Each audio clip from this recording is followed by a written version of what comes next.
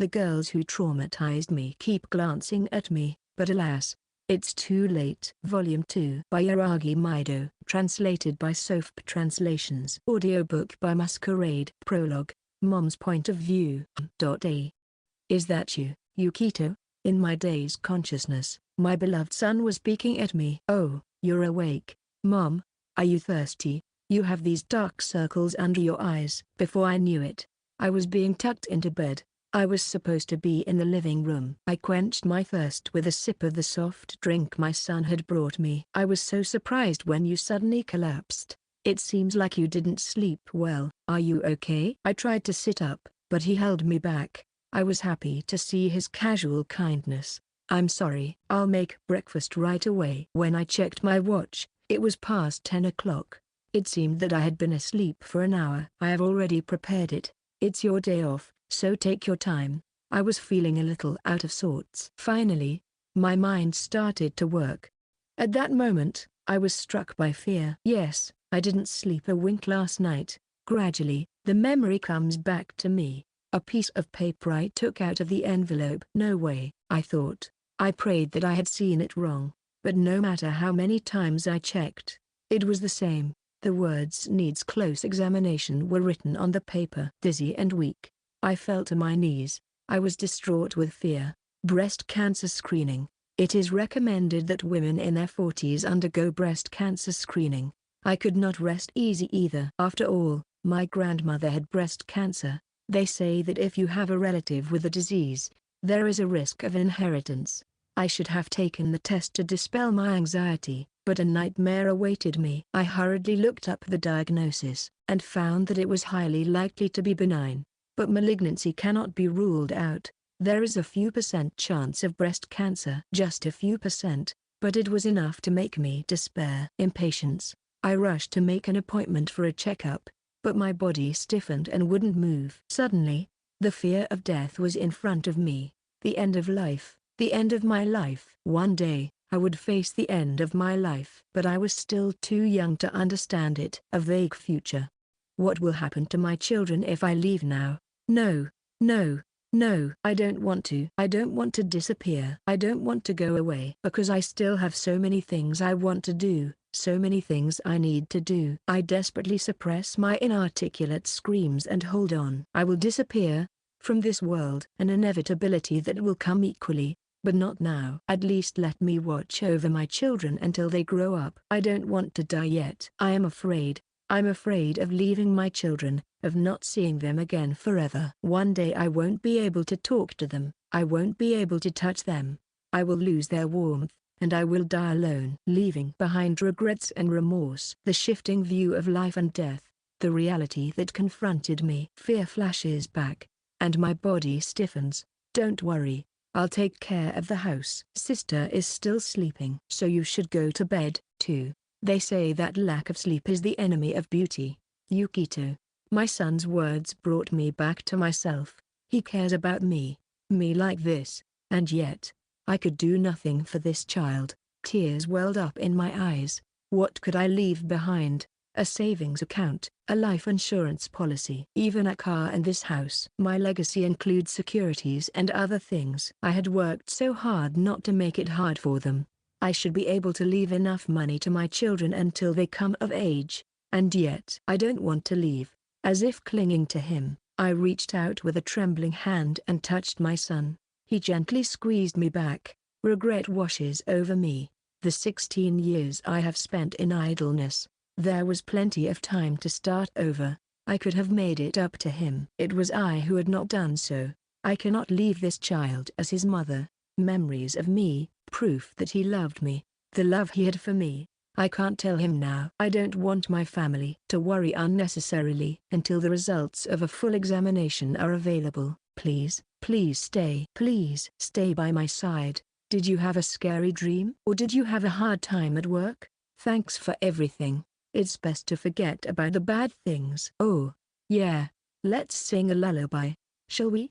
No, wait a second. In this case, isn't it a parental lullaby? If that's the case, the tune should be bossa nova. He encourages me in my weakness. He is a wonderful son who is too good for me. You know, I couldn't sleep because I was very anxious. I want you to sleep next to me because I feel safe with you. Human skin is warm. Anxiety and fear are swept away. It soothes my feelings so easily. It envelops my heart, which was so fearful and yet so fragile just a moment ago. In fact, I should be the one to do that for him. I always receive love, and by the time I regret it, it's too late. However, I love you. My beloved rugged boy who protects me. Chapter 1. One step from being too late. Is this what I mean when I say I'm stunned? Even if my mentality boasts a Mohs hardness of 10 and is as strong as the world's hardest substance, Japanese ice cream, I can still be shocked. If anything, my knees are laughing too. Knees ka ha ha ha ha ha ha ha. A perfect match pump that sets itself on fire and defeats itself. That's me, the fire-suited bandit, Yukito Kokonoe. In order to save my childhood friend, Hinagi Suzu Kawa, I have been spreading bad publicity by my own making, and as a result, I am now the most hated person in the school. I had hoped that this would lead me to a quiet and peaceful life in the shadows, but I have been sorely misguided. My goal is to be the kind of atmospheric presence that leaves a group of people who have been invited to a play date but can't join in the conversation, realizing that they don't need me and quietly leaving the place behind. But this was also due to my lack of precision. If the rumors are to be believed, Hinagi and her sister, who should have been avoiding me, are rather shrinking their distance from me after the commotion. I suggested to Hinagi to keep her distance from me, but she firmly refused. Sato and Miyahara have also been visiting my class frequently. Under these circumstances, it is difficult to make a bad reputation persuasive. The effect was halved. In the end, it was only my fault for not being thorough enough. My ambition to be ostracized by the entire school was crushed. The next move is necessary. However, when I think about it, it may be natural. No matter how much of a scum I am and how many bad things I do, it doesn't matter to those who are not directly involved with me. After all, I am a stranger. I don't have the time or the value to devote all that effort to someone who doesn't care about me. So, my days are pretty much the same, but it seems that people around me are dissatisfied with the current situation. In particular, the people around me, led by Sato and the others involved in the incident, are spreading a lot of beautiful stories about how they are going to wipe away the stigma. A minstrel living in 2022? I am honestly annoyed by the fact that they are the opposite of what I am trying to achieve, but unfortunately, I can't do anything tactless to interfere with their pure good intentions, so I have no choice but to leave it at that. Did you take a handkerchief? Yes. And today, I'm back to going to school with my sister, Yuri, holding each other's hands in a chain. Since it was revealed that I was the culprit behind the firestorm, the level of overprotection has been growing stronger by the day. I guess she wants to prove that the rumors are true by daring to show it to everyone around her. You have a lunchbox, too, right? Yes. What can I say? I thought that was a disaster. She was the most furious I've ever seen her. I think she was so angry that she was promoted to cutthroat heavenly messenger, and she hates Hinagi as if she were a snake and a scorpion. All I am allowed to do is to desperately beg for forgiveness. How's the tension? HIGH. Said in English. I mustn't let the mood get any worse. No matter what is said, I repeat my reply without any hesitation. Never make excuses or argue. Because I'm scared. Do you like me? Yes. What do you like about me? Lungs. Do you want something? Embryo. FMFMMM. Do you really want me so bad? Yes? All right. Give me a little time to make up my mind. I'll get back to you by nightfall. Wait. What are you talking about? While I was responding to the question Liv, I was in the midst of a catastrophe. What do you mean? Hey, what do you mean? Sis will do her best. Her meaningful smile is mysterious and beautiful, isn't it? But this is not the time to be saying things like that. The entrance. My hand that was chained up is released and my sister heads to her classroom. Please don't do that. It's for your own good. For your own good. The red string that bound our pinky fingers is removed.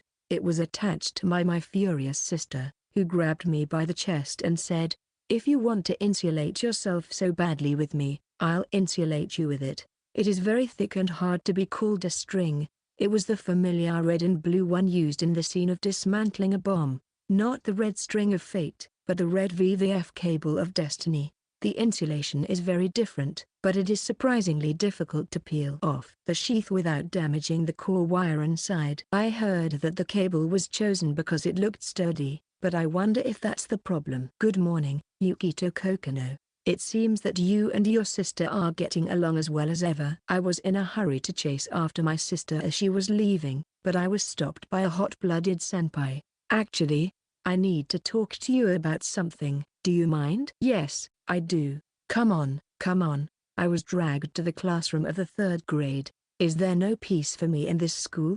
What's up with you, Yukito? You're on the edge of your seat. I've been preaching to the naive 3rd graders. The man who is obliged to install solar panels on his face was eco-friendly today. What have you been up to all morning? After that, I've been pleading with the 2nd graders who don't have any common sense, but I'm worried they're not getting the message. The man was in a strangely good mood, but there was a hint of uneasiness in him. Is it storming today that Yukito is telling others what common sense is? Hinagi. Oh, I'm sorry. I'm not being sarcastic. I shouldn't have said that.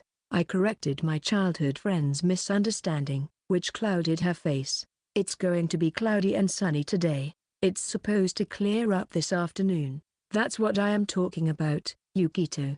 My childhood friend gives me a jittery, dumbfounded look. But what's wrong? Well, it's the inter-high school tournament soon. What are you going to do? You too, you fresh and handsome guy. The same sparkling, expectant A's as those of the hot-blooded Himura senpai. But the reality is that the reality is cruel. No matter what I do, nothing will come of it. Even though the inter-high qualifying round is coming up at the end of next month, it's nothing to do with the weak basketball team. Given the current situation, a first-round loss is a certainty. Normally, the tournaments at this time of the year would be of little concern to first-year students, but sadly, the basketball team is so small that even first-year students can easily become regulars.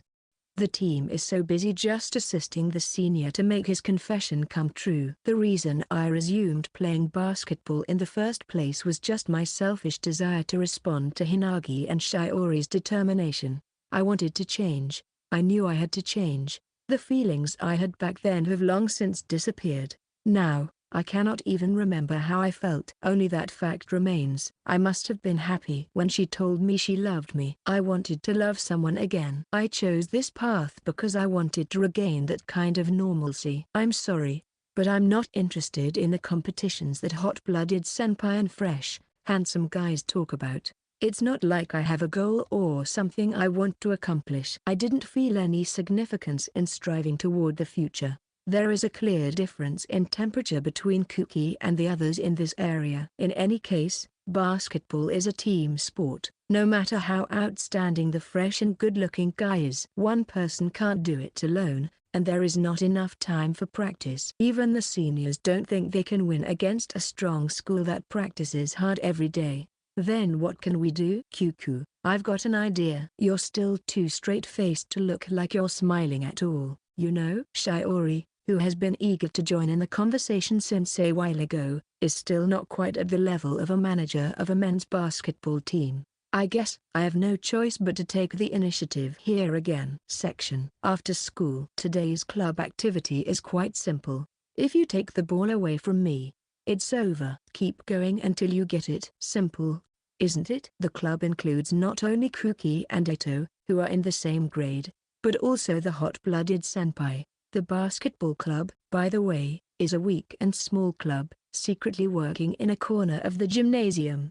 Is that all there is to it? Stop it, don't say unnecessary things. While the hot-blooded senpai and the fresh and good-looking guy are full of enthusiasm, there is also a not-so-hot group. Even just this small number of people, I don't like the difference in temperature. It can't be helped. In order to motivate everyone, I'm going to ask them to cooperate with me. When I lose the ball, Shiori will do her best to do the kitsune dance. What did you say, Yuki? Shiori, the manager who had been abruptly dropped, looked astonished and astonished. Don't worry, trust me. Oh, okay. I mean, it is still weird, Why would you make promises on your own? I thought it would motivate everyone.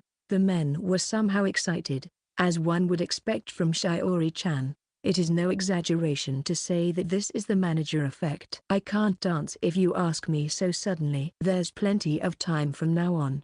I want to see it, too. Konkon. Eh? I turned around to look at Shiori, who was eagerly checking her smartphone. Shiori's point of view. What's with the inter-high? I'm going to beat that spoiled guts back into shape. That's right, Naya-hum. You're an underclassman. Don't you have a trick up your sleeve or something? The members of the men's basketball team were made to understand by Yuki the overwhelming difference in ability.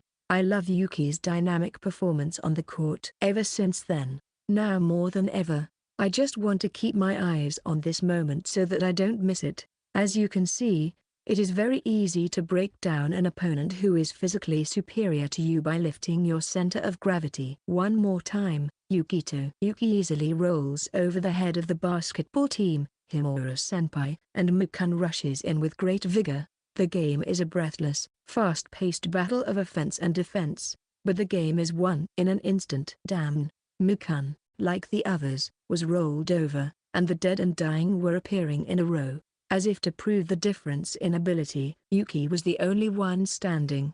It was nothing strange because I know him. I know that he has been working that hard and stoically. After 5 or 10 minutes of such development, the students of other club activities in the gymnasium stopped their hands and looked at the strange scene from a distance. So cool. The words spontaneously spilled out of my mouth. It's really too late. I wanted to see him like this. I knew it would be annoying. I had no right to, but I followed him here. This is a dream sequence, so to speak. A lost time allowed by a stroke of luck. My throat trembles as if driven by an inner impulse. Hang in there, everybody. It is not important to get the ball away from Yuki here and now. I am sure that everyone understands that. This is a test that has been given to them in an easy-to-understand way. This is the time to decide how to accept this result and what to do from now on. Shiori, let's support those pathetic people together. Why yes. Zako, a word used to describe a person of low rank or one who is insignificant. That's not cheering. That's agitating them. Come on, you two. Zako. I don't know if I'm allowed to say this. More naughty. Zako. I'm in trouble. What's wrong, Yuki? No, I think you're too well developed to be naughty. That's a pretty clear sexual harassment. Her movements are very agile and delicate, even though she says joking things with her mouth. Haha. Not yet. It's not over, Yukito. Dizzy, but not giving up. Mukan stood up to him. Kuki, there's not that much difference between you and me. If it's simple physical ability, you're better than me. You should start learning how to manipulate your body again. Physical manipulation? He never abandons us and cannot hide his kindness. That's how you got to the inter-high school? That's totally ridiculous. Wait a minute. What does Chunchara mean? Let's look it up. While dribbling, he was playing with his phone with one hand. It was too blatantly provocative. Still, no one can take the ball away from Yuki. He is helplessly weak at the moment, but I have a certain premonition. I'm sure they'll get stronger from now on. I muttered to no one in particular. The frustrated looks on the faces of those who had fallen down, unable to do anything about it. Everyone was being played and told what to do. Their pride must be in tatters. In spite of their exhaustion, they still have a fighting spirit in their eyes. As I thought, I love him. I had once taken away his dream. Even though I know it's a sinful wish, the longing I held burns me even more strongly. In this way, he changes the people around him with his actions. He makes people take him seriously. But that's why I think Yuki taught me something a long time ago. He devoted himself to basketball in order to get over his childhood crush, Hinagi Suzu Kawa-san. His feelings for her were so big. The strength he gained at the cost of his emotions. His passion was so strong that it drove everyone around him to the heights of domination. The reality of the situation is keenly felt. I don't want to lose. I wipe the tears from the corners of my eyes and run up to him. For exactly 30 minutes. Yuki kept the ball in play. I want to be strong like this too, I thought to myself. Kuki's point of view. I enter a fast food restaurant and quickly place my order when I find the person I am looking for. Kuki, you look well. It's been a while. Senpai also seems to be doing well these days. I can't eat a large size of fries by myself anymore. I realize I'm not getting any younger. Come on, you should eat too. You are only 1 year older than me. What are you talking about? My face naturally breaks into tears at the sight of the nostalgic figure. He is 1 year older than me and was a member of the same basketball team in junior high school. After entering high school, he is still a regular on the basketball team at a strong school. How are you doing lately? A vague question. I was enjoying these conversations and had so much to talk about. Every day, we break our noses. You do? Ha! There are some pretty amazing guys out there. I was screaming with muscle pain all over my body after he beat me. However, the pain is so pleasant that it's unbearable. It was a craving that had long since been forgotten, a craving that was welling up inside of me. I found that guy, a common understanding between us. For us, there is only one that guy. That guy? I see. That guy. You finally found the one we've been chasing. Daigo-senpai leans forward. I remember the unforgettable summer when I cried in frustration with my seniors. His dream was dashed and he was blocked by a guy who was a sophomore at the time. Just like me. A lover. I was convinced that it was an odd thing to say. After losing to him, we may have fallen in yearning for him. We had a longing for him. We swore that we would defeat him and avenge our seniors, but we never got that chance. At the time he broke his arm. Broken arm, huh? I guess it can't be helped. Third year summer. The older students who had come to cheer us on must have been disappointed. We made it to the nationals, but in the midst of the jubilation, the presence of that guy lingered in our minds, smoldering forever and ever. The regret of that summer. It's not that I resented him. On the contrary, every day was just fun. I wanted to go to the nationals.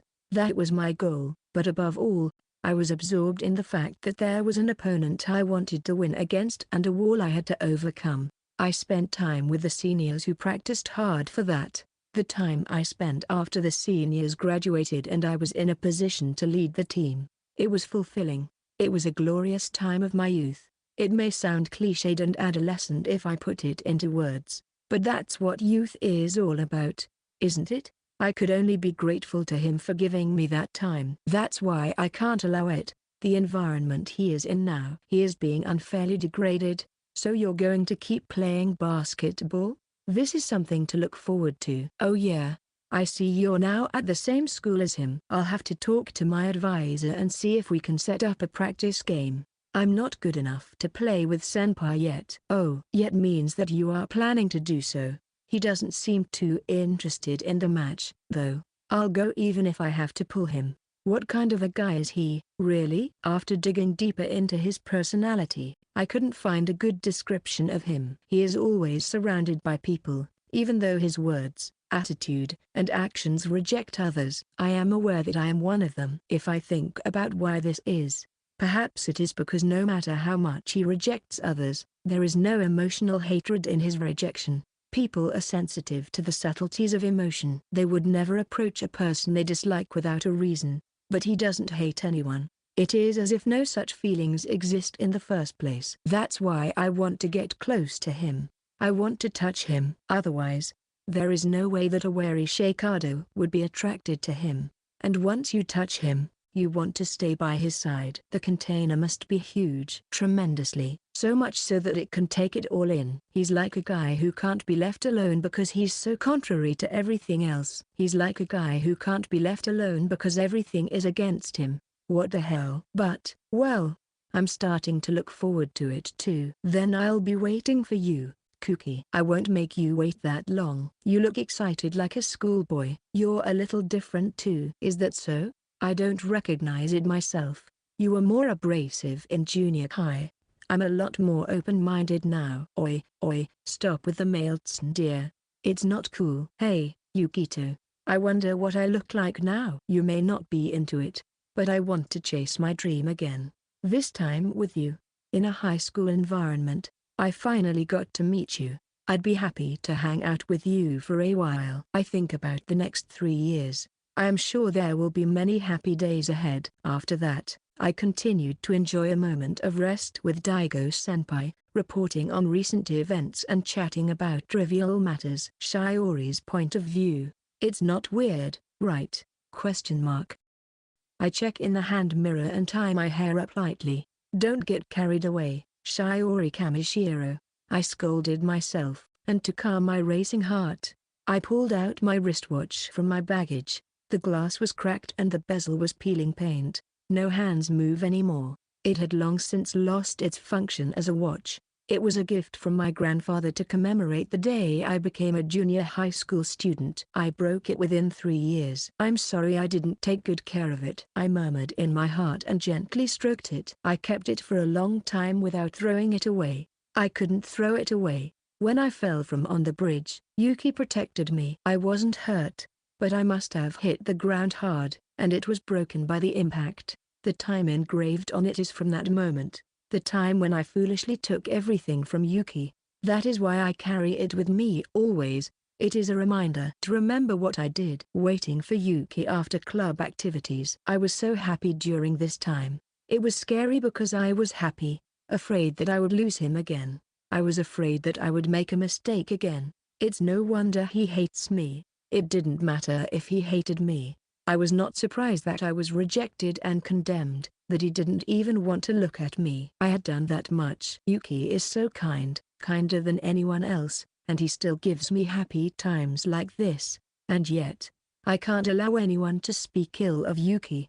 Many people do not think well of Yuki. This is especially evident in the riot. It's not that it has developed into violence or bullying. It's just that somehow, I've felt that kind of atmosphere more and more. What I couldn't tolerate was people saying bad things about Yuki while claiming to be concerned about me. I was struggling to hold back the urge to lash out. I guess that's what they say about the outcasts. I can't help but laugh at the ridiculousness of it all. There is no hammer that can strike Yuki. If you do that, you will only get yourself torn to pieces. Strong resentment. A black urge wells up in my chest. Because of Yuki's help, no one else was hurt. Not Suzu Kawa-san, not Sato-san, not Miyahara-kun, nor anyone else. Everyone is grateful to Yuki, and yet, people speak ill of him without knowing anything about him. This is painful, infuriating, and unforgivable. If there is anything I can do, I will do something about this situation. The only thing I can do is to repay his kindness so that Yuki will never be alone, so that he can have a good time at school. What's wrong, missed what? What's broken? I turn around in a panic at the sound of Yuki's voice. I hesitate, trying to hide my impatience. I love you. I want to fix things up. I love you. I try to make myself look good. I love you. I want you to look at me. I love you. I don't want to make you worry. I love you. So I deceived you. I love you. So I lied to you. A series of small lies accumulated like that lead to an irreversible situation someday. I decided that I will never lie to Yuki again. Remember, I'll tell Yuki about this blur in my chest and about the watch. He is always kind, and he always listens to me, no matter how ridiculous my story is. He will give me answers if I need them, hints if I'm missing something, and think with me if I don't understand something. That's why this watch was broken that day. Without pretending to be someone I am not, I face him as I am. That is the answer for me as a person who has grown up. Shiori's point of view. I see. It looks like it would be difficult to repair it. No, I won't fix it. It's fine as it is. I mustn't forget. The watch in Shiori's hand was familiar. I remember she always wore it when we were in junior high school. I hadn't seen it since we met again in high school, but I had no idea it was broken. It seemed it had also broken when she fell on the bridge. I held onto it as quickly as I could and felt relieved that I had managed to keep it from hurting her, but I guess I couldn't even protect the watch. The watch was a gift from her grandfather, and it was a very important one. I'm sorry. I wish I had done better. I'm sorry. No way. Yuki didn't do anything wrong. I wonder if the accident was traumatic for Shiori, and no matter how many times I say I don't care, it's probably not something that would easily convince her. But she can't move on if she keeps worrying about it. She has remained stagnant at the time indicated by the static clock. Even Shiori has the right to enter high school and enjoy the time of her glorious youth. The limited time of only 3 years, which is only now. That's right. Then I'll buy you a watch as a gift.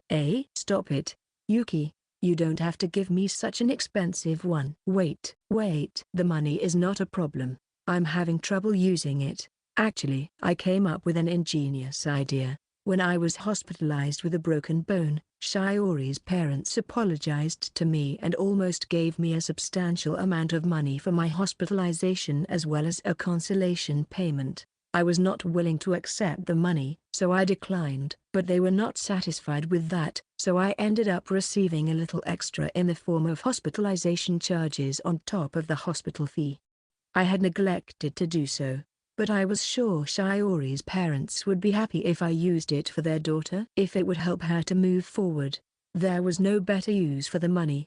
I was happy to explain this, but Shiori was not convinced. Don't ever do that. That money is for Yuki. I've decided to spend it on you. Don't complain about how it's being used. I can't be happy about that.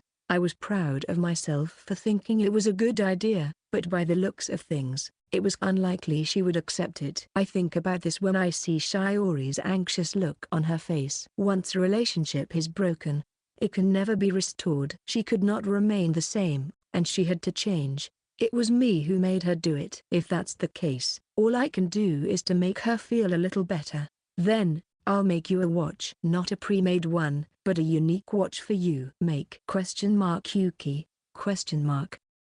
I'd like to make the parts by hand from scratch, but that's going to take a long time and be difficult, so that's something I'll have to work on. Better hurry. DIY. Hey Yuki, I'm not that. Pushing Shiori's back, who resisted, I made her walk once again, so that she can smile carefree. Section. It is early in the morning for a watchmaker. Lies, I'm just a high school student. I teased. The classroom is quiet in the early morning. For the past few days, I arrive at school about 30 minutes early and get to work. Tools such as precision screwdrivers, tweezers, and 3-point openers are scattered on the desk. The tool set was surprisingly inexpensive. The set can be used for repairs and battery replacement, so it's good to have. You look sleepy. You don't have to go out of your way to keep me company, you know. Yuki is here early, and I can't just ignore you.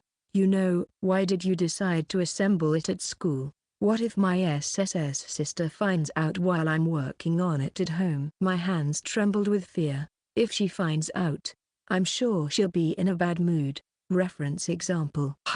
Why don't you have one for me? Are you mocking me? I am not mocking you. Why aren't you mocking? What are you talking about?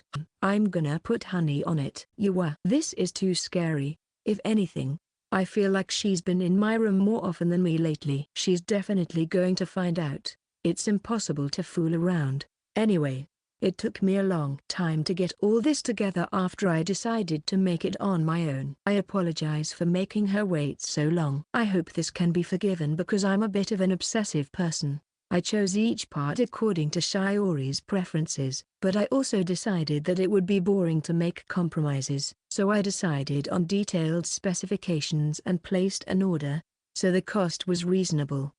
I was lucky that I had a large budget for this project. Secretly, it was close to 6 figures. Shiori's birthday is in July. I made a part of the dial with pieces of ruby and sphane, her birthstone. What makes it unique is that, at Shiori's request, the time of the accident is embedded as an end-dial, although it has no actual function like a chronograph. I then decided to transplant some parts from a broken wristwatch. Considering the original purpose of the project, I was worried that Shiori would feel gloomy every time she looked at the watch, but she was adamant and would not budge. Since this was my first attempt, I did not equip the watch with any complicated functions. It simply displays the time. Even so, it became a special wristwatch, the only one of its kind in the world. The hour, minute, and second hands were stacked so that they were parallel to each other. This process was very difficult. After carefully blowing to prevent dust and dirt from entering the case, the sapphire glass case is attached and the back cover is fitted. After all this, all that was left was to put on the belt. It's working. Yuki, I did better than I thought I would. Congratulations. Finally, a weight was lifted from my shoulders. If I fail in this, I'll be in deep trouble. I took a deep breath and straightened my back. I was tired because I had been concentrating so hard, but it was a pleasant kind of fatigue. When I turned to Shiori, she was sobbing. What the hell is going on? What's wrong? Is there something you don't like about it? No, I can't return anything to Yuki even though you've been so kind to me. I'm not asking for anything in return. But the ponytail was also crying with sadness. Ponpon. I pat her head. If that's the case, stop blaming yourself already. You should move on with your time. Thank you. I will treasure it forever. Shiori, don't make the mistake of valuing things you cannot replace or repair it. If you hurt yourself, you may have a scar that will never heal, or you may be left with a disability. You are not a thing. Yes, thank God you're not hurt. Sorry. I'm sorry. In a classroom of just the two of us, she cried like a little girl. She was crying like this when I was injured. But I wanted to think that the tears she is shedding now are different from the tears she shed that day. Don't give up. Don't give up. Hot-blooded senpai. Is that good enough for you? Didn't I say you'd confess to her? You said you wanted to show her your good side, didn't you? Are you lying? Did you have such half-hearted feelings? Kokonoe, go easy on me a little. Stop making excuses. You're going to tell her, right? What the hell did you come all this way for? Imagine that. You can't make her like you by making you look so pathetic. Are you sure you want to do this? Another guy is going to take her away from you. Do you want to see Takamiya in another man's arms? Suzune. That's right. Give it your all right from the start. Nobody's ever died from trying. I love you, Suzune. Today, I, Yukito Kokonoe, the instructor of the basketball club, continue my hard work. Physical fitness is the most important thing in basketball. In order to win, one must have the skill, but also the physical strength to be able to move at full capacity for a total of 50 minutes, including the 40 minutes of the 4 periods and half-time. To be able to handle that amount of exercise, the team needed to start with a basic fitness program such as running, but the senpais were soft. There was no way we could win with them. But isn't it strange that first-year students are shoving third-year students around? What the hell is going on in this club?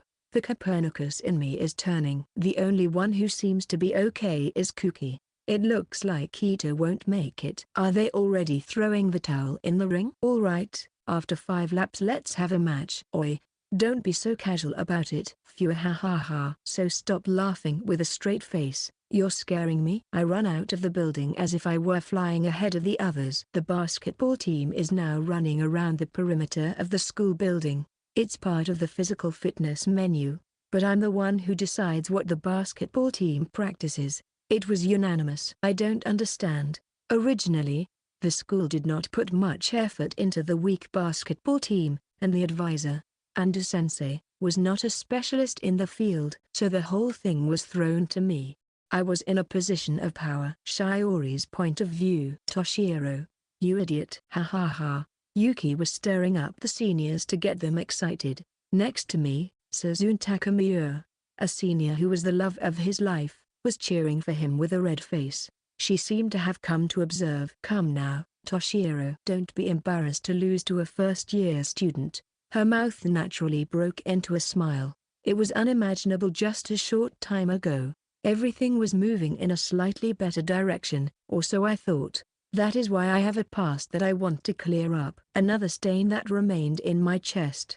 The environment surrounding Yuki is harsh. The price he paid for sacrificing himself to protect me was too great. That's why I can't just be saved by him forever. I have to face too. Shiori's point of view. Thank you for coming, Suzu Kawa-san. What, something wrong? It's about Yukito, isn't it? The next day, I called Suzu Kawa-san into an empty classroom. It was a very important story for me, but it was a story that Suzu Kawa-san had never heard before, and by telling her, I was sure I would cause her distress again. Even so, I wanted to tell her. This is the first time we have had a serious conversation together like this. We are rivals. Or rather, we probably don't like each other very much. But that didn't matter now. I handed the box in my hand to Suzu Kawa-san. Inside was a beautiful amber brooch. It was my treasure, and I had kept it with great care, but I have never worn it. Even though I wanted to put it on, my emotions would not allow me to do so. I gently patted the watch. This was also because Yuki had pushed me to do so. It is beautiful, but what about this? Yuki gave me this. I see. Are you bragging about it? No. This was actually supposed to be yours. What do you mean? Suzu Kawa-san tilts her head in doubt. Of course she would. She does not know what this is, but the truth is that she is the owner of this brooch. I have it. I told Yuki I wanted it, so he gave it to me, but I'm not the real owner. This was 2 years ago. When Yuki confessed her feelings to Suzu Kawa-san, he was supposed to give it to her. Hinagi's point of view. This is the brooch given to me by Kamishiro. I never thought there was anything left. I heard from Uko-san, Yukito's mother. She said that after his confession, he threw everything away. Memories, feelings, thoughts. He got rid of everything related to me. I remember breaking down in tears when I heard that. I was so stupid that I was in a state of excitement. I thought that if I left Senpai, we would be together soon. If I had pursued him then, even forcefully, none of this would have happened. My fate after that would have been different. In the end, it was heaven's punishment. I was just a fool and got what I deserved. When I realized it, it was too late and there was nothing I could do about it. I recall 2 years ago with loathing. I remember that day and what Hari said to me. I would never have made Ana-chan sad. Yes, she is innocent and honest, and unlike me, she would never make the wrong choice. Hari can make him happy. Hari can do it. They would be the ideal couple who would be blessed by everyone. Hari was longing for it. No, it is the same for me. I know that there is indeed such a beautiful dream story that everyone envies, in which 2 young children who have been in love with each other since childhood are united. When Hari found out that I was going out with Senpai, we got into a fight. Rumors started circulating that we had sex, and Hari got mad at me for repeating incoherent and unintelligible excuses, and we didn't speak to each other for a week. My mum and dad also took me apart and asked me if I was on birth control. I was miserable. I wanted to disappear right now. My mum and dad know that I love Yukito. He used to come over to our house a lot. These days, he doesn't come to our house much anymore, but mom and dad love him.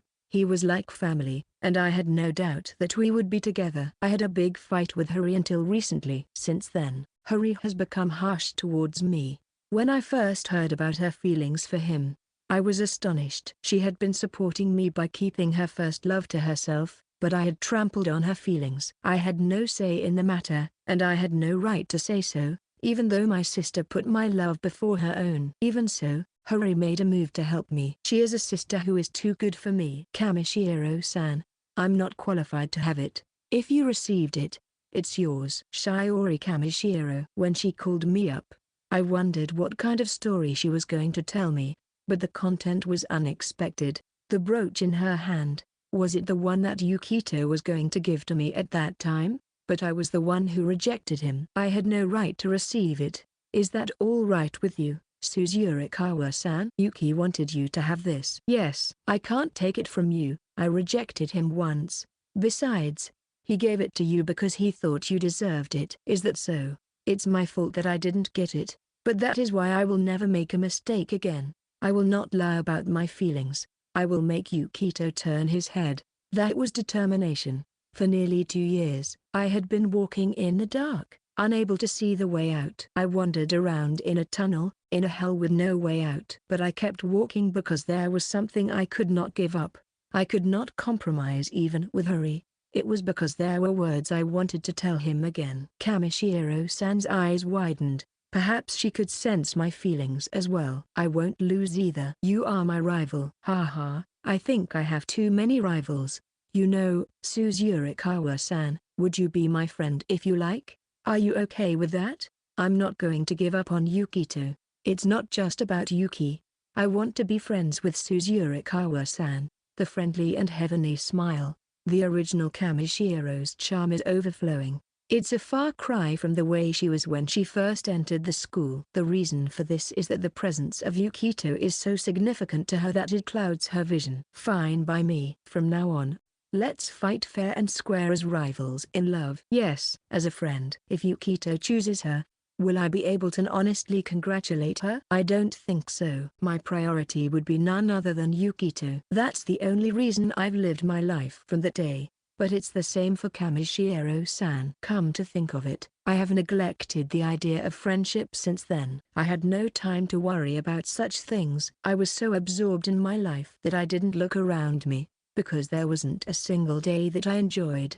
But maybe now I need to broaden my horizons just a little bit more so that I don't lose him again. I grasped the hand that Kamishiro-san held out to me. I see. For the first time since that day, I have a friend. Sunday, a little earlier than the appointed time, Sakurai and the others had gathered in front of the station. The members of the group were all different, and there was a wide range of faces, both male and female. In Class B, the school caste had collapsed early on, and the group consciousness had become diluted. Of course, it was because of that man. Many of them were taken care of in the test. For example, Akanuma and the others in the otaku group became good friends while Yukito was working on the 1/8 Theory-san figure, Archangel Ver-6 Wings, a vessel of faith, as a gift to his sister in return for her help with past questions. All the others are involved in some way, large or small. On the surface, it was the launch of a test, but the original purpose was something else. The Let's Cheer Up Yukito Kokonoe meeting. The initiators were Sakurai and M, but the fact that so many of their classmates had gathered showed the popularity of the Yukito Kokonoe. Although he seems to be completely unconcerned about it, the environment in which he is currently placed is by no means a good one. Deep down inside, he must be hurting. Sakurai and the others found out what was going on when Hinagi Suzukawa revealed it to them. What were they trying to protect and why? It was too painful a choice. They also understood that it was because they had easily relied on Yukito Kokonoe. They did nothing, they forced him to solve the problem, and he was left to bear the consequences alone. He did not hold a grudge against anyone, nor blame anyone. Yukito Kokonoe protected many, but he did not save himself. He sacrificed himself alone. It was them who made him do so. They pushed him into a corner. Feeling unbearably frustrated by that, this opportunity was a godsend for everyone who shared these feelings. Miki-chan, are your bangs okay? Yes, they're cute and adorable. I'm starting to get nervous too. What's with this subtle weirdness in the air? Because, you know, Mu Takahashi with a bitter smile. Ito is also there. Since Suzukawa and Kamishiro are also present, they form a very conspicuous and glamorous group. But there is a sense of tension in the air. Despite expectations, the air was tense. It is no wonder. Today, Yukito Kokonoe had decided to take the invitation and go out together with them. That was a big deal. Kokonoe-chan, is he really coming? I can't believe it, or rather, I can't really feel it. But how is Kokonoe-chan normally? Even if you ask me that, I think Yuki is being normal. If it's the same as normal, does that mean we're going to make it out of here alive today? Is Kokonoe-kun a natural disaster or something? The man who keeps causing disturbances in the ordinary life, Yukito Kokonoe, is now the most famous student in the school. In both good and bad ways. Even when it comes to playing together, one never knows what will happen. I wonder what kind of fashion he wears. I wouldn't be surprised if he's wearing camouflage. On the other hand, is there any chance he'll be extremely fashionable? I guess so, but we can't rule out the possibility that he wears strange t-shirts or something like that. Yuri-san is beautiful and looks like she has good taste. The group was still waiting and waiting, when suddenly, Mu's phone rang. Huh? Yukito, what's up? The chatter stopped immediately. Everyone was listening. Huh? What are you saying? And, are you okay with that? Are you injured? Police. Are you serious? And all I hear are disturbing words. What did you do? Kokono-chan. Mi hangs up the phone. He had a mysterious look on his face. Mi pondered for a moment what to tell them, but in the end he decided to tell them straight away. I'm sorry, but Yukito can't come. What's the trouble? He was hit by a college student who was riding a bicycle with headphones on and a phone in one hand. The police are there and they are checking the scene. Is Yuki going to be okay? Kamishiro rushed to the scene. Mi assured the worried group. Yeah. He's fine. He's not badly hurt. The police have told Yukito file a damage report, and they're also talking to the college girl. I'm glad there are no injuries. The awkward atmosphere prevails. Is that really the case? It's not because he doesn't want to play with us, is it? This is something that everyone in the room has been feeling for some time now. It's as if they forced ourselves to prepare this place today. They may have cared too much. Concerns grow as to whether they have made him feel like a burden. It's too big an excuse. But whatever he does, Yukito Kokonoe is important to them. Either way, as long as the Yukito Kokonoe doesn't show up, they can only speculate. Surely he wouldn't be the kind of person who would lie about something like this. Yukito wouldn't lie. You're right. I'm sorry. While Minder was apologizing, Mi's phone once again received a call from Yukito. What is it this time? Yukito called. He wants everyone to have fun. Have fun. Even if it's said in this atmosphere. Is he always doing this on his days off? It's not his choice. It's just his nature. What kind of days has he been having? I want to ask, but I'm too afraid to. The air was heavy with gloom. Can't be helped. It's a good opportunity, so let's switch it up and play. It is unfortunate that the main character is not with them, but there is one thing everyone has decided to do. That is to never isolate him and never let him be alone. Suzu Kawa and Kamishiro had a strong feeling. A feeling akin to a sense of mission, that this time they would protect him. In fact, he had no way of knowing that this was the exact opposite of what Yukito Kokonoe had in mind. Yes, that's right. I'll ask him about the details at school. Well then, let's get going. I was looking forward to it. Hi. Still mysterious life. Hi. Mysterious. Shakado, when were you here? The group begins to walk around. Incidentally, Minder and the others' concerns were quickly put to rest. The bicycle accident involving Yukito Kokonoe was reported on the evening and night news that day, and in the newspaper the next day. By the end of the week, the school was alerted of the situation. Chapter 2: Finding Lost Things and Everyday Life. I'm a standard shock absorber guy, and last week I had a terrible time. Without fat, I would have died. No, seriously. I was invited to play by a group of cheerful people, but I was run over by a cyclist and went out with a bang. I am not sure if I was lucky or unlucky, though it might have been better that I wasn't hit by a car. The police and my sister insisted that I file a damage report, considering the viciousness of the incident. But I settled out of court. The other party was half Japanese, and apparently was not familiar with Japanese common sense. She came with her parents to apologize. But after she cried and apologized so much, I felt like I had done something wrong. Fortunately, there were no injuries. I was just hoping that she would be more careful in the future. After receiving some money in the form of a settlement, I decided to treat my classmates to sushi and pizza as a way of apologizing to them for turning down their invitation to join the group. I asked the school to deliver the food, but the life guidance teacher, Sanjoji, was absurdly angry with me. However, she was also very concerned about my accident, so she is a kind-hearted teacher. You're still amazing. I had lunch with Artemis-senpai, who is now suspected of being the earthbound spirit of the emergency staircase, because she is always there. What are you talking about? You know, the other day, you were kicking the crap out of the other kids at club activities, right? I have an idea of what she was talking about. But the question that popped into my head was the first thing that came out of my mouth. Why is Artemis-senpai, Alona, in the gymnasium? How many times do I have to tell you that I am not Alona? Fufu. I'm a member of the badminton club, even though I look like this. Are you in the bandwagon club? What's so interesting about a life that's just riding a winning horse? It's the badminton club. Don't make me join some strange club without my permission. The only place where yakisoba bread becomes a battleground is in the world of creative writing. I don't really like it. Why do Yankees prefer yakisoba bread, the demon possessed by carbohydrates? Stop ignoring me. Then why did you buy yakisoba bread?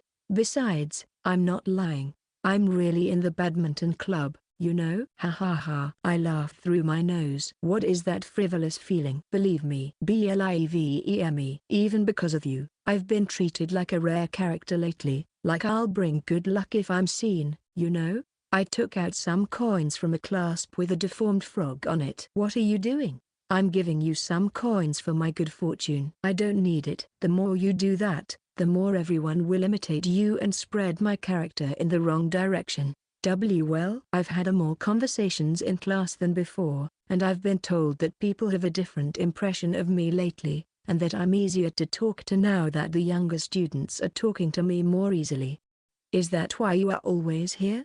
No, that's not why I'm here all the time. Artemis-senpai was embarrassed as she tweezed her finger. Rare characters run away from, in a blur, favor, benefit from being liked. Then a flash of inspiration hit me. Apparently, it wasn't a spirit bound to the earth. Yukito-kun, Stray Goddess-senpai, please give me experience points. I'm going to give you a blow to the heart. Hi. Kokonoe died. Oh, Yukito. You're dead. You wretched thing. I'm alive. Swollen and exhaled. Then, the Stray Goddess-senpai's expression clouded over. I know it's hard for you. I'm devastated that there are people around me who don't even know you well enough to speak ill of you. It's no use if I did it in such a grand manner, but that doesn't mean any direct harm was done to them. And even if the senior students, such as the Stray Goddess-senpai, found some of the underclassmen to be an eyesore and an unwelcome presence, they would not take the risk of getting involved. Their reaction is the correct one. Then, isn't Stray Goddess-senpai the odd one out? Then, I'm still on your side, you know. I've heard a lot of things said about you, but you don't speak ill of people at all. I think that's wonderful. Somehow I feel like I'm being toyed with. I respect you, and from my point of view, crawling around at the bottom of the human race, I only look up at those around me with envy. It's called being a low-ranking official. If it weren't for that laughable self-deprecation, you would be a nice and different boy. Oh, that's right. By the way, are your parents coming to school next time, Yukito? Why? I haven't done anything yet. Do you plan to do anything yet? I think you have done enough. It's not that. It's time for class visits. Haven't you heard? Class visit? The disturbing word that was suddenly tossed at me by Stray Goddess-senpai replaced by experience was forever running through my mind. Section. As you may know, there will be a class visit next month. Please make sure to fill out the attendance sheet. Don't circle your own non-participation just because you're embarrassed. It was true what Stray Goddess-senpai had said, and she had already nailed me to the wall. I have good news and bad news for you today. From the mouth of the very melancholy Fujishiro-sensei, a line that would be one of the top 3 lines I'd like to say in real life, came out her mouth. The high-ups will be visiting soon, and you should be glad. This is the class that will be in charge of the first year. I wonder why? Do you know why, Yukito Kokonoe? Because you're beautiful and intelligent. That's right. The question was easily cleared up. Good, good. Well, that's that then. Don't try to end it. I mean, it's a fact that you're a very good-looking, intelligent woman. You've got a first-class test for flattering me. Oh, that's very kind of you to say. By the way, what's the good news? Being selected for an inspection tour. And what's the bad news? Being selected for an inspection tour. This guy got me there. Well, that's that then. It's not over because the last test made our class the most anticipated star of the year. Thanks to that, I've been very busy. We've had a lot of trouble recently, but this is our chance to make a comeback. Please do me a favor. But, Sensei, there's nothing we can do. Elizabeth's statement was the most plausible. When we are told that there will be an inspection, it does not mean that we need to do any preparation here. The only thing we can do is to be prepared. It's an important job. Keep an eye out for anything the man might try to do. I see. Everyone was nodding their heads in agreement. Elizabeth and Mind are looking at me and nodding, and the fresh handsome guy is also nodding. Shakado is grinning and secretly looking at her pet reptile on her phone, and of course I am nodding too. Why do you have the most convincing look on your face? Question mark. While Shiori laughed bitterly, only Hinagi seemed to be annoyed. How's class visits going? Are they coming, Yukito? It's recess time. A fresh handsome guy asks me in a troubled manner. I'm sure Mom won't be coming because she's busy. Is it normal for her to come in the first place? Looking back, my mother has only visited my class twice in the past. I don't remember any of them, because I was so nervous that I didn't want to show her that I wasn't happy to see her. Mom's younger sister, Seka, came a few times as a substitute for Mom, who was very busy, but in any case, as a high school student, there was little need for her to come. Right. I kind of understood until middle school, but it's high school. Elizabeth naturally joins in the conversation. Her sunshine communicative ability is amazing. It is a common practice for shady people to pretend to be secretly asleep while listening in on the conversation. Incidentally, I was late to bed because I was waiting for the mirror coating on my face to start talking to me. Do not forgive the fresh, good-looking man. What's the matter? It seems like there are a lot of third-year students taking exams, but it would be embarrassing if nobody came and it was just their parents. Elichi, I've heard that schools for advanced studies have a high participation rate. Did you just call me something that you shouldn't say? Oh, crap. Minder was looking up on her phone and Elizabeth was shaking her. I think my mom is coming. Akane-san is coming? Hinagi's comment sent a chill down my spine as she spoke to me softly. Just the other day, when Hinagi was sick, I made her angry by carrying her luggage. It was beyond awkward. She said she wanted to thank you. At last.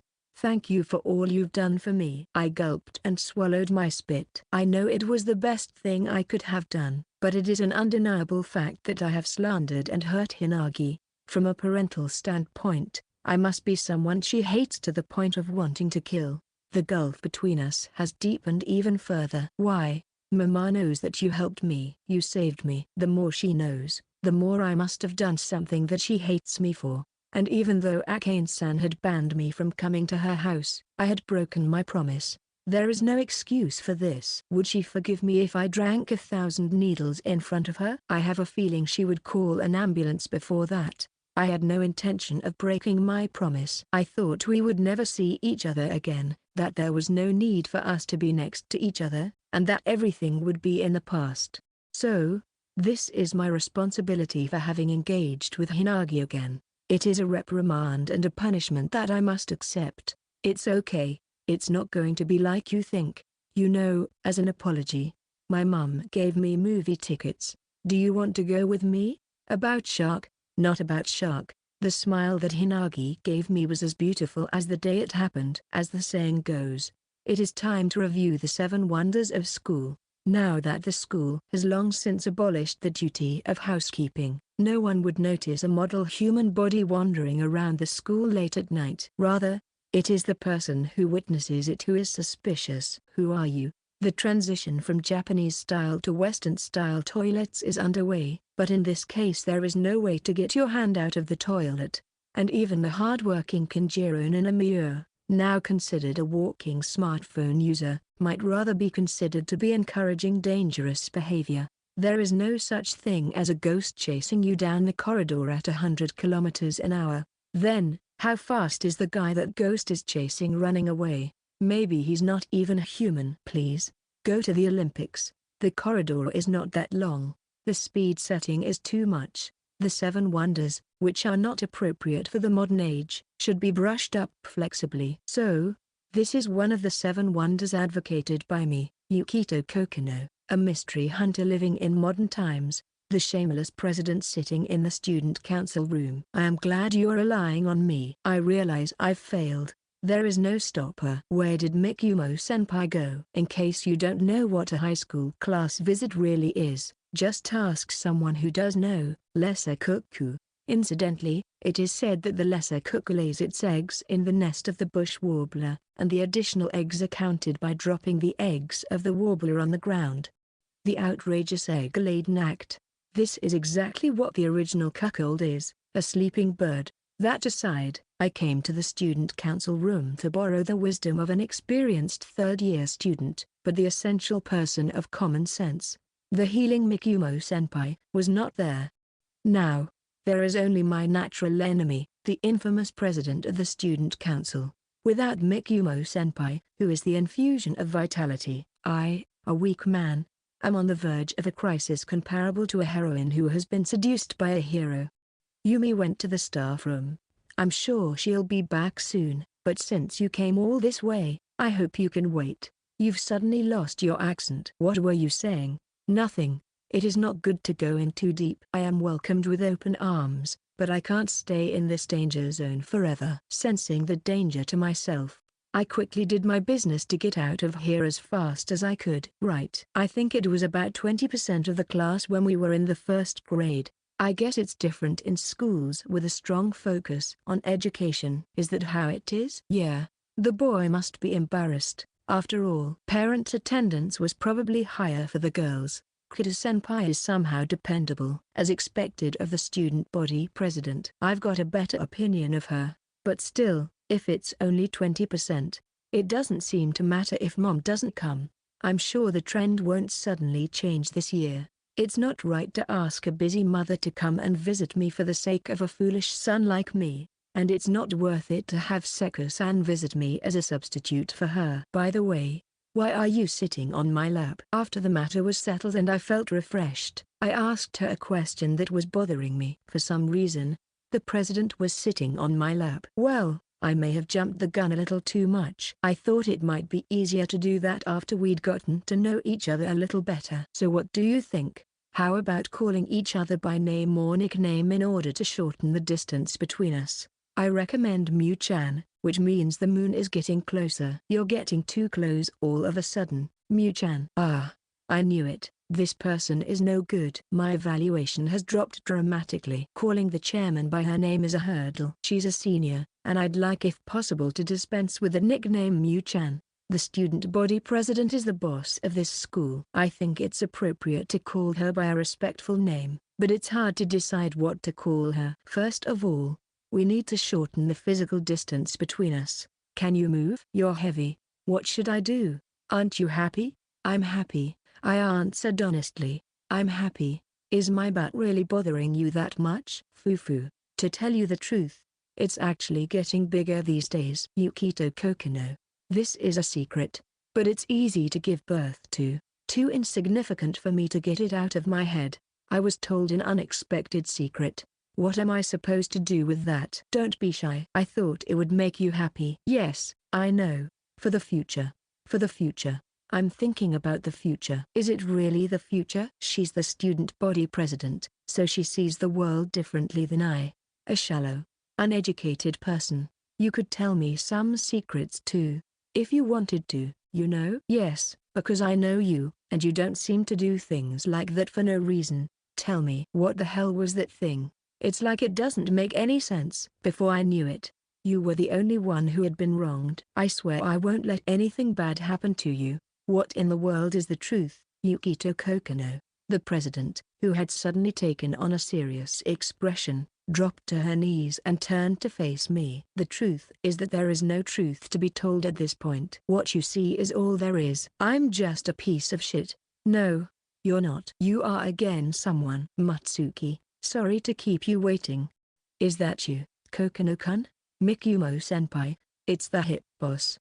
Don't nickname her like she is a director in the northern land. I respect my mum. I have respect like no other. I heard that even monkeys can reflect on their actions. But what about respect? Orangutans are called the wise of the forest, but I hear that chimpanzees can be surprisingly violent. As long as there is a leader of the pack, perhaps the animal kingdom is more strict about such things than one might think. But think about it. My mother bought the apartment. I didn't pay a penny for it. I should at least pay the rent. I don't even pay school fees, and my mother pays for my food. She even gives me an allowance.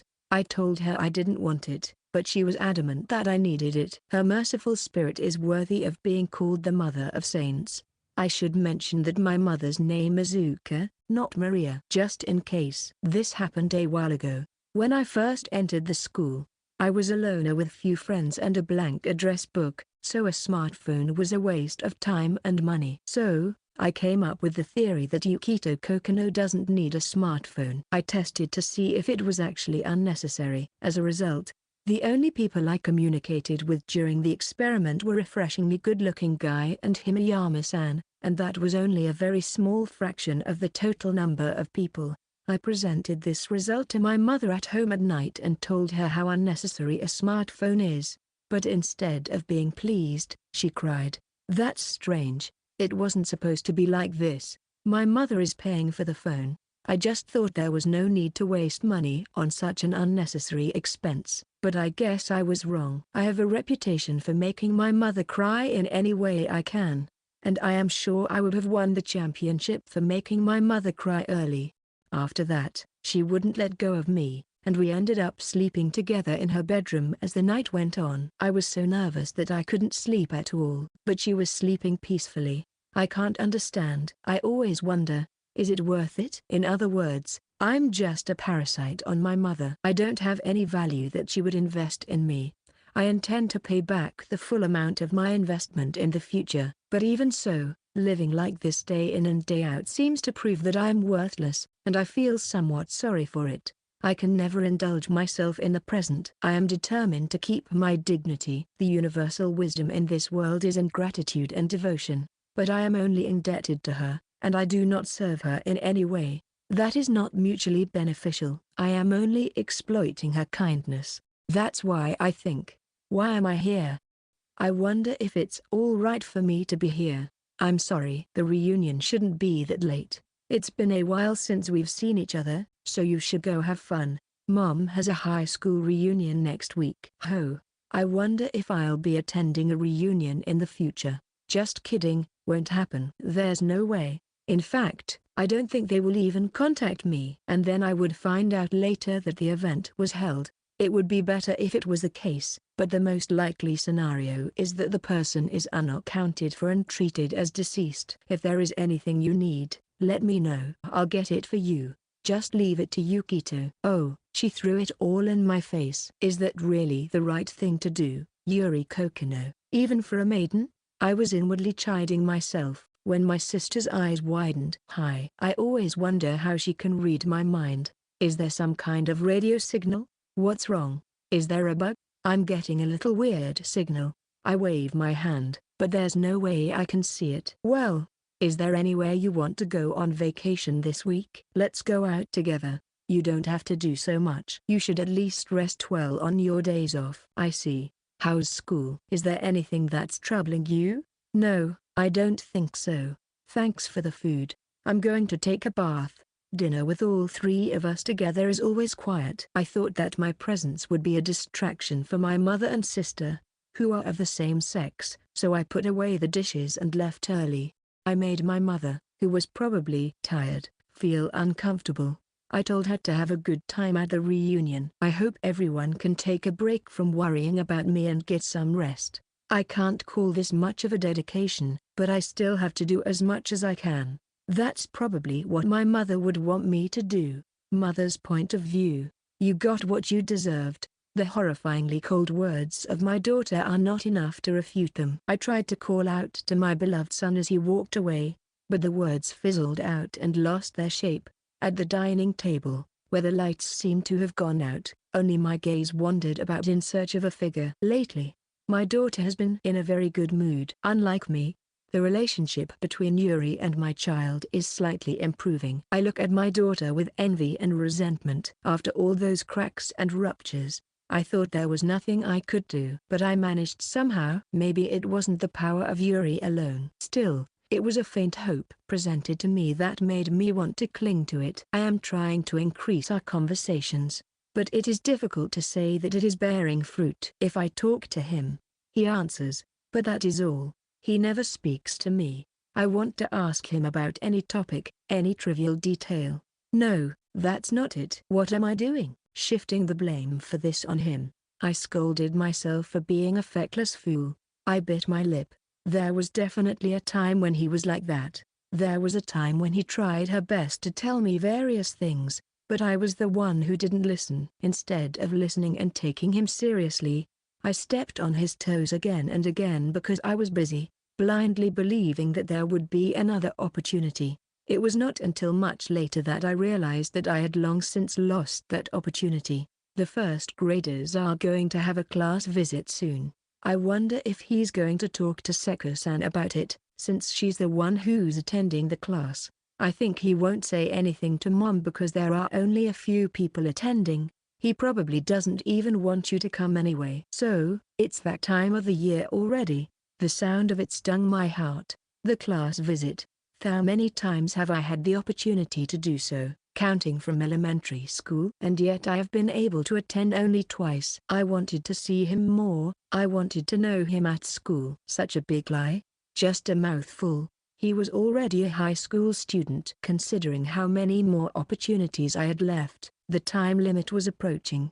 Not a single moment more could be wasted. Time was running out for me. It doesn't matter. He's not really interested in it, so just go have fun. Stop. I wouldn't. I would never do that. I refuted Yuri's taunting words, but I had brought that on myself as well. My sister, Seka, said to me, "I won't let you participate again, sister." My son also told me, "You don't have to come anymore." I should have asked for forgiveness sooner. I should have talked it over with him. I was afraid to face it, so I ran away and continued to avoid it. There was no way my children would understand my flimsy words now. I will risk everything I have to get him back. I don't have half-hearted feelings like you do, so don't get in my way.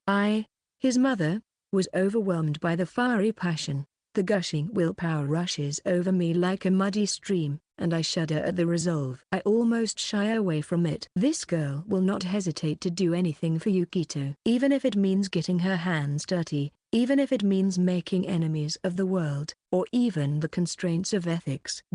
You are a very bad and good sister. I am not sure about that. Yuri got up, put the dishes away in the sink, and went back to her room. There was no moving. The tension loosens and a big sigh is let out. The harshness of youth. I could never imitate it. Really? I asked myself because I didn't want to admit it. I can't accept that my thoughts, feelings, and determination are not as good as Yuri's. I can't accept that. There should be no inferiority complex. I am his mother. I love my son the most. What can I do? I covered my face with my hands and sobbed. There was no time to spare. The time that I can live with him as a mother is not that long anymore. When he graduates from high school, Yukito will probably leave this house right away. On the contrary, if I tell him to leave at this very moment, he might just do it. My son is always ready to do so. Maybe I should discuss my parenting issues at the reunion. I come up with such an idea and immediately fall into self-loathing again. There is no way I can tell. I can see that I will be blamed by my friends for being the one to blame. I'm sick and tired of spinning my wheels. I thought I could do a little better. I thought I could spend more time at home like this. I was happy to be able to face my son. But I had done nothing so far, and this was only a second-hand experience for me. I could not reach him. Yuri may have been able to reach him, but I am still smoldering, unable to find even a foothold. I am definitely different from Yuri. Yuri has been facing her sins since the day she almost killed Yukito, without running away from it. She has been facing unimaginable days that no one can ever understand. When he is not at home, Yuri often sits alone in his room and watches the scene in horror. To never forget what she had done, the resolve that Yuri showed me torments me. The reason she went out of her way to ridicule me like that is because I am being tested by Yuri. Being a mother, and being prepared to do so. I take the cup in my hand and sip it without effort. I was left alone. No children around. This is what I have done. There was no way I could ever hope for an ideal reunion. Hey, what should I do, Yukito? I ask my beloved son who is not here. The only sound in the living room was my sobbing voice. Yukito's point of view. As I soak in the bathtub, my thoughts wander aimlessly. My sister, Hinagi, and Shiori taught me firsthand that I was wrong. So I decided to make a different choice, but that didn't solve everything. I was wrong. Then when and what did I do wrong? I know I was wrong, but I don't know what I did wrong. If I don't understand it, there will be no solution. I will always remain like this and will never be able to respond to anyone's thoughts. A little duck floating in the bathtub stares at me with dull eyes. After getting out of the bath, all I have to do is do some light stretching, study, and sleep. After drying my hair, I walked through the living room and found a pair of shorts that my sister often wears. I picked them up and put them in the laundry basket. In front of my room, I found a tank top that I thought my sister would wear often. I picked it up and put it in the laundry basket. When I entered my room again, I found a woman's underwear on the floor next to my bed. I don't know if it looks like something my sister often wears or not, because I haven't seen that many of them. I tried to pick it up and put it in the laundry basket, but the bed was unnaturally bulging. It was obvious that someone was hiding in there. What if it's a burglar? No, a bandit. The tension suddenly increases, but a wry smile spills out. Looking around the room once again, there is nothing valuable in here. The room is somewhat empty and plain, with blank walls and only a few personal belongings and a few pieces of furniture. Calling myself a minimalist sounds good, but in reality, being a minimalist is not such a big deal. I live here by courtesy of my mother, and if she says she doesn't want me or asks me to leave, I'll just leave immediately. In other words, for me, this place is like a room in a hotel or inn. I don't want to leave a trail of birds in my wake. I have already prepared myself, and there is no room for unnecessary things. I always try to keep things tidy, and try not to make a mess or dirty as much as possible. As long as I could study, it was enough. As long as I had the space to do so, I promised them not to worry about my studies. It is my top priority to keep my grades up at all costs. I must not add to my mother's worries any more than I already have. Think about it. How would I feel if Mom, who has caused the family so much trouble in the past, where she sits in her room and plays video games in a carefree mood, not even studying? I would feel infinitely uncomfortable. I don't want her to feel that way. I am just grateful that she lets me stay with her and even gives me a room like this. How tolerant and kind the people of the Kokonoe family are. Normally, I would be in a position where I would have to go to my mother's bedroom twice a day to worship. Thank you, thank you. Hence, there is nothing in this room. There is not a single thing of value in this room that has been stolen by the bandit. I am sorry to the culprit who is still hiding, but let him give up. The circle continues to go round and round in search of the answer to what is wrong and how long I have been wrong. I don't even know if there is any truth in it. Hello, Mr. Bandit.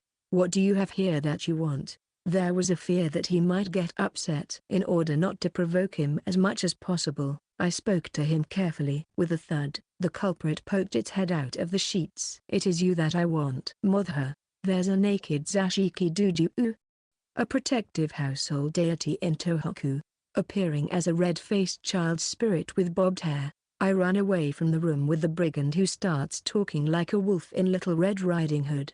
She looks like my sister, but it's just my imagination, right? I even put her underwear in the laundry basket as a getaway. Clean up the clothes that have been taken off. Section. I met up with Hyangi in front of the station. The movie we were going to see was a crime suspense in which a boy detective cyborg, who has been implanted with an adult brain through brain remodeling, is trying to avenge the organization while eradicating criminals in the crime-infested Mad City.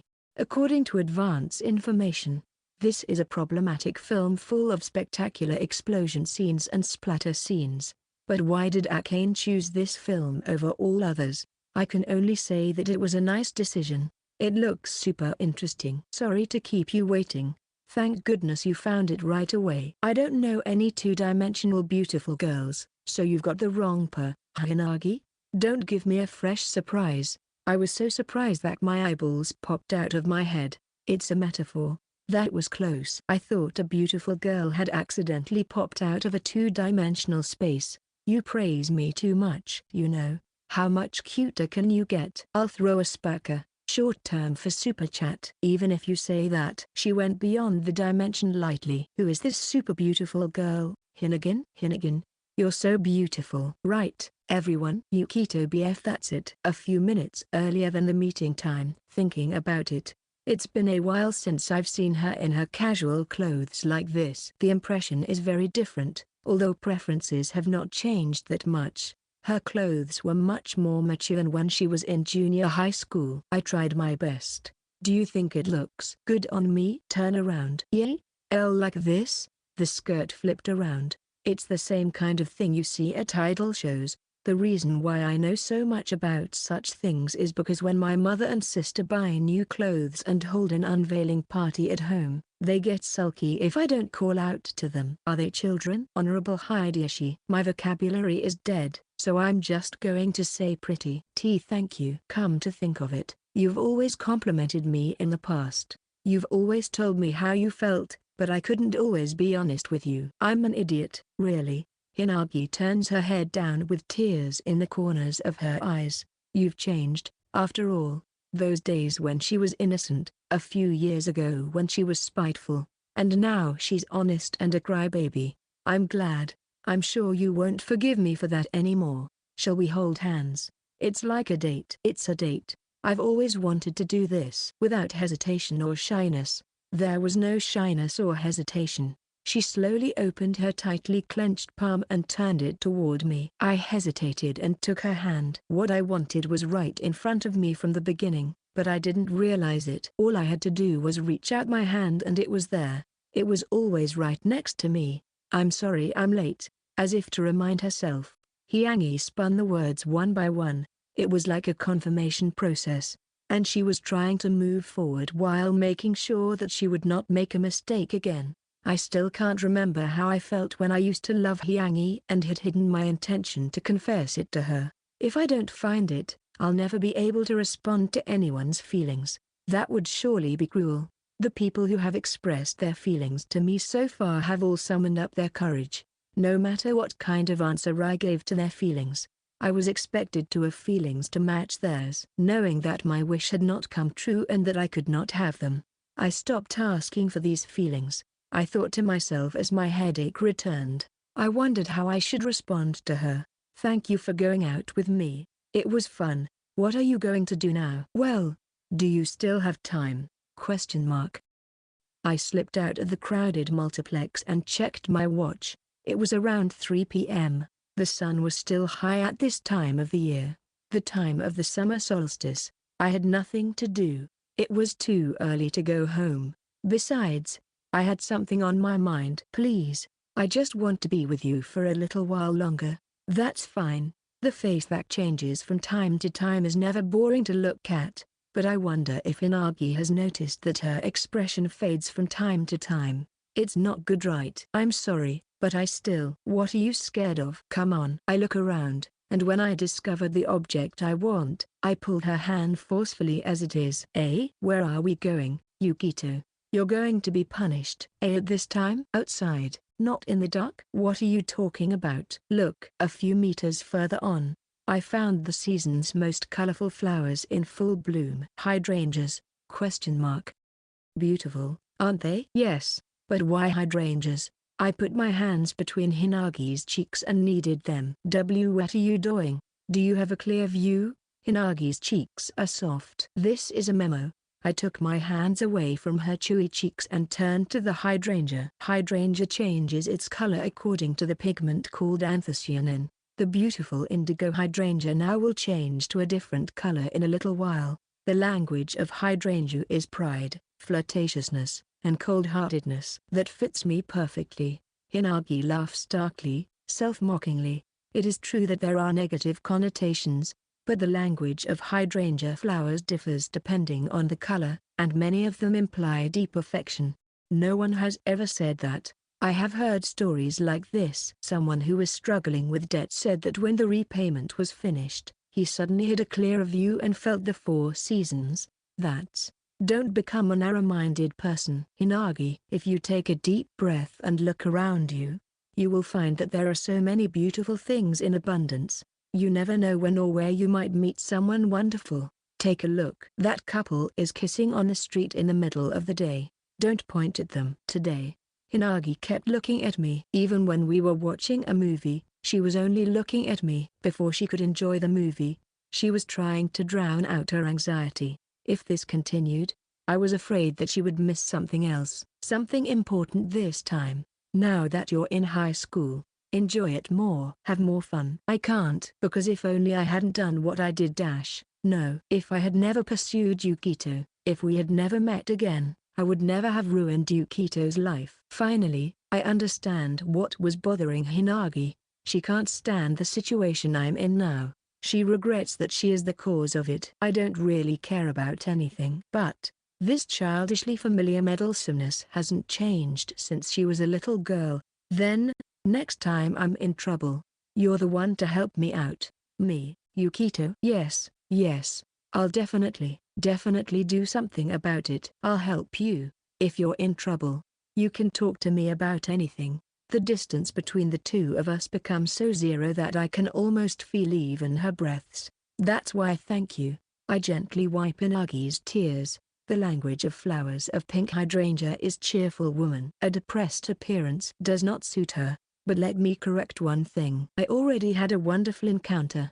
A long time ago, when I was still a little girl. That's the one thing I'll never change, no matter what. Right. I won't be so boorish as to ask back who that encounter was. I hope that one day I will be able to remember the feelings that I have let go of, the feelings that I have lost. It's before dinner, so let's split it 50-50. It was past 6 p.m. Akane-san would get angry at me again if I kept taking Hinagi around forever.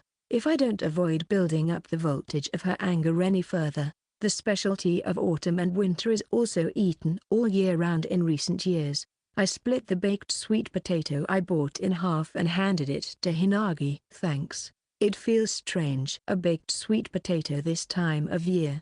It lacks a sense of season and sentiment.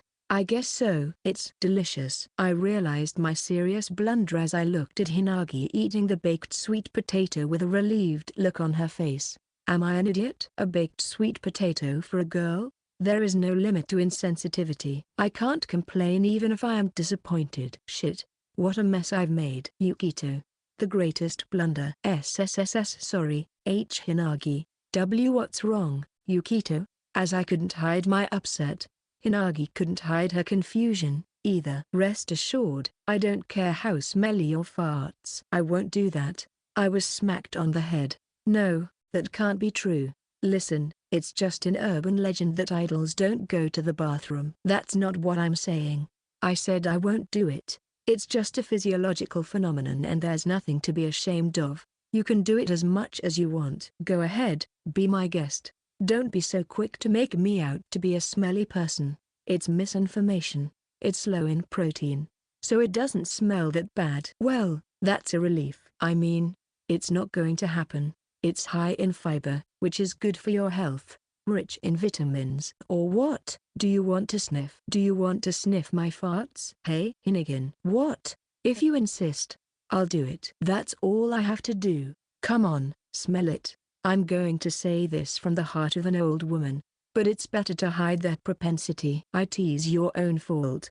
You really are an idiot. But, I really love you. As if the tension has been broken, she starts to laugh carefree. She laughed until she was satisfied, and there was no more fading in the expression that came to her face. Chapter 3 A man who causes trouble at the university. Perish, you Parisian. The term Parisi refers to people who like to get together at seasonal events such as Halloween and Christmas, as well as at clubs and music festivals where many people gather to have fun together. It can also be used to mean simply playing with friends, making a lot of noise, or someone who is in a good mood. I would have made a clenched fist, but I'm in college. So this is the dungeon. I must brace myself. The Parisian lair recommended level 18. After returning home and changing, I headed to the designated place at the university. Since this is my first time visiting the place, I hope she can at least give me a tour. The campus is too big. Yukito-kun. This way, Ninomiya-san. It's been a while. I found the person I was looking for surprisingly easily. My own Ninomiya. She was the messiah who saved me from being falsely accused of molestation. If it weren't for Ninomiya-san, I would have been in a lot of trouble with President Kido. Since then, we have kept in touch from time to time, and I received a call from Ninomiya-san asking me to come over to her place after school.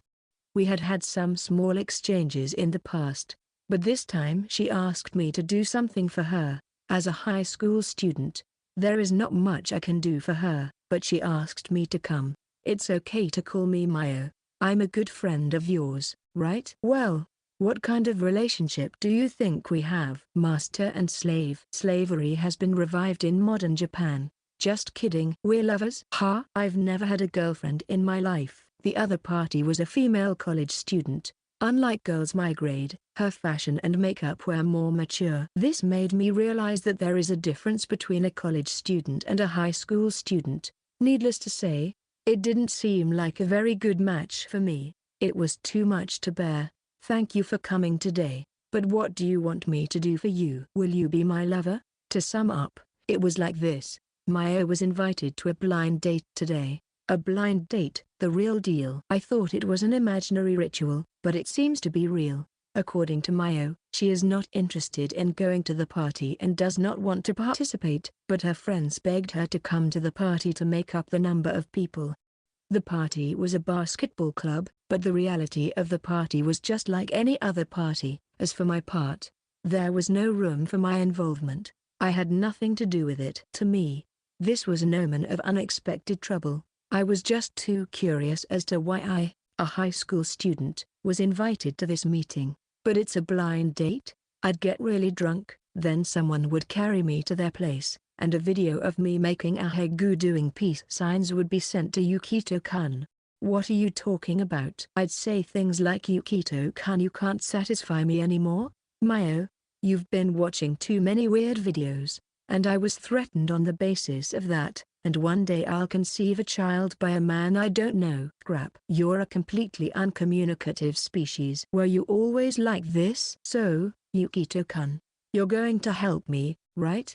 No. Do you want to see me end up with nipple rings? College students are awesome. I mean, in the brain.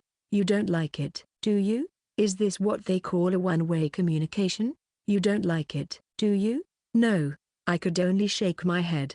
In short, she was avoiding guys. She wants me to act as her temporary boyfriend during the party, but that doesn't mean I don't have any questions about it. Why me? Isn't a high school student a bit strange? Because you're the only one who I can ask to do this. I don't know many men, and moreover, the content is so specific that it can only be done by someone you trust. But if you bring your boyfriend to a party, is it really a mixer? I told her I wouldn't go otherwise. That's fine. Let's just make out on our own, okay? Like I said, we don't have that kind of relationship.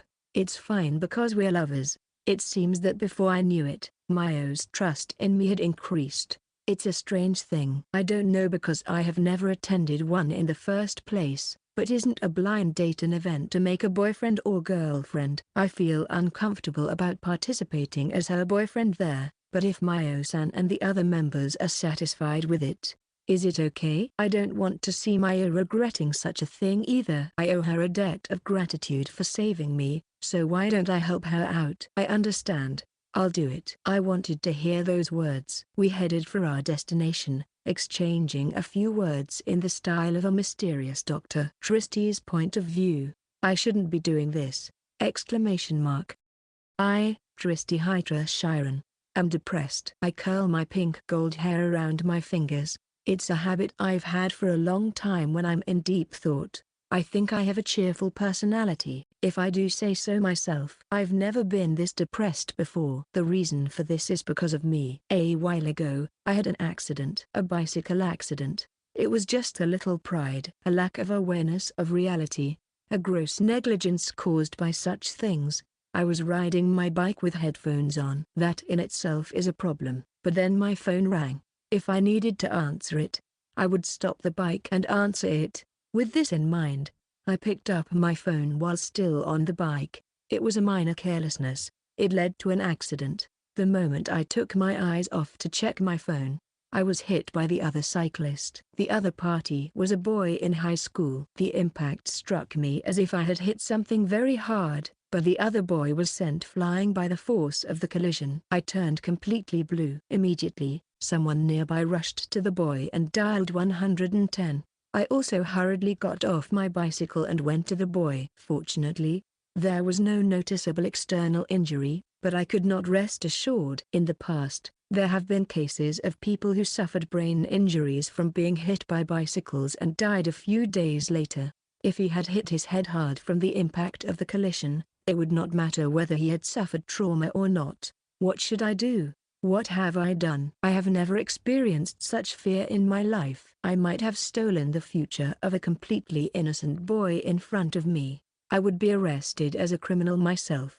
I have betrayed my parents and caused them grief. The boy in front of me was the one who was going through the hardest and most painful time of his life. But I was angry and saddened at myself for being so selfish. Tears were spilling out of my eyes. All I could do was hope that the boy would be okay, and I stood there in a state of utter disbelief. As it turned out, a settlement was reached. The other party had no noticeable injuries, and the examination results were normal. I, my dad, and my mom apologized desperately. By that time, we were prepared for a lawsuit. No matter how big of a monster I was, what I had done was socially unacceptable. I caused the accident by holding my phone in my hand while wearing headphones. It was unforgivable, but the boy forgave me. I was spared a lawsuit and a settlement was discussed. I was prepared for it to be expensive, but the boy did not want that either. On the contrary, he said, "I'm used to it, so don't worry about it," as if he cared about us as we went to apologize. The boy's kindness made my heart ache even more, and I could not forgive myself for hurting such a boy. Since then, my life has gone on as usual. But I never felt better. The face of the boy comes to mind. This is how the perpetrators of accidents are tormented by guilt for the rest of their lives. If I had not been a little bit wrong at that time, I would not be here now. My friend invited me to a party to cheer me up. I don't like such things very much and have always declined to participate. I have always had a good growth because I am half Japanese. Perhaps because of this, many members of the opposite sex have confessed to me that they are interested in my body, and I have always felt the sting of their eyes on me, even in college. I thought about refusing again this time, but since she was trying to cheer me up, I was afraid to say no.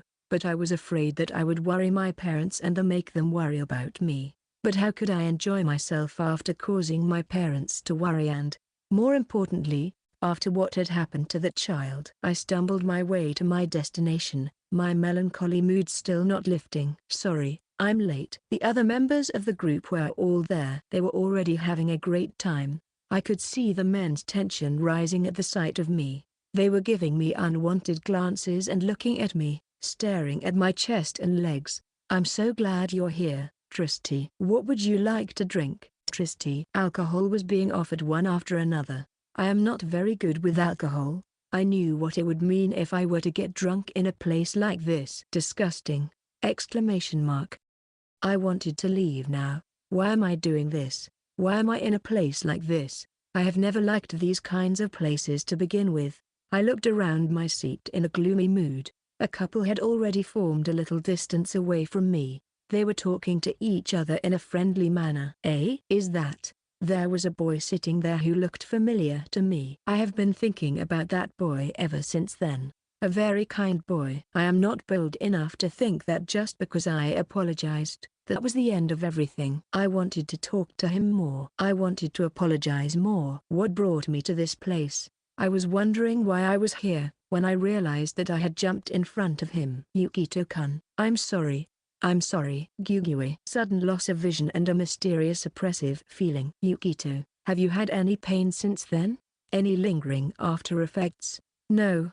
I'm fine." "Really? If you have any problems, you can always tell me, okay? I'll do anything I can do." "Shiren, I'm fine, so don't worry about it so much." "Ugh, I'm so sorry. You've already apologized." And a bit more distance. "I hope you call me Tristy. I got it, so just go away from." "What do you want to drink, Yukito? I know you can't drink alcohol. Would you like a Coke?" How strange, you can't hear my words from this distance? Question mark. The mystery of why the people around me never listen to me is only getting deeper and deeper. Conversation seems to be taking place, but it is not. It was like a scene out of a comedy show, with the two of us being out of sync. Suddenly, Tristy covered my vision. I mustn't realize what this soft touch was, so I had to remove it from my thoughts. I'm a healthy high school student, after all. Oh, it's so big. I wonder what cup she has. I had failed to remove it from my mind. I never thought that I would meet the perpetrator of the accident again at a place like this. I have nothing against Tristy, nor do I have any ill will toward her.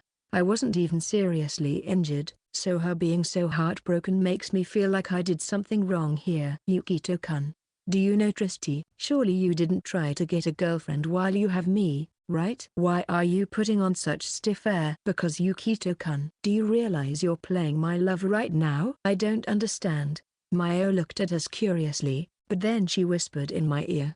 There was nothing I could do, but I thought it would be better to explain the situation. It's nothing to hide. It is just that I am an idiot. That's how it happened. Something like that happened. I'm not sure if it was you or the hair. Come to think of it, I think I saw such news. It was Yukito-kun, huh? I'm really sorry to hear about your bad luck.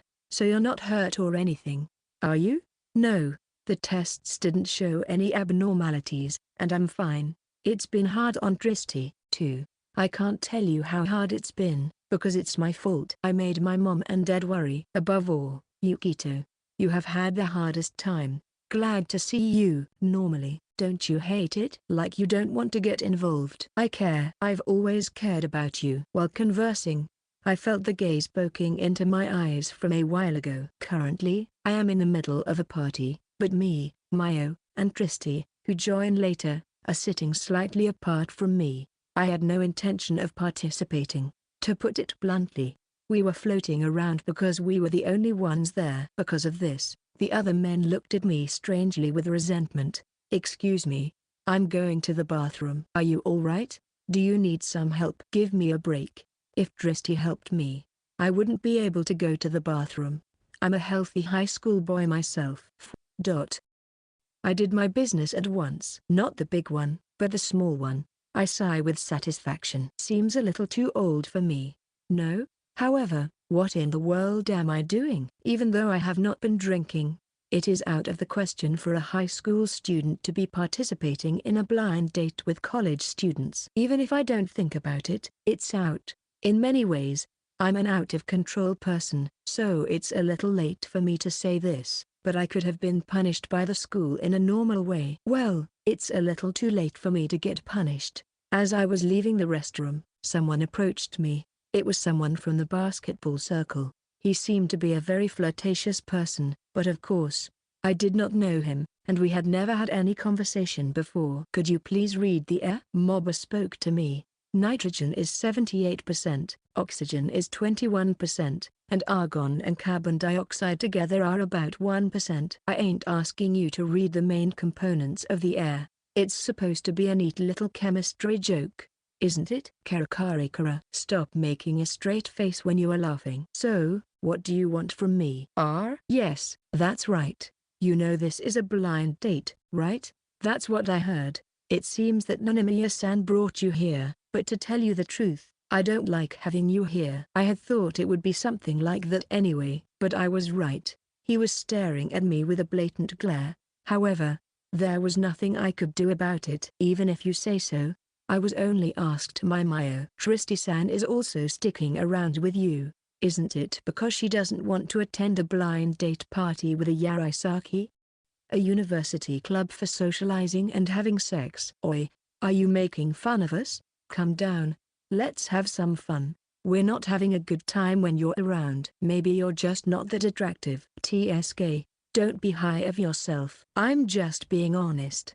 You shouldn't talk so lasciviously. You're younger than me. You're not ashamed to intimidate a younger man? Go home. Then I'll go home with Mayo.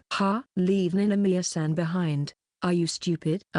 It slipped out. Stop messing with me. For some reason, Mobe was angry with me. Thinking back, perhaps the first thing I lost was the feeling of fear. When I wished for my own death, the feeling of fear dissipated. Since then, I have never been afraid of anything. Well, I am afraid of my sister. The next emotion I lost was anger. When I gave up on life, everything turned to resignation, and I no longer had such a rage. I gave up on myself and expected nothing from anyone or anything. As a result, I did not even recall those negative feelings anymore. At first glance, this may seem like a good thing. At least, that's what has made me who I am. But that's not what I need right now. Fear and anger. I had them. If so, I can get them back. Understanding the feelings of others is consistent with understanding the affection that may be directed at me. I can't respond to anyone's feelings as I am now. The feelings that I lost one day. To regain them is what I needed to do in order to go from negative to zero, and to understand what lies beyond that. That is why I seek what I once lost. I don't want anyone to be sad anymore. To not see anyone cry. I shake off the throbbing headache. I want to like someone. I want to trust someone. And I want to fall in love again. I want to regain the love that has disappeared, and someday You know that it is Mayo's decision and not mine, you know? Why don't you go home alone right now? I'm here at Mayo's request. That's none of my business. Is this what happens when one's head is dominated by sexual desire? Don't get carried away. He grabbed me by the chest. I pulled on his collar and easily removed his hand and quickly returned to Mayo's place. For crying out loud, there is nothing I can do. Yukito. Welcome back. I was in trouble because I got tangled up. Yukito-kun. By whom did you say you were entangled? That man. I pointed at Mobe, who was about to return from the restroom. His eyes met perfectly with mine, as he was looking at me with hatred. What did you do to Yukito-kun? No, Tristy, I didn't do anything. Tristy takes a bite out of Mobe. He's getting slower and slower. The place was getting noisy. I sensed that I was about to get into trouble, so I quickly made a phone call. Yukito-kun, let's go home. I'm uncomfortable being here. Wait a minute, please. It quickly connects with a few rings. Yukito-kun. What's going on? That's unusual. Hayakuma-senpai, it's been a while. I'm sorry. I'm at a blind date party with your basketball team, but I'm having trouble getting along with them. Can you help? Ours? What are their names? I mean, I didn't hear anything about a blind date, and what's Yukito doing there? I'll tell you what's going on later, but I think Mobe is the name of the group. Mobe? Oh, I'm sorry. I think he called himself Ishii or something like that. Ishii? There's no one in my circle. We're not the only ones playing basketball, so it must be some other circle. Really? I'm talking about the Yaraiziza group. Ah, those guys, huh? If that's the case, then it's even more important that it's not us. And, Yukito-kun, we are a legitimate club. We don't want to be lumped in with those people. Come to think of it, that is what you said. I'm sorry. It's fine. Are you involved somehow? Do you want me to handle it? No, I'm just glad you're not involved with them. What are you going to do? Wait and see. After hanging up the phone, I called out to Tristy-san, who seemed to be in a rage. Don't worry, Tristy-san. They didn't do anything to me. But, Yukito-kun, it's the result of everyone trying to have fun in their own way. Sorry, Yukito. You came all this way. Tristy is really cute and sad, and that's when I came up with a really great idea. The tournament is coming up soon. Could this be a good opportunity? The hot-blooded seniors are lacking in everything, but the fresh and handsome guy's good at what he does. But he's not strong. He still lacks in many areas. He wants to improve, and this might be a good time to take advantage of it. I stopped to think about it. It's not like it's part of the club activities. Even though I'm entrusted with the entire training menu, it would be a problem if I organized an international match without permission. Wait a minute. Isn't it okay if it's private?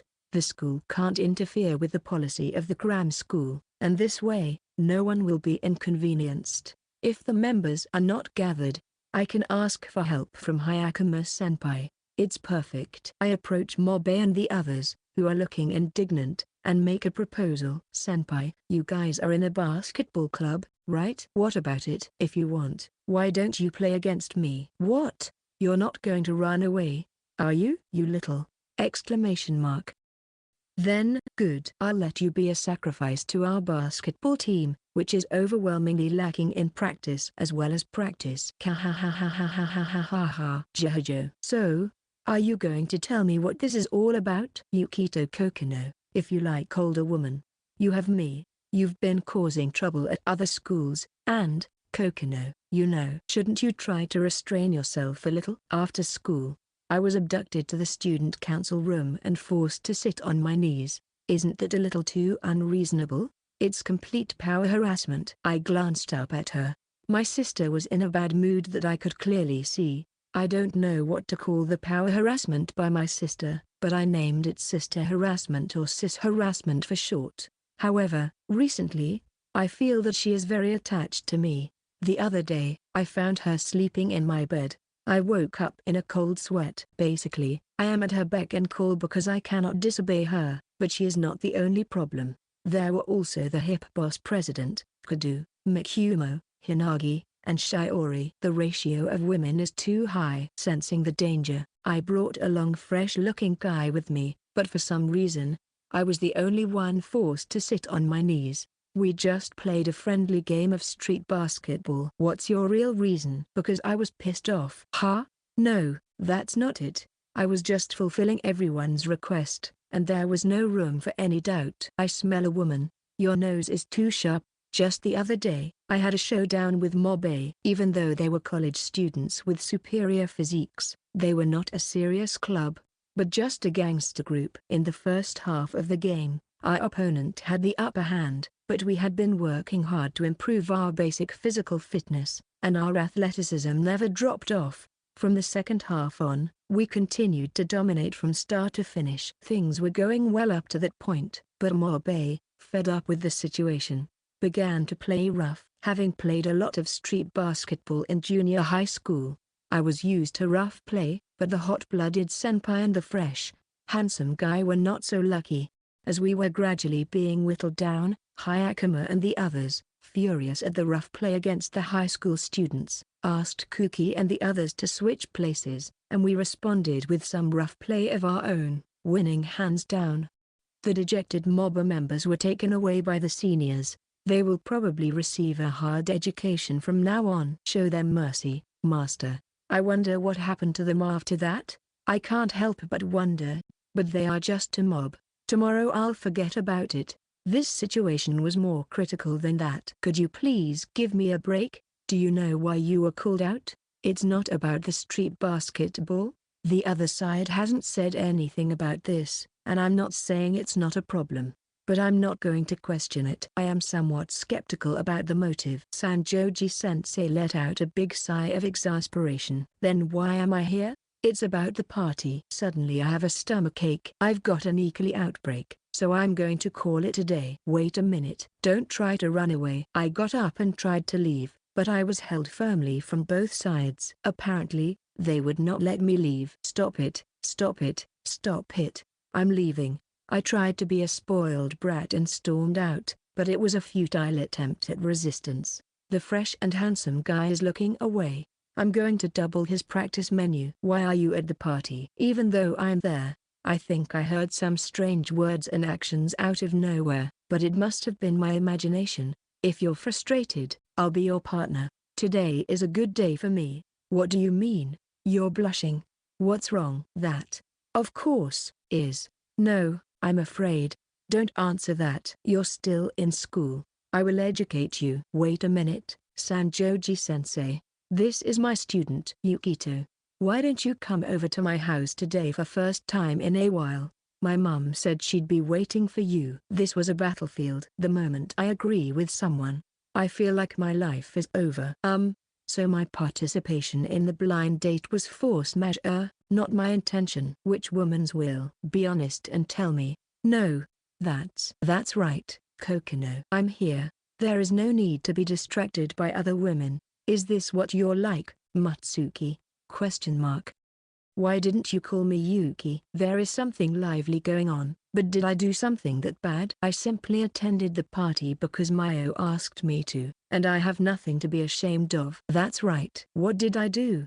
Don't be stupid. What's wrong with going to a blind date? It doesn't matter if I went to the party or not. Huh? I'm sorry. It was my fault. Scary. What's with those eyes? Her eyes were telling me that she was going to totally kill me. So to say it was a mess. I'm sorry, Yukito-kun. I've caused you a lot of trouble. No, don't worry about it. Mayo-san did nothing wrong. Yukito. Has anyone done anything to you since then? No. I received a message from Hyakuma-senpai that he had educated him, so I think he did a good job. I see, that's great. The student council room was as hellish as a damaged floor with no countermeasures for me. It is an unusual space where one's HP is gradually being cut down even though one is not doing anything. Also, there were too many women, and the luscious aroma was making me dizzy. When I went to the cafe where I was invited, I found Mayo and Tristy waiting for me. I was sorry for getting you involved in something strange the other day. Like I said before, please don't worry about it. If something happened to you because of that, it would not be good. What about me? What about me, Yukito? Tristy-san. I'm glad that nothing happened to you either. He. Tristy-san was smiling with her cheeks dyed red. Mayo-san is a benefactor for me, but Tristy-san is a perpetrator from my point of view. Although she did not cause me any great harm, I could feel from her words that she was deeply regretful about the accident that she caused. It was painful to see Tristy-san seeming to be driven by remorse, even though I didn't care. But, Yukito-kun, why did you suddenly suggest such a match? It's, well, honest and straightforward. You said you got tangled up. I had originally planned a practice match with another school. It was just a good opponent. But yes, that is true. The other thing was that those people were talking about Mayo and Tristy as if you were a thing, and that pissed me off. Because of us? I was just pissed off. You have an expected cute side. Yukito, Tristy-san, who started to say something I don't understand, suddenly touches me. In this day and age of alcohol sanitizers, what kind of an insane person would voluntarily engage in such intimate contact with another person? I was treated like a pet that I could not resist. Am I a lapdog? Once again, I could clearly recognize my feelings when I put them into words. Yes, I was pissed off. Mayo had been encouraging me a lot, but I couldn't let myself get so angry. Besides, the street basketball showdown brought back one emotion for me. When Mobe and the others switched to rough play, the first one to be harmed was Himura-senpai. Just before taking the shot, Senpai's clothes were pulled and he fell over. It was an obvious foul, but there was no official referee. There was nothing they could do about it if they were given a white flag. I could clearly see that Mobe and the others were grinning and planning to repeat the rough play. I was angry. It was a feeling I hadn't had in a long time, a feeling I thought I had lost. I might not have thought anything of it back in junior high school. Back then, I used basketball just for me. No one else existed. I didn't care about my teammates, the outcome of the game, or anything else. But what about now? I have no regrets or interest in basketball. Still, I started playing again because I wanted to change, to get back what I lost one by one. Unlike back then, I am not playing basketball alone now. When I saw the fallen Himura-senpai, I thought, "What are you doing, you bastard?" is what I thought. The reason he is working so hard is because he is going to confess his feelings to another senpai, Takamiya.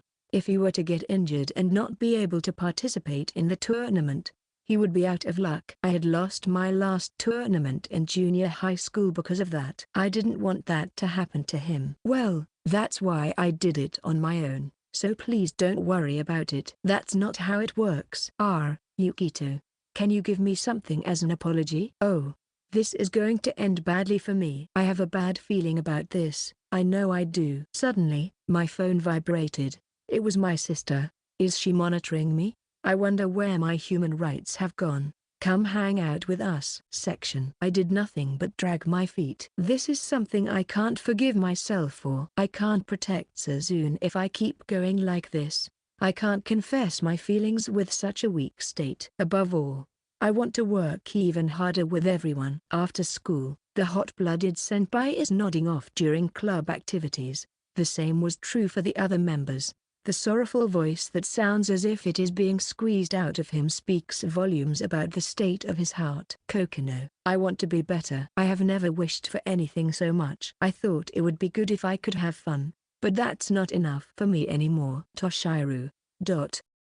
Takamiya-senpai was looking at him with concern. She could hear him saying about the confession, but that may not matter to the two of them. After plenty of hoarding at the sight of them, I opened my mouth in a grim manner. Do you want power? I want it. The power that can lead everyone, the result that can make Suzune proud. On the spur of the moment, I said one of the top 3 lines I'd like to say in real life, but the hot-blooded senpai was in no rush to follow up. You're so easygoing, you know that?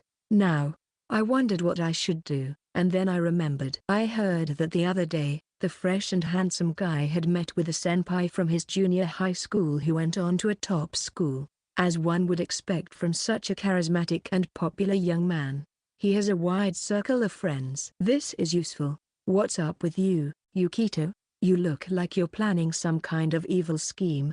Let's give it a try. Try what? Training. Section E.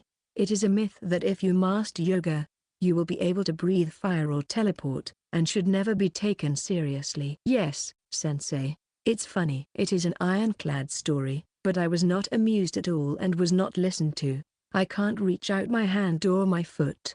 If I wanted to, I would teleport out of here right now. But I don't think she'll forgive me. My mother and Himeyama-san were looking at me with expectant eyes. Stop, stop. Don't look at me with those eyes. We are at a 24-hour fitness club next door to our apartment. Mom had been trying to go to the gym to get some exercise and keep in shape, but apparently her work schedule made it difficult for her to find the time.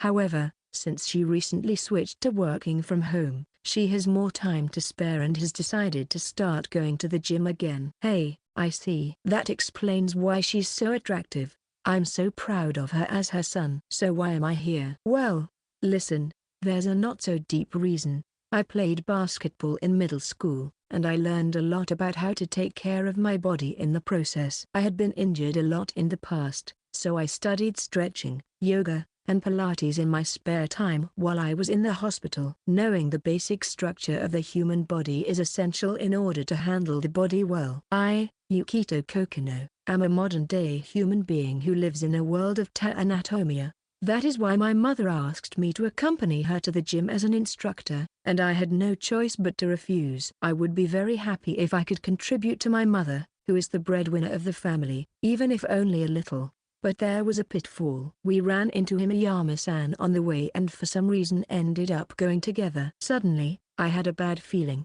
I don't have the slightest bit of hope in my gut, but for some reason, I want to get out of here right now. After checking in, we go inside. The gym is quiet since we are the only ones there. The problem, however, is the way they are dressed. Having just come out of the locker room, they are wearing fitness wear, so naturally they are a bit thin in many ways. I'm not sure if it should be rated R or even X. If it's RO, it's not exempt from a Z. Shaking off any evil thoughts, I consider the individual menus. Since this is a gym, there is a full range of training equipment, including aerobics and lat pull-downs, but neither of us is looking for strength training, so yoga is a safe choice here. Since Mom does a lot of sitting, she's concerned about her stiff shoulders. No? Is there any part of you that bothers you, Himeyama-san? I'm new to this kind of thing, so I'll leave it to you. I don't know what's right and what's left. Do you have any physical problems or concerns? Right. I have a sensitivity to cold, so I'd like to do something about that.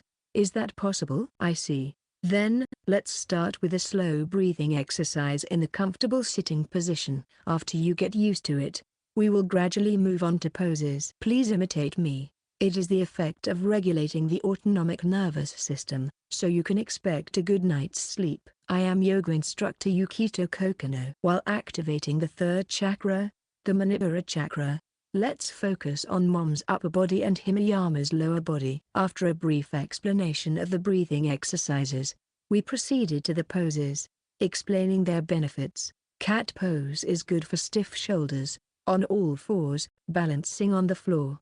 I felt like a cat when I was stretching and twisting like this. I don't know if it's my breasts or what, but my shoulders are really stiff. I'm glad it's lessened. Ara, me too. Right, Yukito-kun? I'm sorry, Misaki. What does this have to do with my son? Can you please do it quickly? Why am I the only one who's feeling empty? Next is the camel pose. It doesn't matter if you can't do it perfectly the first time. It is good for relieving fatigue and is good for the lower part of the body. including the groin, abdomen, and thighs. Just watch your knees. This may be difficult. Let's do one side at a time, slowly. Breathe in as you go. Will this make a difference to my body shape? Yes, if you do it continuously for about 3 months. I think you will see results. It will soften your body and is good for your back pain and skin, so let's go for it. You can count on it. Sure? It's something you do for yourself. But what the hell has it to do with me? I look at my mother because I'm afraid of Himeyama-san. Mom, you seems to be hunched over. Do you want to do a pose that stretches your spine? I'll sit on your side and we'll put our backs together. I understand. Do I put my hand, Yukito? Yes. Put your hand on your knee, and twist it in the direction you put your hand. That feels good. I like the way your back is so snug against my back. It feels safe. Really? At a glance, it looks like we are just sitting back to back, but this is surprisingly hard. Mom's breath gradually increases. Yukito-kun, let's do it with me too. It's a pose you can do alone. Let's do it together. The pressure of her smile was incredible. Mama sighed. Himeyama-san is a stranger. I was sweating cold sweat. Your appearance too stylish, and I don't want to directly touch. I'm against discrimination.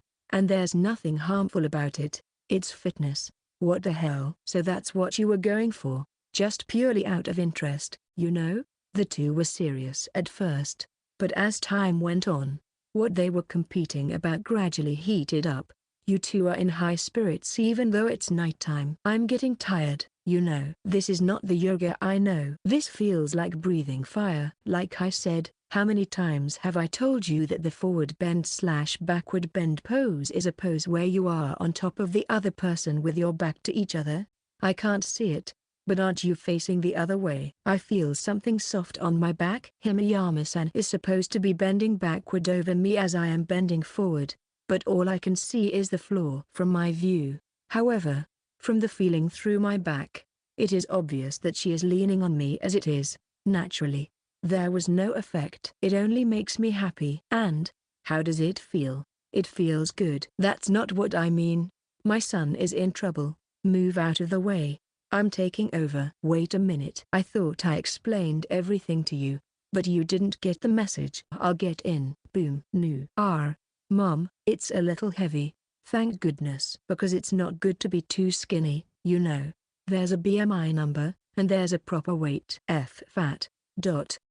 Gaining weight is not necessarily a bad thing. For those who are too thin, it can be seen as a sign of good health. To begin with, the Japanese have one of the lowest obesity rates in the world, and Asian countries in general have low rates.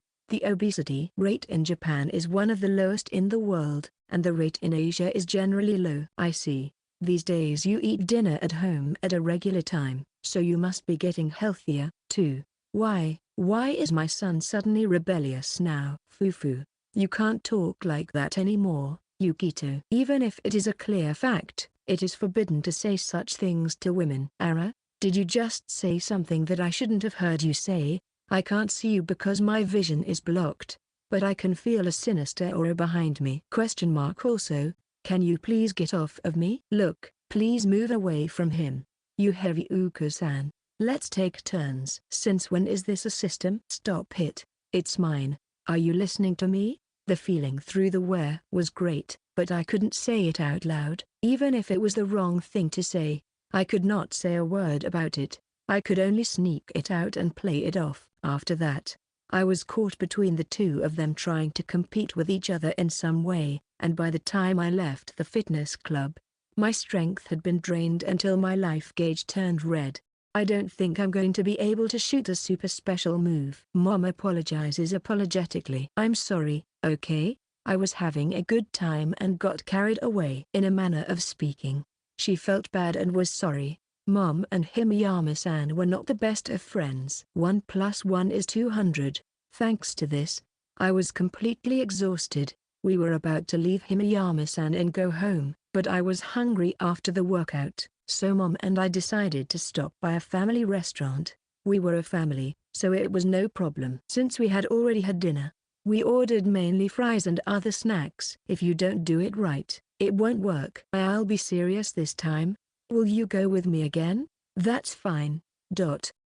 Let's have a parfait. You like sweets, right? Huh, you knew that? I certainly like sweets, but I've never told anyone about it. It was from such a simple question that I asked back, but my mother gasped because she was shocked by the question.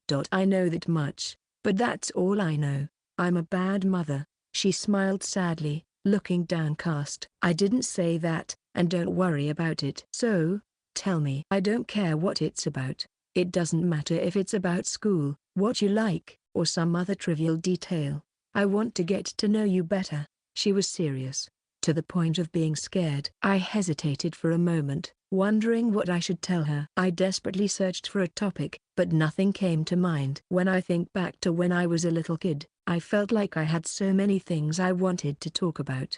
I was overflowing with things I want her to listen to. But I can't remember what they were or what they were about. It must have been something trivial. It was so insignificant, so meaningless. What on earth was I trying to tell my mother at that time? What did I want her to hear? What kind of conversation was I looking for? There must have been so many things I wanted to talk about back then, but now I can't think of anything, really anything. School, favorite things, trivial things? None of the topics presented to me had anything to say. There was nothing worth sharing with others. The only thing is that I don't want to worry them with something unnecessary. Why now? No, never mind.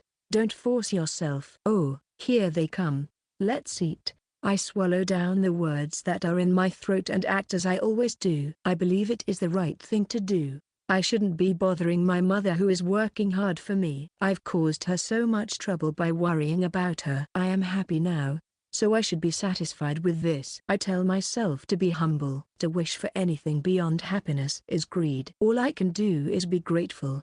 Mom's face was sad and her expression was dark. A moment ago, she was smiling like a bubbly girl. I thought I had chosen the right answer, and this is the result. I'm not happy about it. I was filled with apology. I feel a dull ache. It feels unreal, as if this is all just a dream for a moment. It felt as if I was being told that this must be a fleeting illusion. Mother's point of view. I hate the rainy season. It's too much trouble to put up an umbrella or my feet get wet from wearing heels. Looking out the window, I saw that the rain was continuing to pour down in torrents without slowing down. Such weather always reminds me of that day. It was a long time ago. That year, there was talk of an event to commemorate the zoo's 50th anniversary. It sounds interesting. Are we going? Yes, I gave a small nod. I should have been very happy to say that, but I had been so busy with work that I had forgotten about it. It had been in the back of my mind for a long time, but I had been thinking that we could go there anytime. Hey, when are we going? It's almost over. That boy is looking forward to it. Eh? You're so stunned. Did you forget about it? When asked by Yuri, I hurried to check. I did not know that the event would be held for a limited time.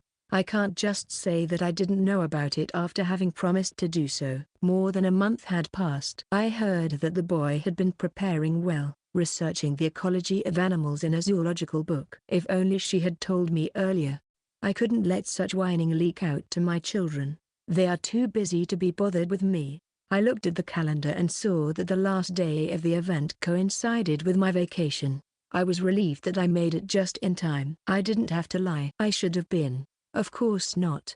On the day of the event, heavy rain had been falling since the morning. The rain was getting heavier and heavier, making it a chore to even go out to the convenience store. I had been worried about the weather forecast, but it turned out to be right on target. The zoo was closed and the event was over. In the morning, the little boy was just quietly looking out the window without saying a word. What feelings were going through his little heart?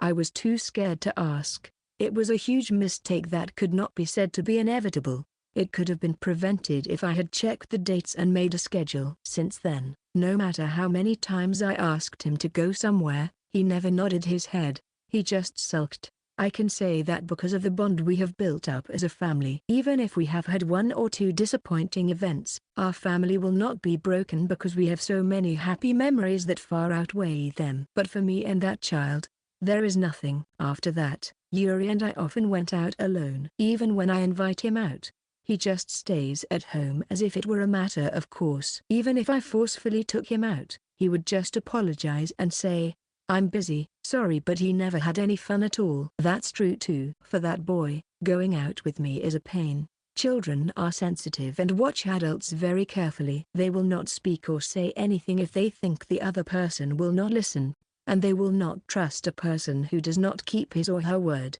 I hate the term family service. If you act condescending, like it's your duty, your children will soon find out. Everything is an excuse, and even that is blocked. Time just passes with no way to make up for it, and the more time that passes, the more difficult it becomes to rebuild. It seems that the time it takes to reach adulthood and the time it takes to experience adulthood are the same. I could not create any pleasant memories with him. On the contrary, I have only burdened him with painful memories that are the exact opposite. I have harmed his heart in every way I could, carefully and persistently. I am an unfit mother. I can't argue with that, even if Yuri says so. I muttered to myself as if I was nodding my head. I vaguely wonder if I am in the right place at the right time. Despite the gloomy weather, the reunion was quite lively. A little bit of alcohol makes my body burn. Talking with old friends was fun as it reminded me of my school days. I was surprised,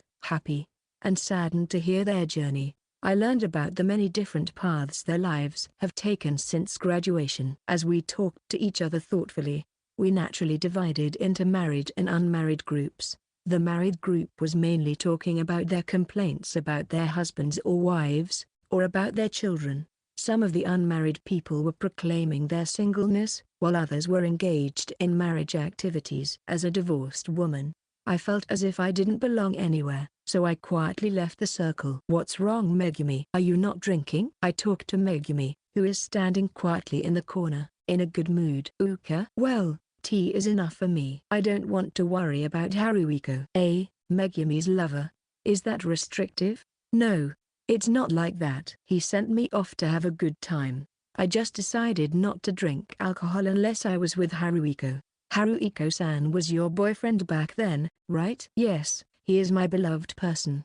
Her bashful smile proved more than anything that Megumi was at the peak of her happiness. Megumi was betrayed by her first boyfriend when she was in college, and for a time she was so distrustful of men that she was depressed. She even attempted suicide. We tried our best to cheer her up, but I heard that it was her current boyfriend who continued to stand by her and support her. Marriage was finally arranged with him. I've decided never to let him worry about anything, no matter how trivial it may seem. That's how I can repay Haruiko-san's devotion. Come to think of it, Megumi has never spoken alone with a man since the reunion began. She was always accompanied by someone she knew of the same sex. She is thorough to a fault. I came back to myself. I was not full of pride when I was wooed out of character at the reunion. I had no intention of doing so, but it is true that I had a chance to make myself feel that way. Do you have any complaints? I feel a little guilty and ask such a nasty question. There shouldn't be. Even if there is, it's just a small thing, and it's something that Haruiko and I should talk about together. I don't want to say anything bad about him, whether he's there or not. I don't think it's okay if he doesn't hear. If I said that, I would never be able to laugh in front of Haruiko again. It's strange. She used to be so fragile. The current Megumi looks stronger than anyone else. I can't help but think of Yuri in that light. Something the two of them have in common, something I don't have. Just as if I had been doused with cold water. My intoxication sobered me up at once. I suddenly feel ashamed of myself for having been so excited, and I feel like a miserable person. Sadness and conflict were about to spill out of my mouth, but I held them back.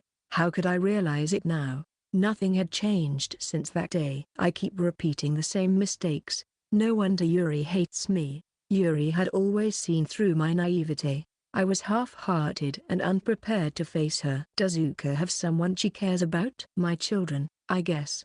That much is non-negotiable. I understand the meaning of what Megumi was saying. If I had hesitated for even a moment to answer Megumi's question now, I would not have recovered. If so, tell them how important they are, how precious and treasured they are. It's not enough to just think about it. You have to tell them with words and attitude, otherwise you can't build trust with them. I cared about my children more than anything else, but it was just a thought. My words, my attitude, My actions, all of them, denied my feelings and hurt that child, Yukito, for 16 years. Even if I suddenly tried to face him now, the negative trust I've accumulated would get in the way. I finally realized that Yuri and I had a decidedly different starting point. There is no way I will be able to do the same as Yuri. I am far in the back of the pack. Looking around, I saw a few people who were particularly close to Megumi looking at me kindly. "Megumi, you've become a beautiful woman. It's thanks to all of you who encouraged me back then." "Yeah, maybe I'll invite my husband over when I get home for the first time in a while." I got a text from my husband when I went out.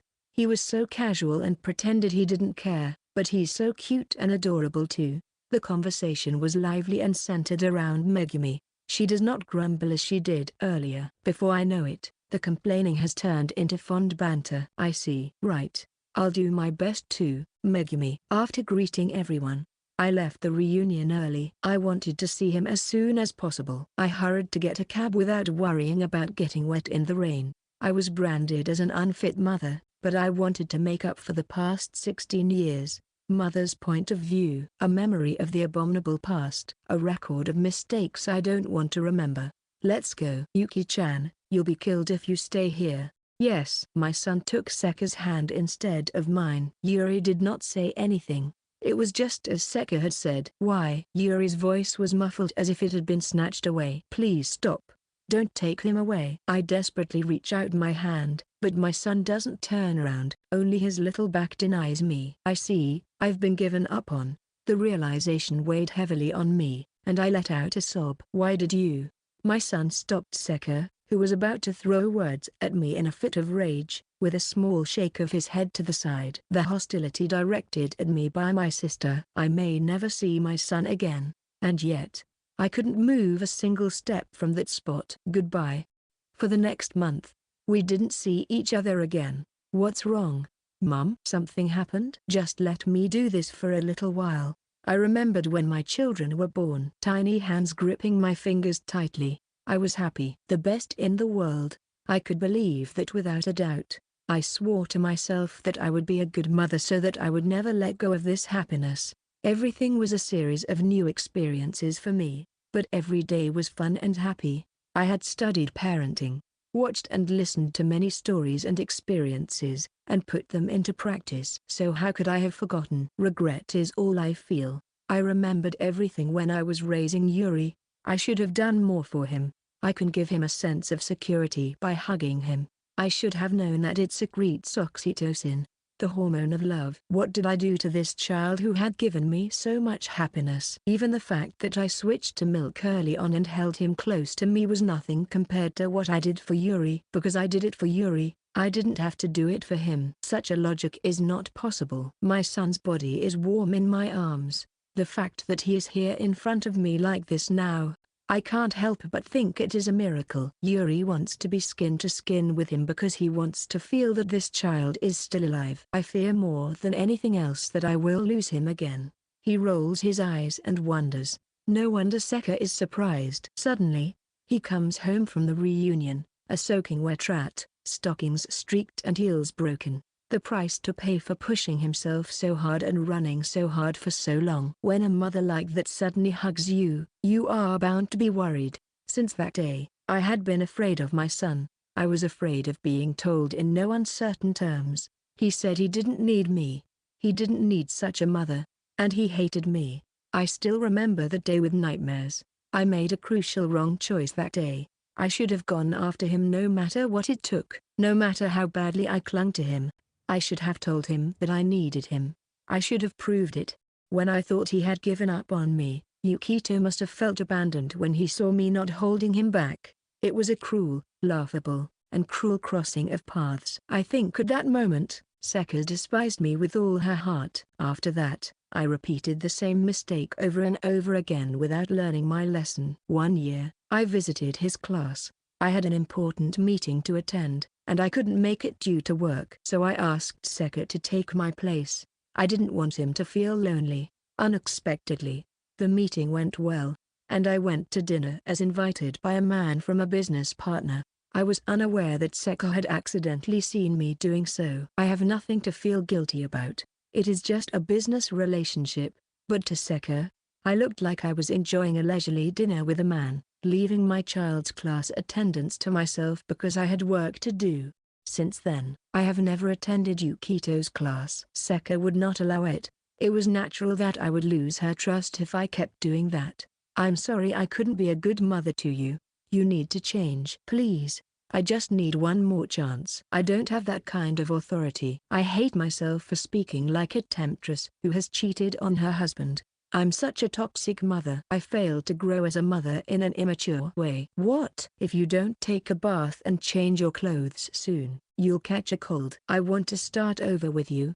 As your mother. Do you want to take a bath with me now?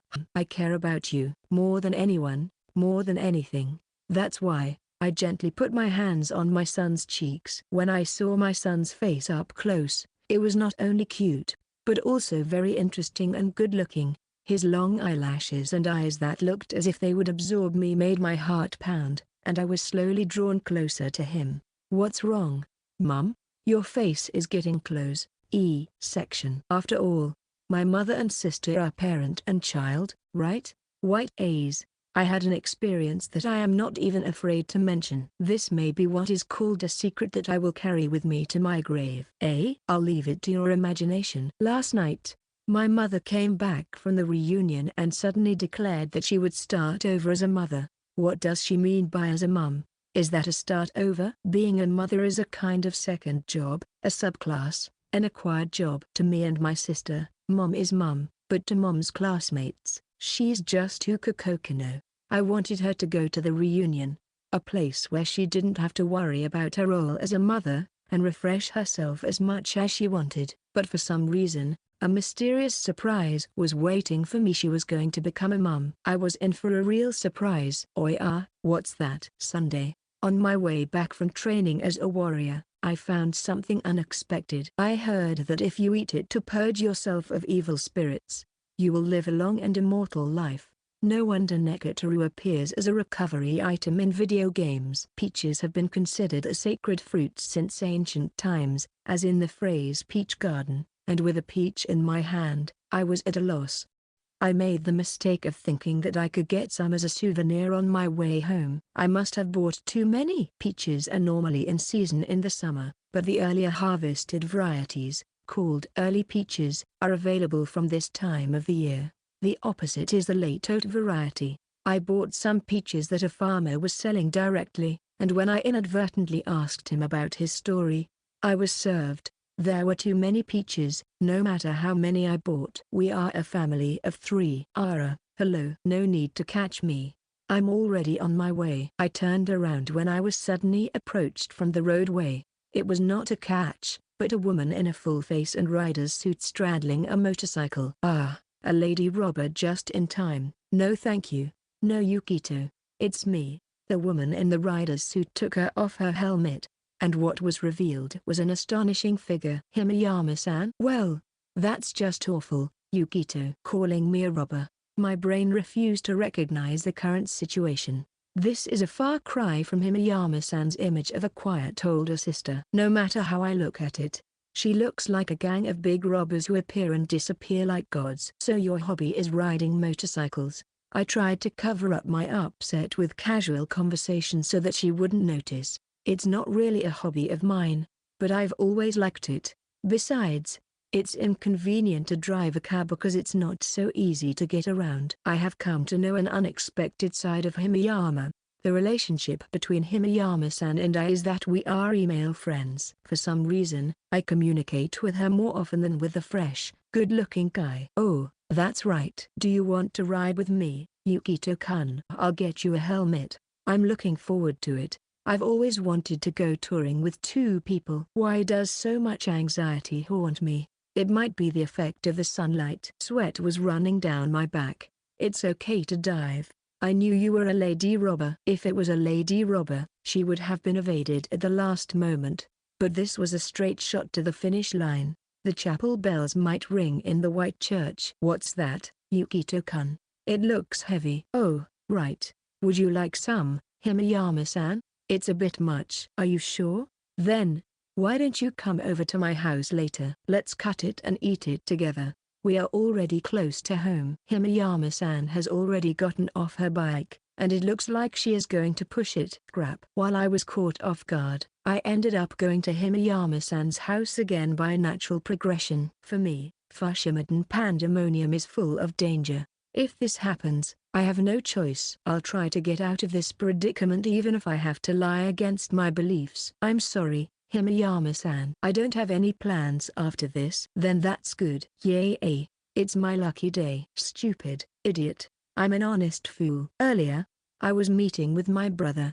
I'm glad you and your brother are getting along so well. While Himeyama-san is cutting peaches, she tells me about the events of the day. I've never heard of her having an older brother, but from my point of view, it's a blessing that they don't hate each other. I guess we're just normal. We haven't seen each other for a few years. He's going to get married soon. I haven't seen him in a while to hear the news. Congratulations. As a complete stranger, it was hard for me to feel what it was like. But being Himeyama-san's older brother, he must be quite a handsome man. I gave him my blessing. He's so busy that he doesn't get a chance to relax unless it's an opportunity like this. What does he do? Well, he works for the government, I guess.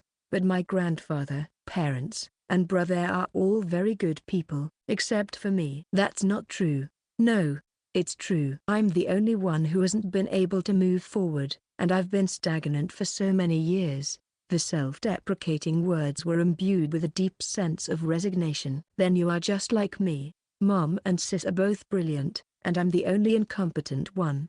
No, that's not true. You always work so hard. Himeyama-san, who was suddenly at a loss for words, rushed over to me. Working hard. That does not necessarily mean that it will be appreciated.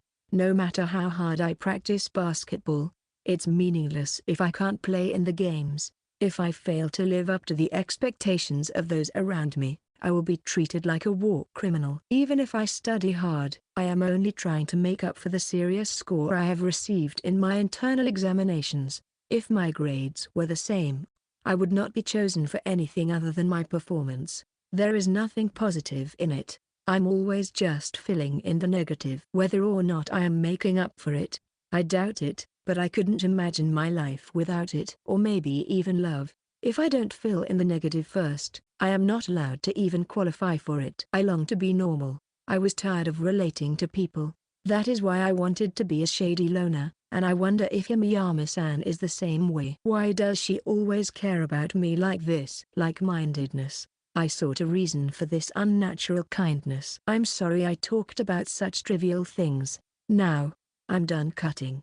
Have I met Himeyama-san by any chance? Now, such a question comes to my mind. I have dared to pretend not to notice. From the moment we first met, my affection for her had been shaken out of control. Even I, as expected, felt a sense of discomfort. But even if we had met in the past, I don't understand why Himeyama-san is treating me as if we were meeting for the first time. She didn't even mention it. That's why I didn't mention it. I can't remember. And if Himeyama-san wants us to meet for the first time, that is the most appropriate distance for both of us. I can't recall. Don't want to remember? Maybe Himeyama-san was in a piece of the past that I had forgotten. I had to forget or erase the painful past, or I would not have survived. I couldn't remember it forever. Living life to the fullest. As the word suggests, I am just trying my best to live in the present moment. No time to look back at the past. No time to think about the future. So I am sure that we will continue to pretend to be each other without knowing each other. That is the only right thing to do. It tastes so good. Can I have this much? Yes. It's as if I got more as a bonus prize. Eat peaches with a single mind. Never eat the peach next to it, no matter how tempting it may be. The peach is used by the immortals such as the Queen Mother of the West in myths and legends, generally known as peach tree or peach fruit. Called the peach in the Forbidden Garden. Good luck, Yukito Kokonoe. I feel like a dog being left in charge. Well, it's Sento, right? Sento? Aren't those the kind of peaches that immortals eat? I think these are just ordinary peaches. What's wrong, Yukito? You're all sweaty. It's the season for light clothing. She was leaning on my arm, and not only a beautiful peach, but even the feeling of her peach, or the first part of the peach, was directly transmitted to my arm.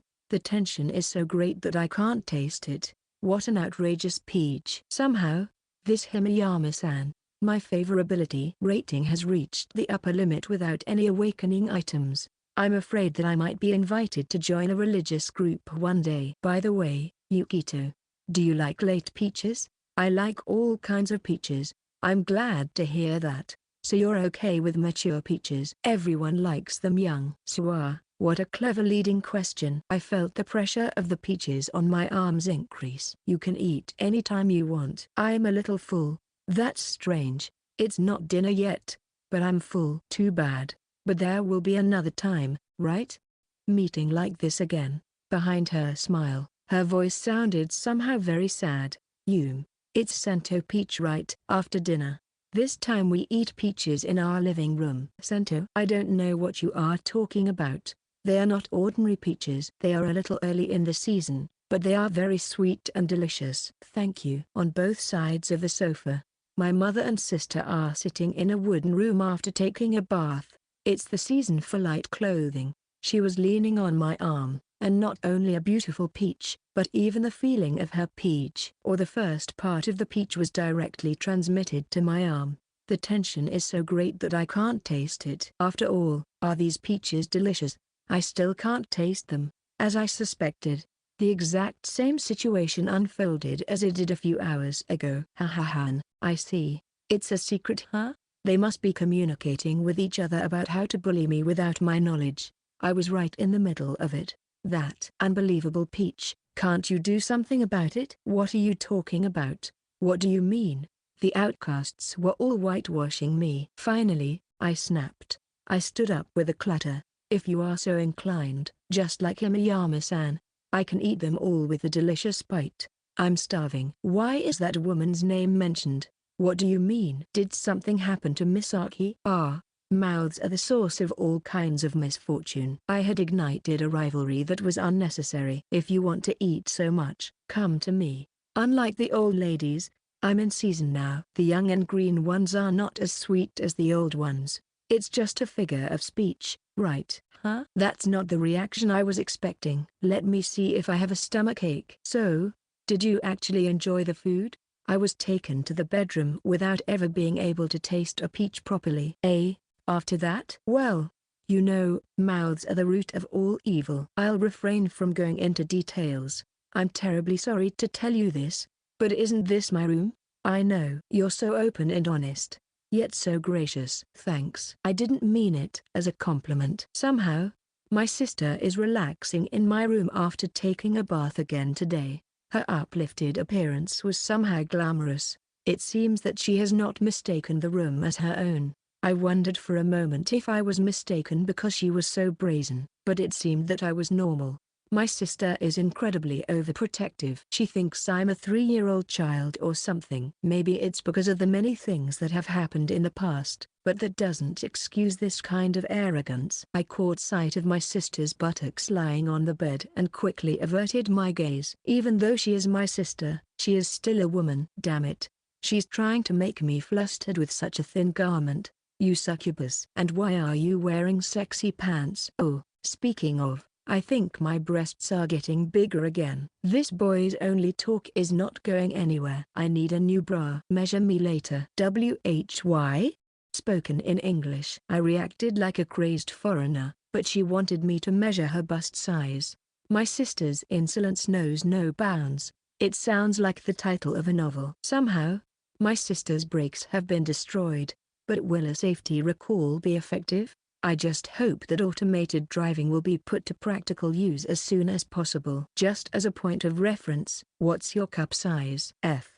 But it's getting tighter, so it might be a G. Good for you. Why should I be happy? You can count on it. You were. My eyes were dead. My eyes must have looked like dead fish. Even a fish finder couldn't detect them. Don't you have any naughty books or something? This room is empty, you know. Even your words and actions are like a succubus. Huh?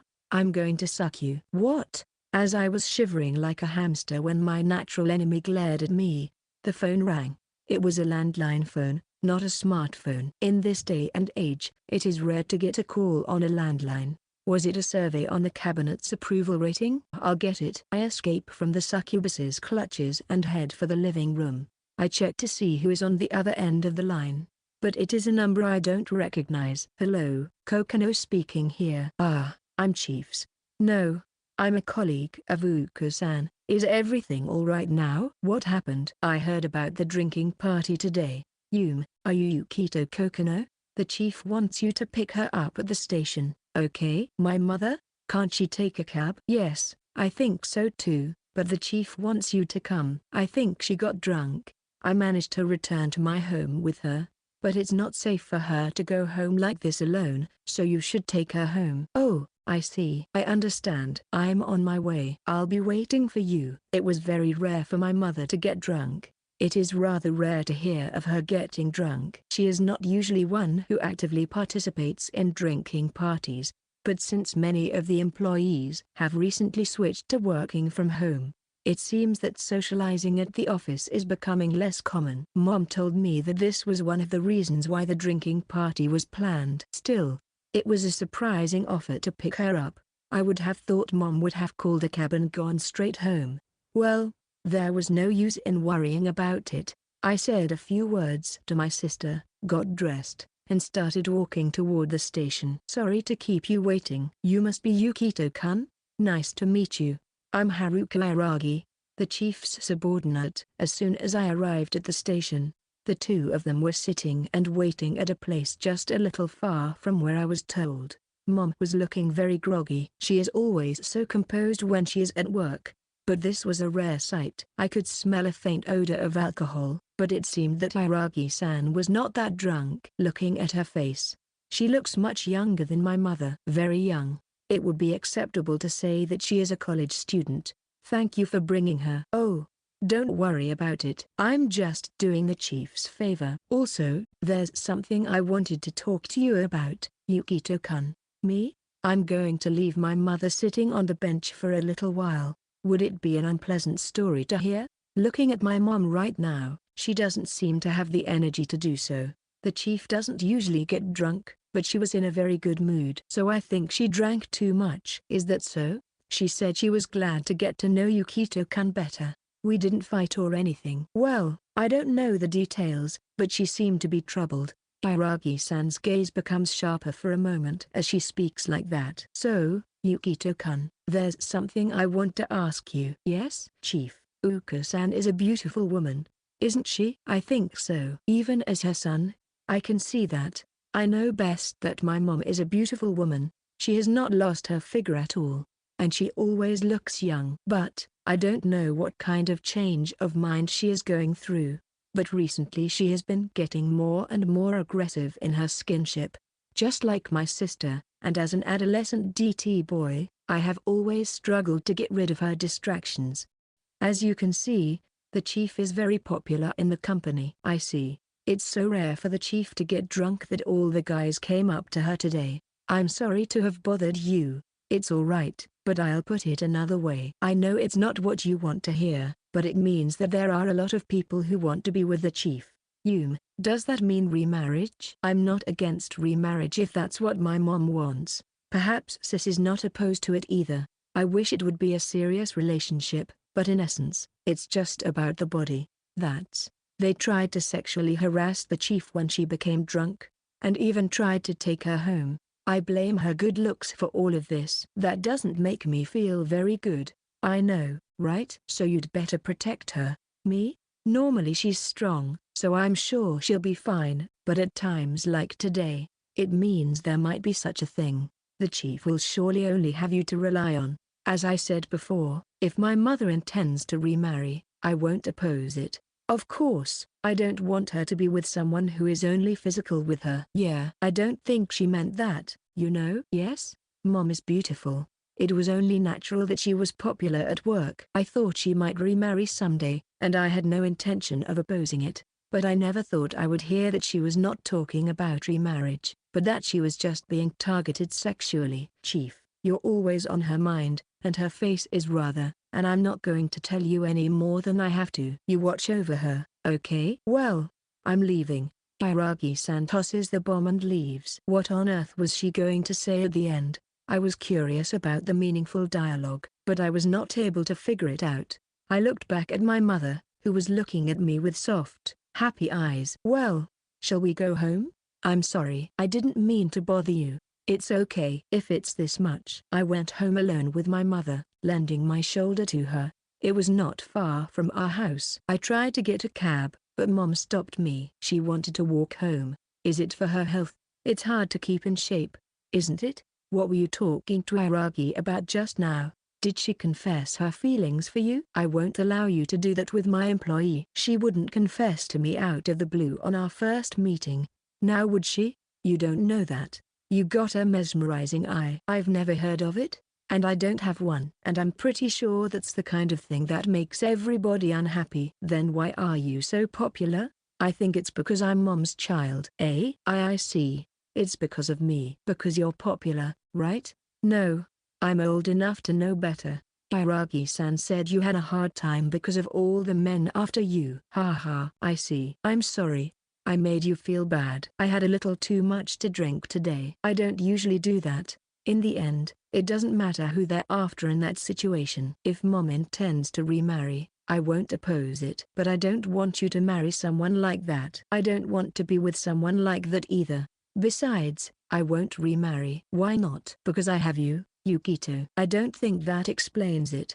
It's okay. That's all that matters now. Hey, don't move so much. And something soft is hitting me. It's your imagination. Mom leaned closer with a mischievous smile on her face. I had never been treated like this before. My nerves are on edge thanks to this. Even though it was nighttime, the temperature was still hot. I wonder if I am sweating from the heat or if it is just cold sweat. Right, let's take a bath together when we get home. WHY? English again. It was the crazy foreigner again. I will refrain from appearing in the future. Mom is also a mother, and she is irresistibly overprotective. I am too old to take a bath with my mother. I'm not a 3-year-old boy. Yes, I have to change the subject of something. By the way, I heard that cis breasts have gotten bigger again. Really? It's G. Phew. I win. I'm H. Something shocking came out. But do you have to compete? I'll show you later in the bath. You can touch it. Crap. The topic hasn't changed. Suddenly, Mom's voice sank. She squeezed out the words with bitterness. Please, I want you to touch me. Mom, I'm sorry. I'm sorry. Because you are kind, too kind. I pat her back to calm her down. The other day, I was diagnosed with breast cancer. It might be malignant. I still have to go for a full examination. Mom's story was shocking. I remember a while ago when she seemed to be having a very hard time. Mom was in agony when she saw the test results. I could feel her body trembling. The truth is, I wasn't going to tell you until I was sure. I didn't want to worry you unnecessarily. But I couldn't. I'm weak. Please. I want you to come with me to the hospital. I'm not afraid of anything if you're with me. Please give me courage. My mother's eyes turned red and she bowed her head. There is only one answer. Of course, I'll go with you. I'm scared. I am scared, Yukito. Mom was crying inside my chest. It wasn't because of the alcohol that she was emotionally unstable. She had been keeping it to herself for a long time, unable to tell anyone about her anxiety and unable to speak up about her weakness. I cursed God. I should be the one to suffer. It should have been me. I am tormented by the helplessness of being able to do nothing but lend my heart. My mother relies on me like this. Am I recognized as a member of the family? It doesn't matter. If there is anything I can do to lighten her heart, if there is anything I can do to help her, I will do whatever I can. She is an important member of my family. She continued to cry for about 10 minutes. I'm at such an old age. I should check myself regularly. I should make sure I don't have any lumps in my breasts. As expected, it would be better for sis to do that, right? I'll ask Yuri to do the same. So, you should, too. Okay? When you say it like this, there is no room for argument. I am Yukito Kokonoe, a man who does not go against his family. No matter what time of day, no matter what time of year. Looking up at the sky, I see that the moon is still shining in the night today. The moon does not change. But am I changing? Emotions I had never known before swirled in my chest. conflicts that arise from my interactions with others. I wanted to believe that one day I would know what these feelings were. Section. What is happening? Matsuki. Are you suffering right now? Question mark. Normally, I would have laughed it off. It's not worth caring about. It is rather something to be doubted. But there it was. The answer to the doubts I had. I got goosebumps when I saw the fact that I could never ignore it. The horrifying array of words written in the book. I read them until my eyes were glued to the pages, and then I crushed them in my hands. Watch me now. I'll make sure to kick you out of this school. The abominable man named Yukito Kokonoe. Witnessing his vile human nature once again, my hatred runs deeper and my anger burns fiercely. To me, the student body president, Kudo Matsuki, was the son, more noble and proud than anyone else. I admired her for being interesting and for doing her own righteousness. She is cheerful, kind, equal to everyone, and has a pure and honest way of life. I was dazzled by her presence. I wanted to be like her. I had such a faint longing. It wasn't rivalry, jealousy, or anything like that. It was a daydream, a night dream. It was my first love. Someday the hidden feelings will quietly burn and warm my heart. It is my sanctuary, a place that no one is allowed to defile. My family is wealthy, that is a fact, and I was raised as a so-called young lady. Perhaps that is why I was always attracted to her uninhibited nature. For me, Matsuki is the very ideal prince who crawled out of the story. I do not intend to impose this feeling on her. I care nothing about my ego. Someday she will meet a wonderful man, get married, and be happy. If I could stand next to her and congratulate her on such a natural happiness, that would be all I needed to do.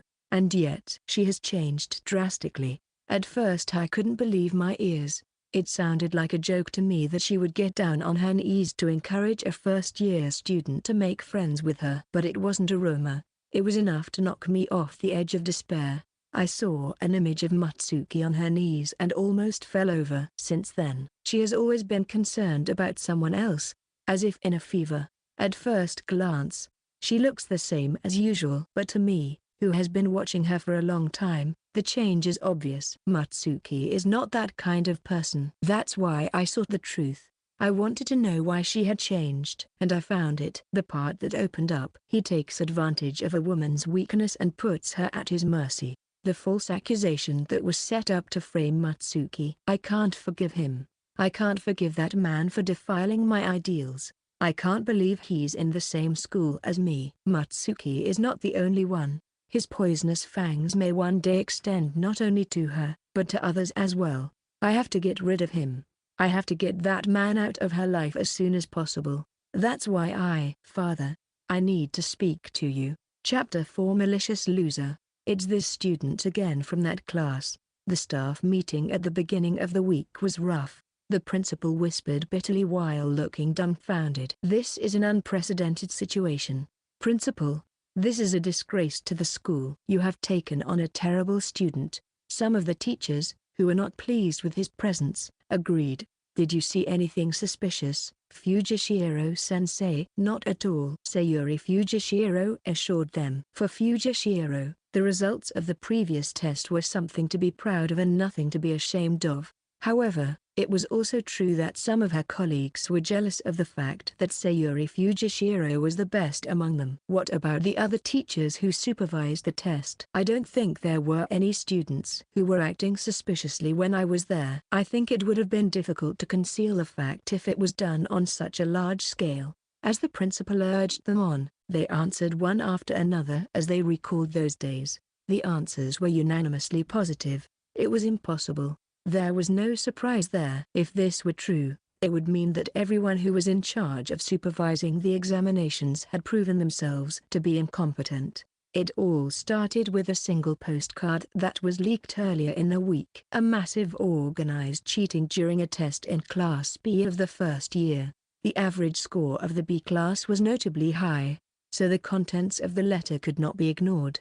However, there is no proof. The teachers who oversaw the test all testified that there was no such cheating going on. If that were the case, it could have been dismissed as just jealousy and a despicable lie to undermine them, but the problem was the student who was said to have led the charge, Yukito Kokonoe. His name is frequently mentioned in staff meetings as a problematic student. The preconceived notion that this student might be capable of committing a wrongdoing clouded their eyes. Why don't we call him out and have him solve the problem under close supervision? Let's expose him. It's as grey as black can be. There is also the matter of slander and libel. Principal, may we consider disciplinary action? Despite the fact that the case was rootless, few would defend it. With Endo looking away, only Fujishiro and Suzuka Sanjoji were struggling on their own. Just now, everyone who surveyed the test testified that there was nothing suspicious about it. I don't understand why this is the case.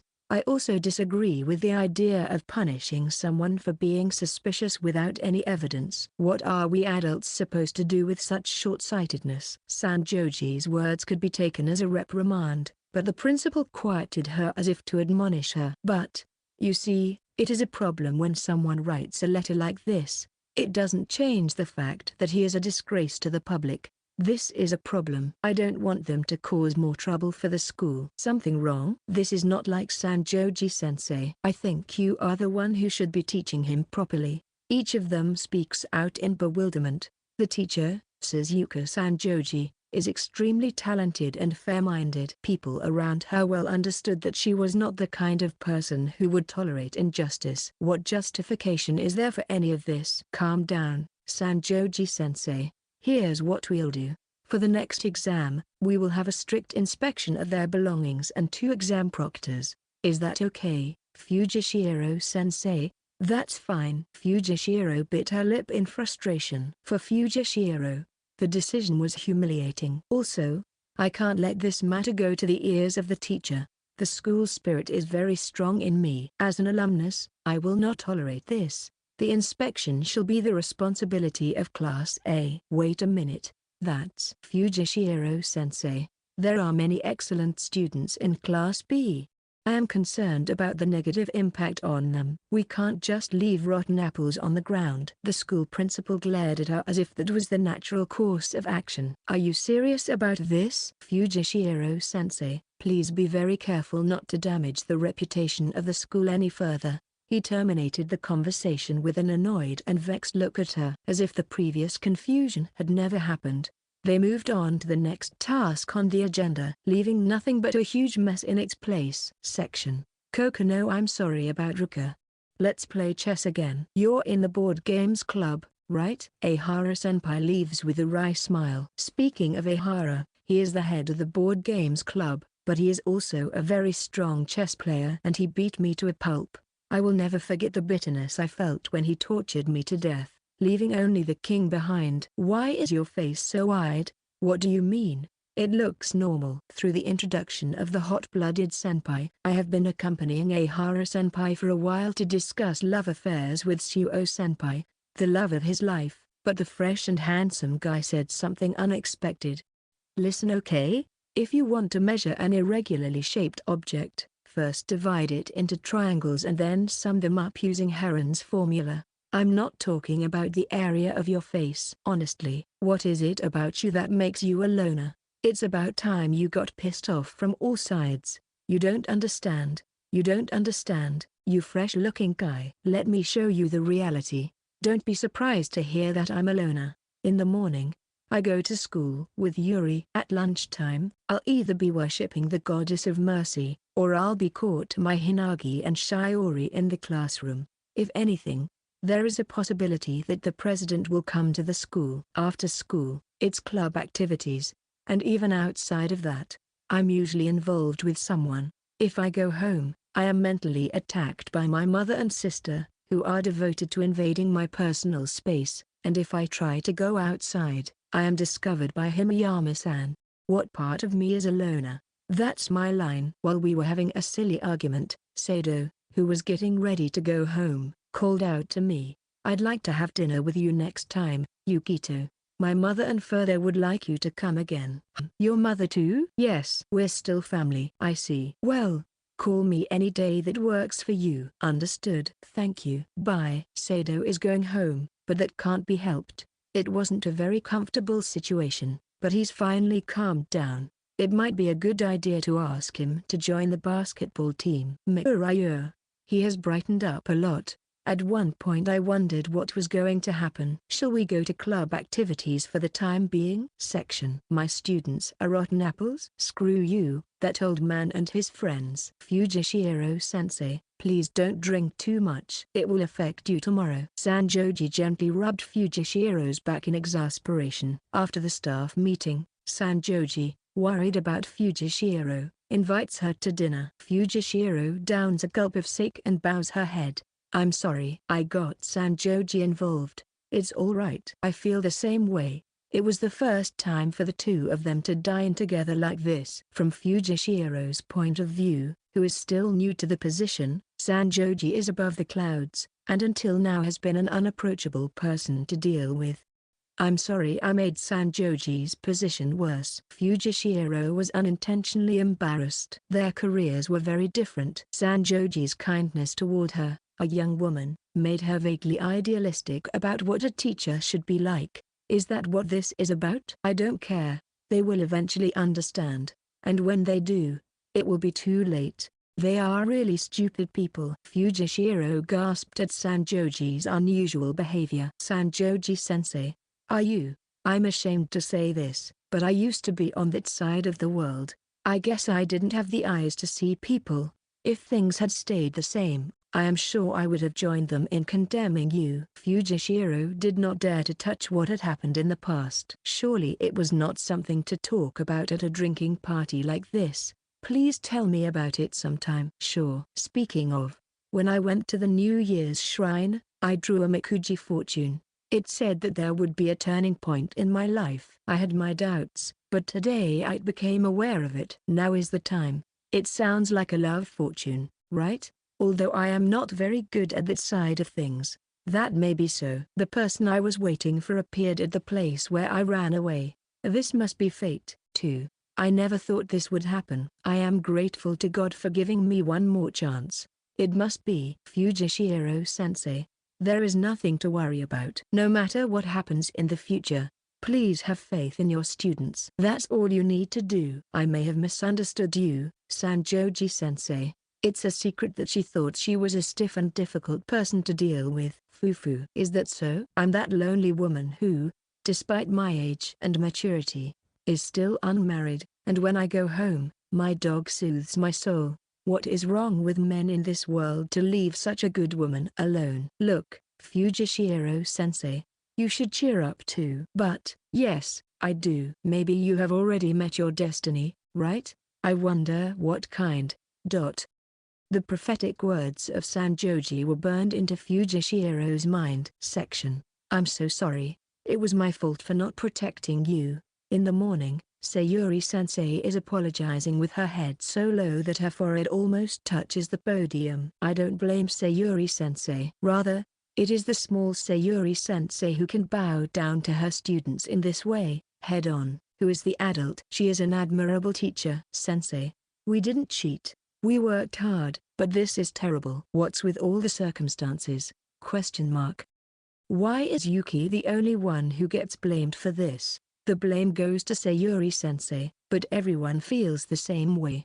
I know that. It was brought up at the staff meeting, but no one took it seriously. So I wasn't going to tell you guys. Sayuri-sensei tells us the story. The genesis of the matter is simple. The last test was cheated and it was on the agenda at the staff meeting. But since there was no proof and the credibility of the information was extremely low, it was not passed on to us. On the other hand, the school, wishing to avoid any misconduct, decided to change the inspection to another class for various reasons. This is the end of the story, but here is where an irregularity occurred.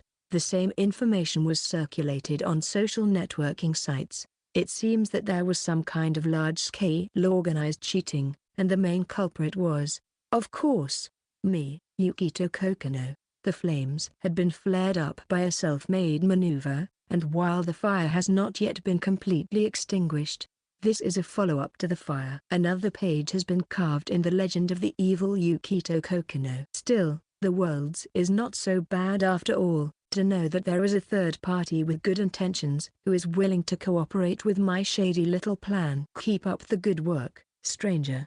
Please don't bring the school's reputation into disrepute. Is that right? Yeah, it's disgusting.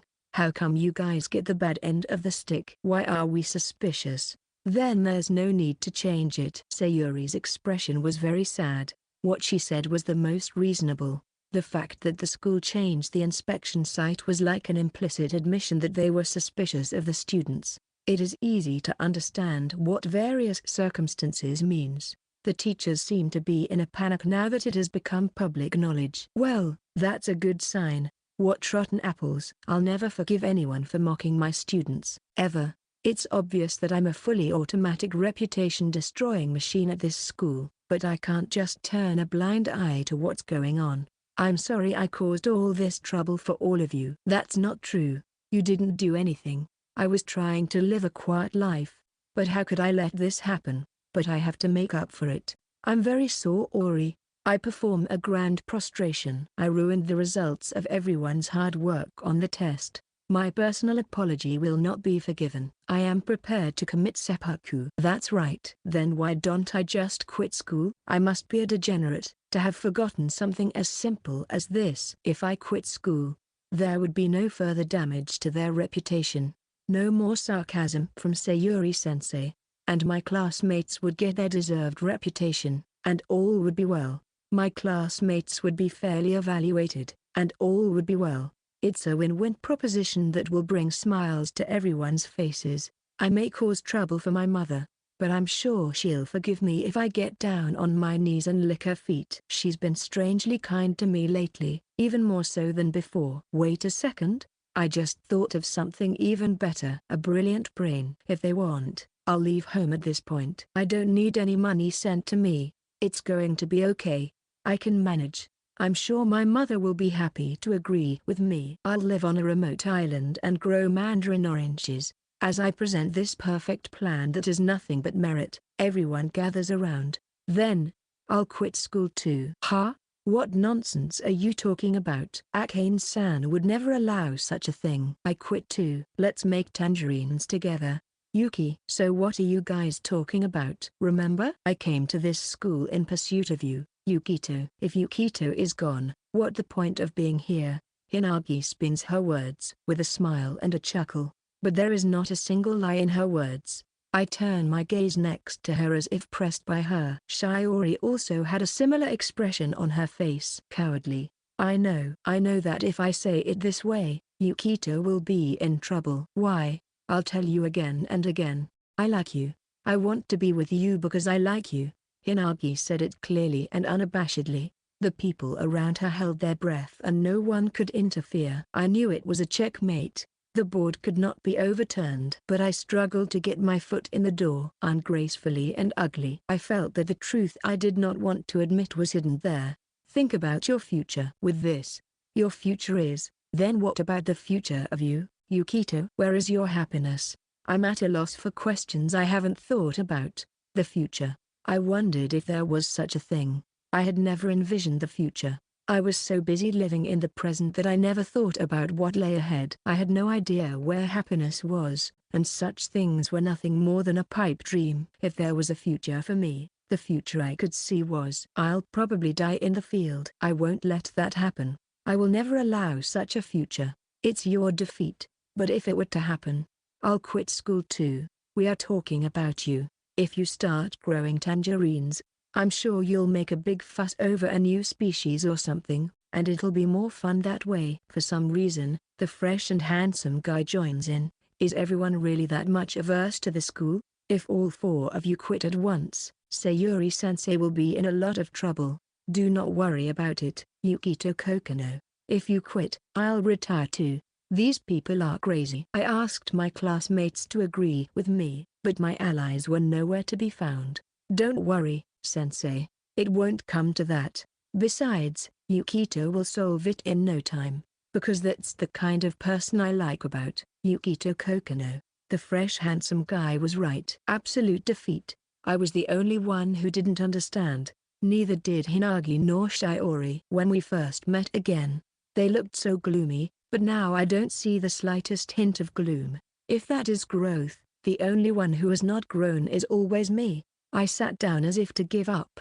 I took a deep breath and exhaled. I deserve to die for making Sayuri-sensei bow her head and deny the efforts of my classmates. Then there was only one thing to do in this situation. Let's make them realize that sensei's bowed head isn't cheap. After the shocking SHR, I opened the newspaper. One of the arguments in favor of newspapers that is prevalent in the world is that, with the internet, one can only get information that interests him or her.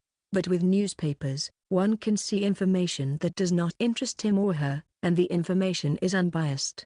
Nonsense. This is nothing more than the plaintive cry of a declining media. Where does the assumption come from that people who read newspapers read them cover to cover? Some people only read the TV section, some are interested only in stock prices. There are probably people who read only the 3-page articles. One should not forget that newspapers themselves are biased. In the end, all media have their advantages and disadvantages, and this kind of advocacy does not in any way indicate the superiority of newspapers. Regardless of this, the class was, as expected, in disarray. Cheating? We didn't do anything like that. You are. There are a lot of terrible things written in the paper. Kokonoe. You shouldn't look at them. Poor Fujishiro-sensei. I didn't think I'd get in trouble for getting good grades. What are you going to do about it, Yukito? What? Another victory for the goddess of the legal profession. Hey, there are goddesses in the legal profession. It's not only in this school, huh? Maybe there are goddesses everywhere. I'm thinking about it. For some reason, Hinagi and Shiori grabbed my arms tightly. What's wrong with you guys? They are looking at me with anxious but strong-willed eyes. No one person can do it alone. We must think together. I won't allow Yukito to be the only victim. That's right. It's not just Yuki's problem. We are all here. You've been going, again. That's enough. She took the newspaper away from me and was unreasonably angry with me. Even so, you know. Suddenly, the local section of the newspaper caught my eye. Hi. Even though my mom praised me, it's sad. A leopard lizard mockingbird comforts a dejected Shakado. What a Gakka figure. I was surprised. Gakka these days can be anything. Pycone. I've got a flash of inspiration. You're still the same cartoonish guy. I hesitate to say my thoughts out loud. It's always easier when I'm alone. No matter what the outcome, I don't have to bear the responsibility, no conflicts. But, maybe, I love you. That's why I can't allow only Yukito to be sacrificed. I think it is the same for everyone. I will help you because I love you, and I will cooperate with you because we are friends. That's all there is to it. What Yukito has done for us so far, you always do your best for someone.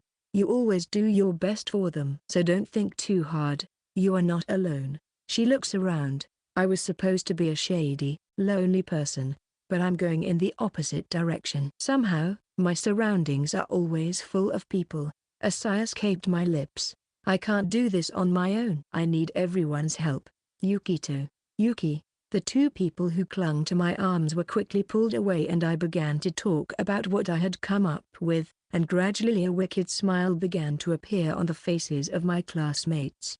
Given what schools are most reluctant to do right now, the answer is obvious. It's the right approach. What were they doing? Putting our homeroom teacher through all that. Let's teach them a lesson. Yukito. Ha ha ha ha. Kokonoe. You're the best. Let's do it. Let's do it. My mom would have said okay immediate. She was originally planning to attend. Yuki, what about fathers? If anything, the school might not like fathers as much. Then, I'll have a little talk with him. I haven't seen Kazu in a while. I'm embarrassed, but I guess I don't have a choice. Takahashi and Akanuma hold hands tightly. In fact, these two have been classmates since junior high school and are apparently good friends. Everyone is already making moves, contacting their families. However, in this situation, it would be irresponsible for me not to inform you. It can't be helped. I could not turn my back on the situation. I had asked for everyone's cooperation, but I couldn't do nothing on my own. I had no choice but to bring a gift and go and ask for help. I hope you can rest in peace, Sayuri-sensei. I should be the one to clear your name. You are aware that our homeroom teacher is still alive, right? He never forgets to fang chop me. The refreshingly handsome is so disciplined. It was very sad. It was hard and painful.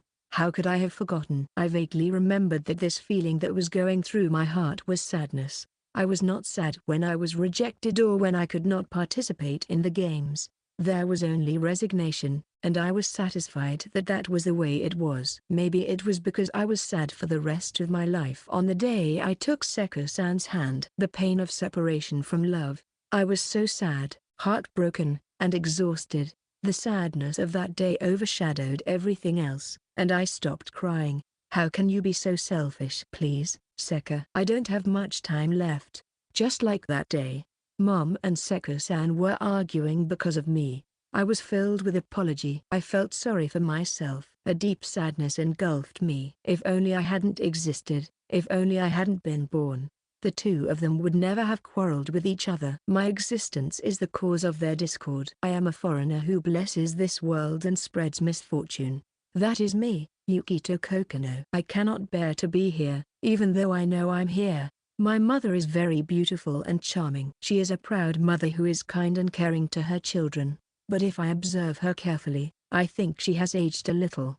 It's natural, and she is young for her age. Still, I know that the burden of the stress, is causing her a lot of hardship. It's not just money. I am exploiting my mother's time, even her youth. I am the biggest obstacle. I will change. I will become a mother who is not ashamed of her children and who is proud of them. Why didn't you do that earlier, to Yuki-chan? It wasn't meant to be this way. It's too lousy to be excused. The reason why the two of them ended up fighting goes back to an hour ago now. It's a trivial thing. Yuki.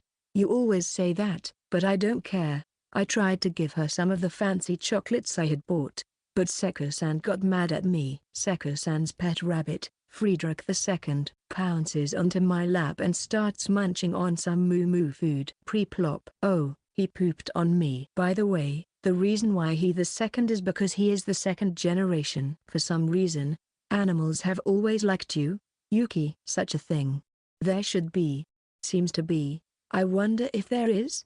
I lost confidence along the way. Come to think of it, when I go to parks and such, the pigeons are usually urging me to feed them. I never have it so conveniently, though. I bet you were a tamer in your former life. Do you like rabbits, Yuki? Rabbits? They're cute and adorable, aren't they? My name contains Usagi too, so I feel like I'm related to them. I see. That's good. I'll order a reverse bunny then. Seko-san, who was satisfied with the order, fiddled with the computer. What is a reverse bunny? I look behind Friedrich II. It pooed again. It doesn't seem to have anything to do with Friedrich II in particular, so I search for it on my phone. Wait.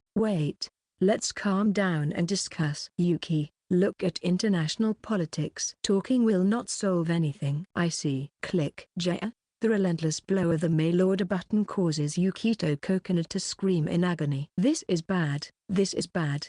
What are you going to do? I'm going to wear it. Who's going to wear it? Me. The beneficial bacteria in my gut are running low. Well then, you think you can escape? There's too much of a difference in level to escape, and if I think about it, this is the boss's room.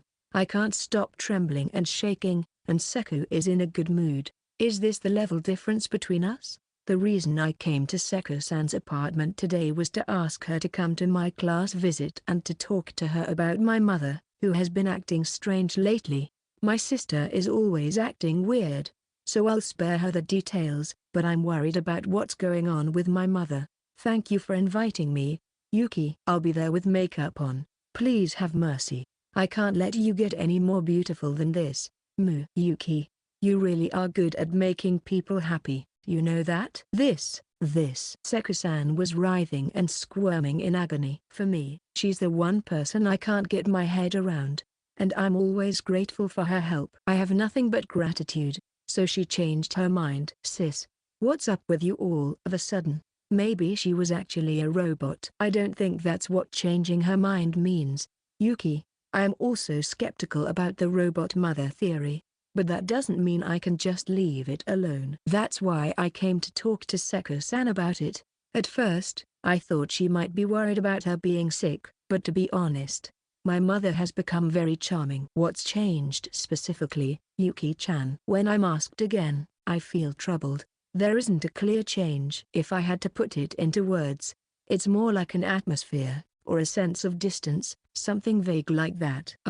It's like she's become more erotic or something. Erotic? Shit. I had unknowingly said something unnecessary again. No, it's not. Oh, that's right. She said something about redoing everything, being my mother. Somehow, the nuance of training from scratch stirred up my uneasiness. Does she want to start over with you? I think so.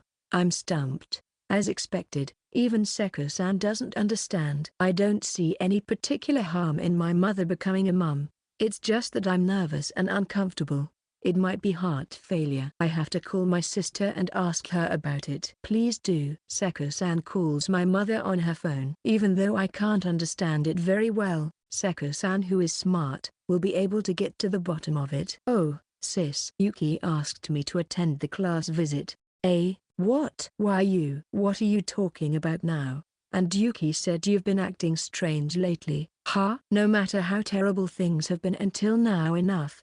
I'm leaving now. She hangs up the phone angrily. Apparently, something had gone wrong with my mother. I was going to leave now, so I decided to follow along. Hey, Yuki, anything going on lately? I used to consult with Seko-san about all sorts of things. I couldn't figure things out on my own, and I couldn't do anything about it. Somehow nostalgic, we talk about recent events as we wish. I talked about meeting people I never thought I would meet again, being falsely and genuinely confessed by someone, a highly sensitive stranger, a strange family member, being falsely accused of molestation, getting into a bicycle accident, and the list goes on and on.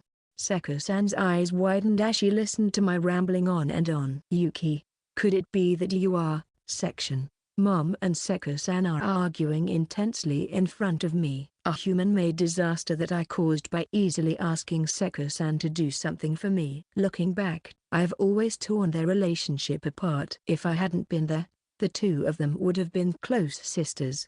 The scene I saw one day, a collision I never wanted to see again. It was because of me, caused by me. All the time, every time. No matter how many times I bowed my head and said I was sorry, the fighting never stopped, and it just made the situation worse.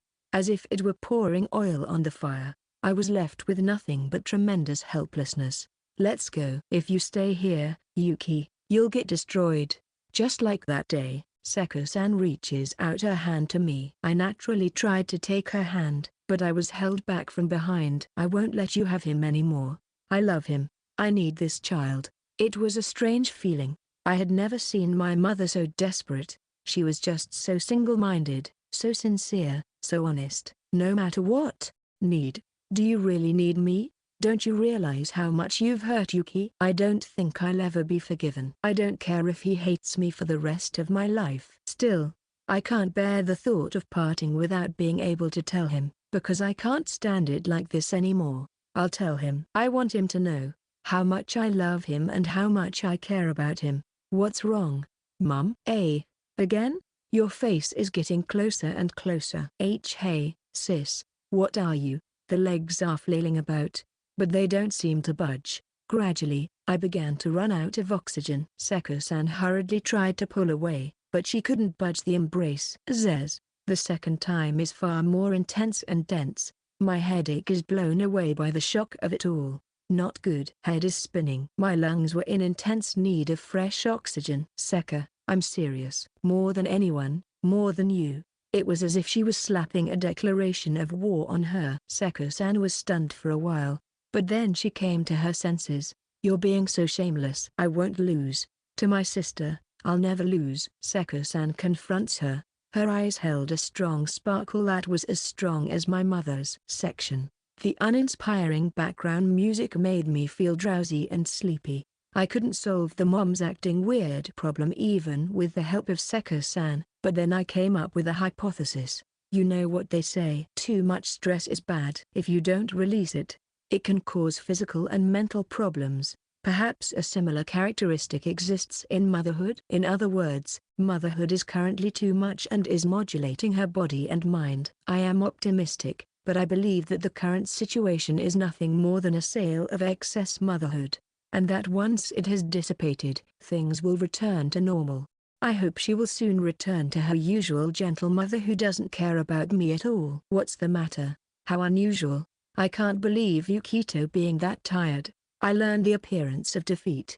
At first glance, it looks like you are studying hard, but it's definitely not for the same reasons. As far as our family is concerned, it is maternal lust.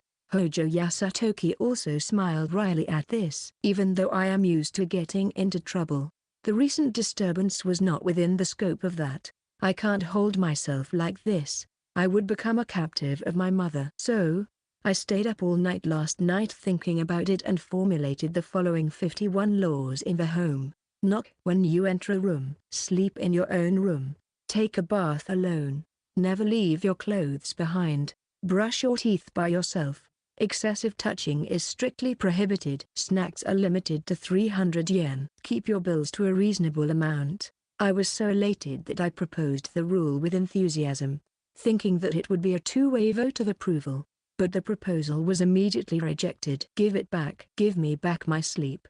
My sister was terrible. Why don't we walk around in our underwear? Okay. She doesn't understand anything. Since the Kokonoe family is a family of 3, the proposal should have passed with the consent of 2 members. If I think about it, there are no allies on my side. By the way, am I allowed to be here? As I was shocked, Shikado suddenly appeared from behind me. As usual, her stealth is as good as ever. Is it really necessary to erase your presence? If anything, she is the key person in this case. If you have any problems with reptiles, don't hesitate to ask her. Leave it to me. But it doesn't seem like I'll have a chance to do anything. Dragging a dreary Shikado with me, I take a seat at the table with a refreshingly handsome man. The blue sky is beautiful.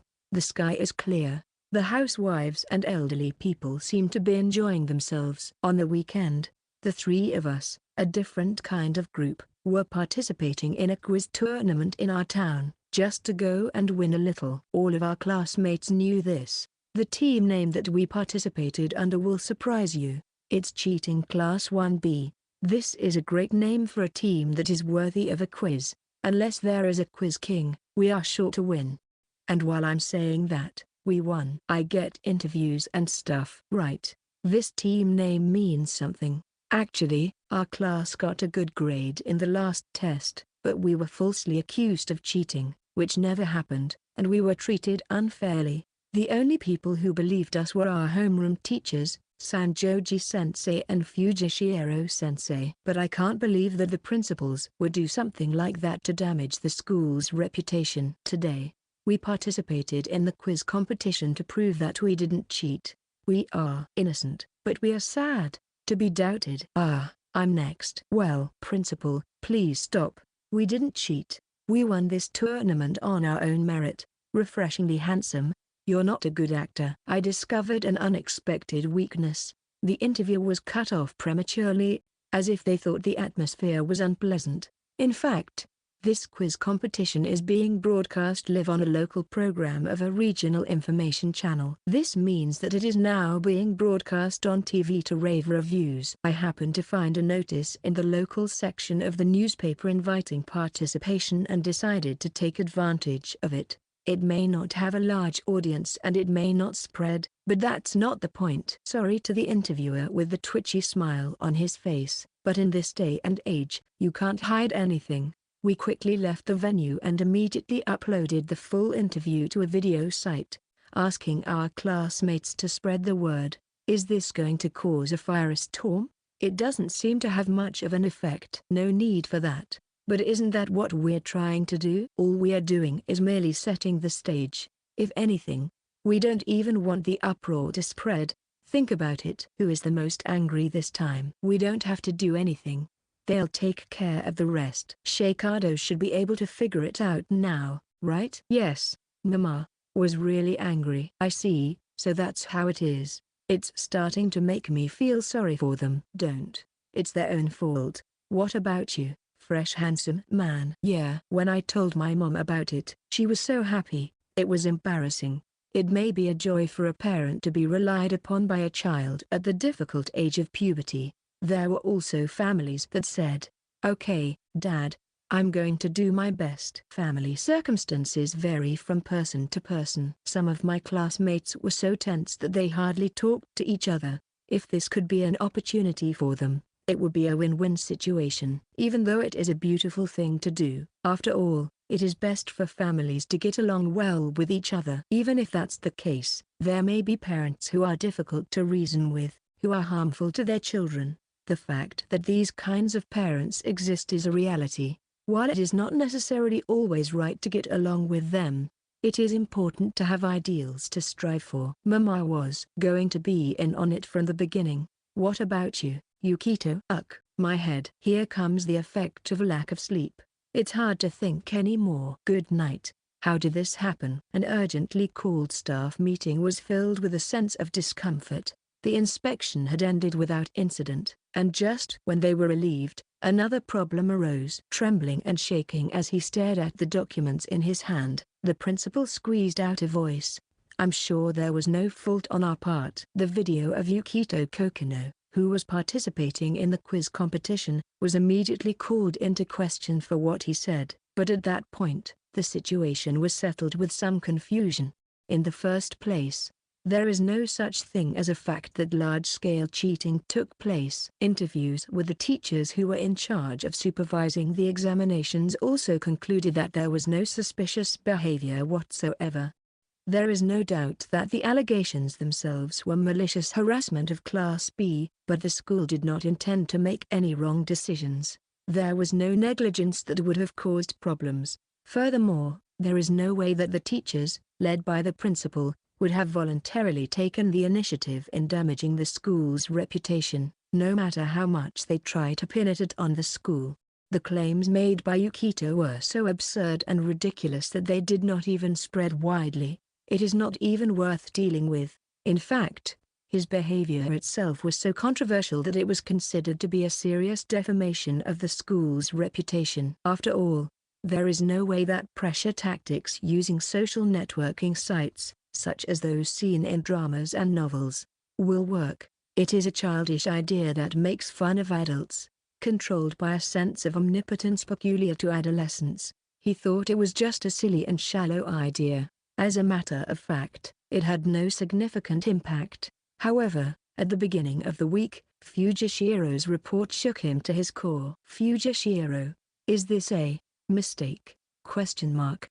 With a bead of perspiration on his forehead, he was compelled to confirm this, even though he was hoping it was a lie. The rest of the students don't know until the end of the day. How did this happen? The principal muttered the same words as before. No one else spoke. Finally, he realizes this was his main goal from the beginning. It was not a foolish and reckless act by a confused student. It was a precise, detailed, and calculated attack on a weak point. From what I hear, many of the parents are outraged. Sanjoji winks at him for a moment, and then returns the same look. Sanjoji-sensei, did you know this was going to happen? This year, most of the parents were scheduled to participate in the class visit, which is usually attended by only about 20% of the students. Only 2 parents circle do not attend. Those 2 parents were also in the process of adjusting their work schedules until the very last minute. Like the principal,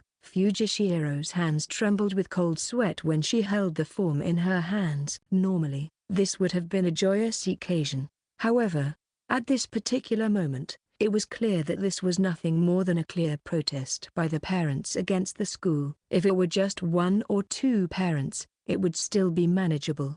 But if there is a high possibility of being scolded by this many parents, it's not possible to continue as normal. Some of the parents are high-status individuals and it's not known who has what connections. Unable to pretend that it all didn't happen now, he was stuck in a situation where he was trapped in all directions. I never thought that I would even be protected by Yukito Kokonoe. She mocks herself in her chest. If such a thing were possible, there would be no need to go to the trouble of doing it that way. The reason why he dared to make such an unreasonable claim in the form of a video was to clarify the position of Fujishiro and Sanjoji. If the names of Fujishiro and Sanjoji had not been mentioned in the video, Fujishiro would have been just as horrified as the principals. Yes, I'll be nice to him next time, but still, I never thought that even the parents of Miuraya would participate. Really, that man. I don't know which one of us is the teacher.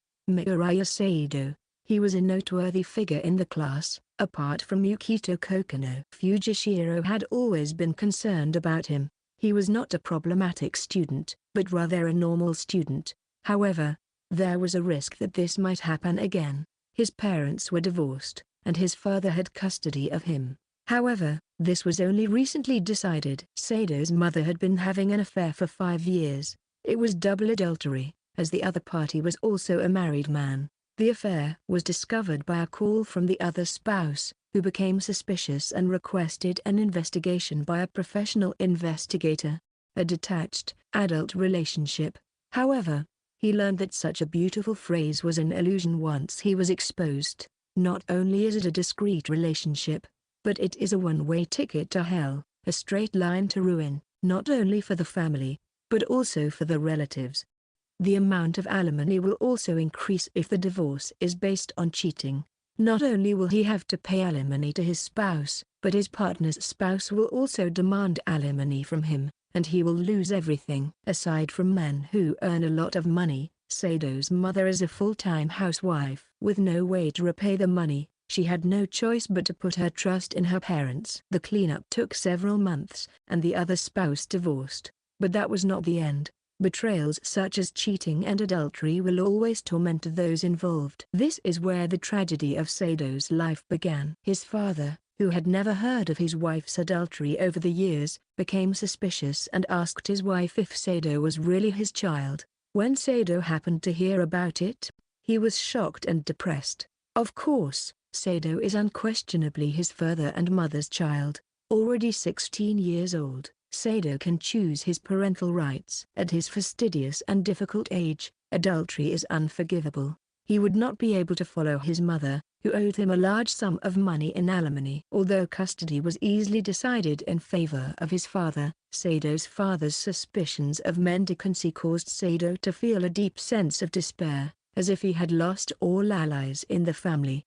He is the only son and has no siblings. His father, who immediately realized his blunder, apologized, but it was too late. He was left to deal with the situation alone, suffering and struggling with algae. Even Fujishiro could clearly see that Sado was pale and emaciated. When he finally reached the end of his rope, the person who extended a helping hand to him was Yukito Kokonoe. Yukito Kokonoe has been talking with many of his classmates for a long time. For some reason, the questions he asks for help are also diverse. They range from how to solve a problem he doesn't understand to how to get rid of a stink bug that is stuck to the screen door. Perhaps it is because he places himself at the bottom of the pile that he is so easy to talk to. Why can't I be a loner? Fujishiro thinks it will be impossible as long as he stays in school. Come to think of it, Soma has become a lot brighter lately, and if I may say so, Suo, too. What is that man really doing day in and day out? Soma Kyuka, huh? The student is famous among the second-year students, but the truth is that many of them hated her. Being referred to as a high-class flower may sound good, but if that kind of atmosphere and attitude rubs people the wrong way, it's not likely to be well regarded by the same sex. Or at least that was the case until now. Recently, however, she has somehow become very soft-spoken and no longer has the sting and prickliness that she used to have. And this has led to a significant change in the way she is viewed not only by the opposite sex but also by the same sex. The correlation between the people surrounding Yukito Kokonoe is complicated and bizarre. People mysteriously gather around that man, against his will. There is no telling why Sado Miuraya decided to open up to Yukito Kokonoe. Was it because he could sympathize with the fact that Yukito Kokonoe was also a single parent? Or was it because he was always in dire straits?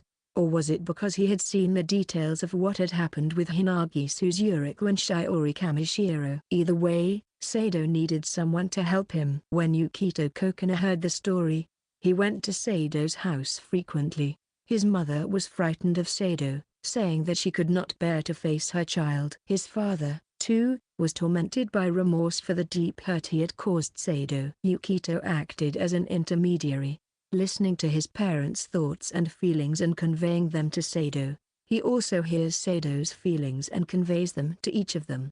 At first, the parents were puzzled by the sudden appearance of Yukito Kokonoe, but when they learned how he was doing at school and how much pain Sado was in, they burst into tears. The parents apologize while crying. Sado heard about it from Yukito Kokonoe with tears in his eyes. In this way, he patiently and repeatedly bridged the gap between the two sides. These days continued, and gradually the relationship began to improve. The divorce remains unchanged.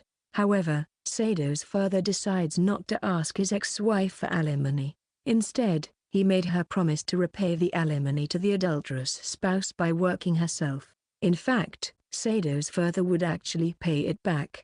He also made a promise that when all the repayments were paid, he would consider restructuring the marriage. Sado was a witness to the Mirai couple's relationship.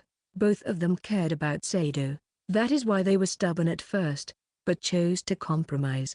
The righteous mother cannot act like a mother at the earliest opportunity. No matter how much she talks to her children about studying, obeying the rules, and other moral and general issues, if she is kicked out of the house by an affair, in some cases, the mother's presence may have a negative influence. There is no such thing as a full circle at the time of adultery. Everyone is hurt, and the cost of a trivial temptation is too great. Nevertheless, this settlement saved Sado's heart. And as a consolation prize, Sado asked his parents to come to his class. His mother, who cried for hours apologizing that she had no right to do so, finally nodded her head. And his father, also in tears, promised to attend. Sado never forgave his mother. If he had been a little younger, he might have rejected her altogether. He was able to come to terms with the situation, and there was someone who reached out to Sado. It was a choice that was made because of the timing. No one knows if it is right or not. It will probably be a long time before the result is known. Fujiashiro heard these details directly from Sado. Apparently, Yukito Kokonoe told him that his homeroom teacher was worried. He is a man who is always on top of things. Fujiashiro was devastated by her own helplessness. Certainly, she was worried. She was concerned, but it could be said that she was just anxious. It was impossible for a teacher to get involved in a family situation, let alone a school problem. It would be even more so if she considered it only as one of the places of employment. That is why Fujiashiro respects Sanjoji for her philosophy, but even Sanjoji can't help her.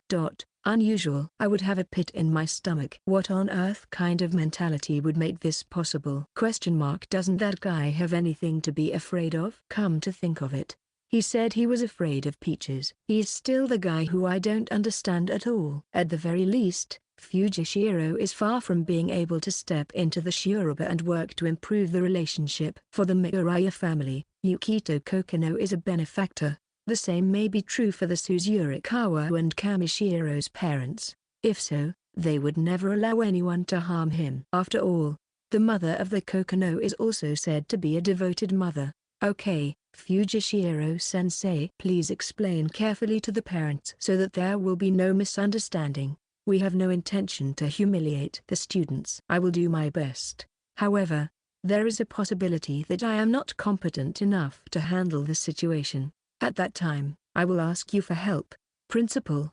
The principal shudders and shakes. One wrong move and the situation could turn serious. He is now in a situation like he has never been in before. All he can do is hope that the situation will pass without incident. I understand. Sleep with a shiver, you bald bastard. Swearing. Not understanding what he and the others were becoming enemies with. There was no hint of the decisive situation that awaited them in the future. From that point on, the staff meeting was chaotic. A discussion was held to determine how the situation had been handled without any problems, and a list of hypothetical questions and answers was prepared.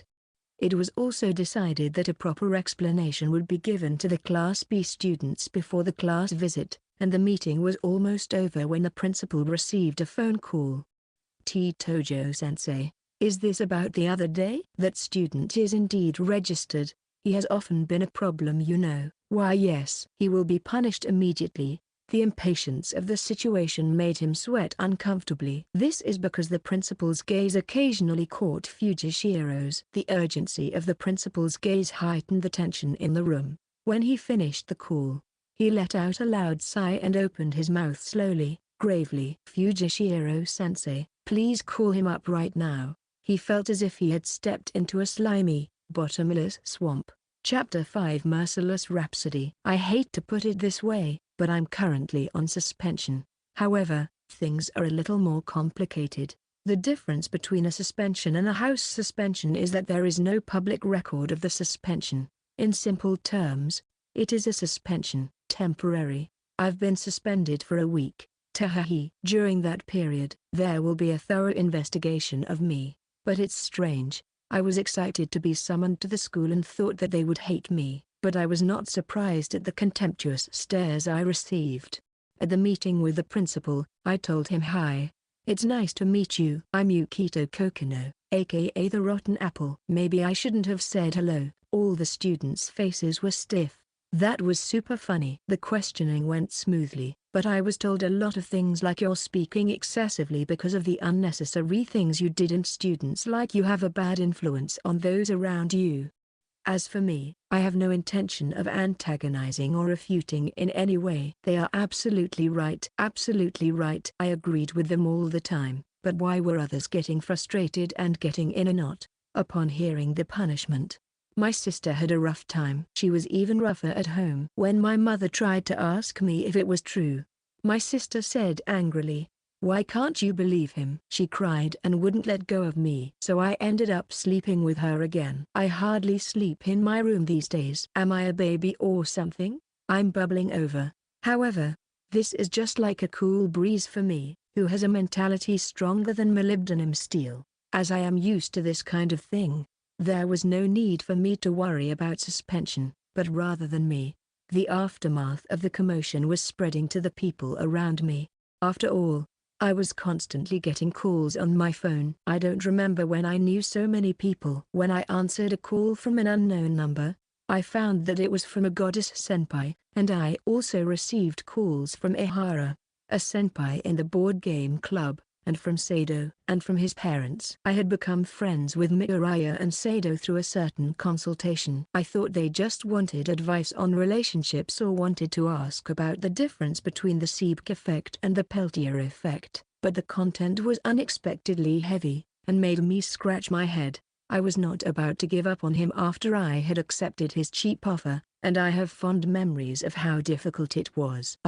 My phone is ringing again. It was Suo-senpai. How does everyone know my address? Before I knew it, my address had leaked out. Was it the work of a registrar? In this unprecedented fever, which I have never experienced before in my life, the time may have come for me to give up the signboard of shady loser. However, that can wait. What I have to think about now is myself. It's not right. My discomfort is growing day by day, and my doubts are only getting bigger. No one trusts me at all. My mentality is too strong. Now I don't feel anything or get hurt, but is that really possible? What I lost was too much. In exchange, I felt like I had this strength I didn't need. But when did I become like this? If I say I'm in a period of house arrest, that's just fine. I'll use this time to look for clues to find myself. I'm sure it's a necessary process to repair my brokenness. Still, the suspension is laughable. It's a storm of hugs. In soccer, you get sent off for 2 yellow cards, but in my case, it seems I had accumulated about 10. Before I knew it, I had become not a department store of suspicions, but a headquarters of suspicions. How nostalgic. The legend of the evil Yukito Kokonoe is still growing and going strong. However, all of the allegations are baseless accusations, but the only one that is true is the slander and libel against Hinagi on social networking sites.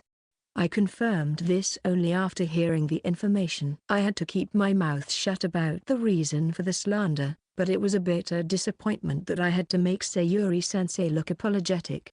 Although the ostensible reason for the disciplinary action was the incident with Hinagi, a certain amount of time had passed since that incident. It is not reasonable to suddenly hear about the case now and punish me for it. According to what Sayuri-sensei told me secretly, There was pressure from a prefectural assembly member, but I don't remember any grudge against him, and I didn't know all the details. Why was I suddenly suspended from school? That's what I want to know the most. It all started a few days ago when a rumor circulated in the school. A few days ago, a rumor circulated in the school that a senpai was being blackmailed into a physical relationship with Yukito Kokonoe. Section. What is the meaning of this? Explain this. Yukito wouldn't do that. I'd think so too.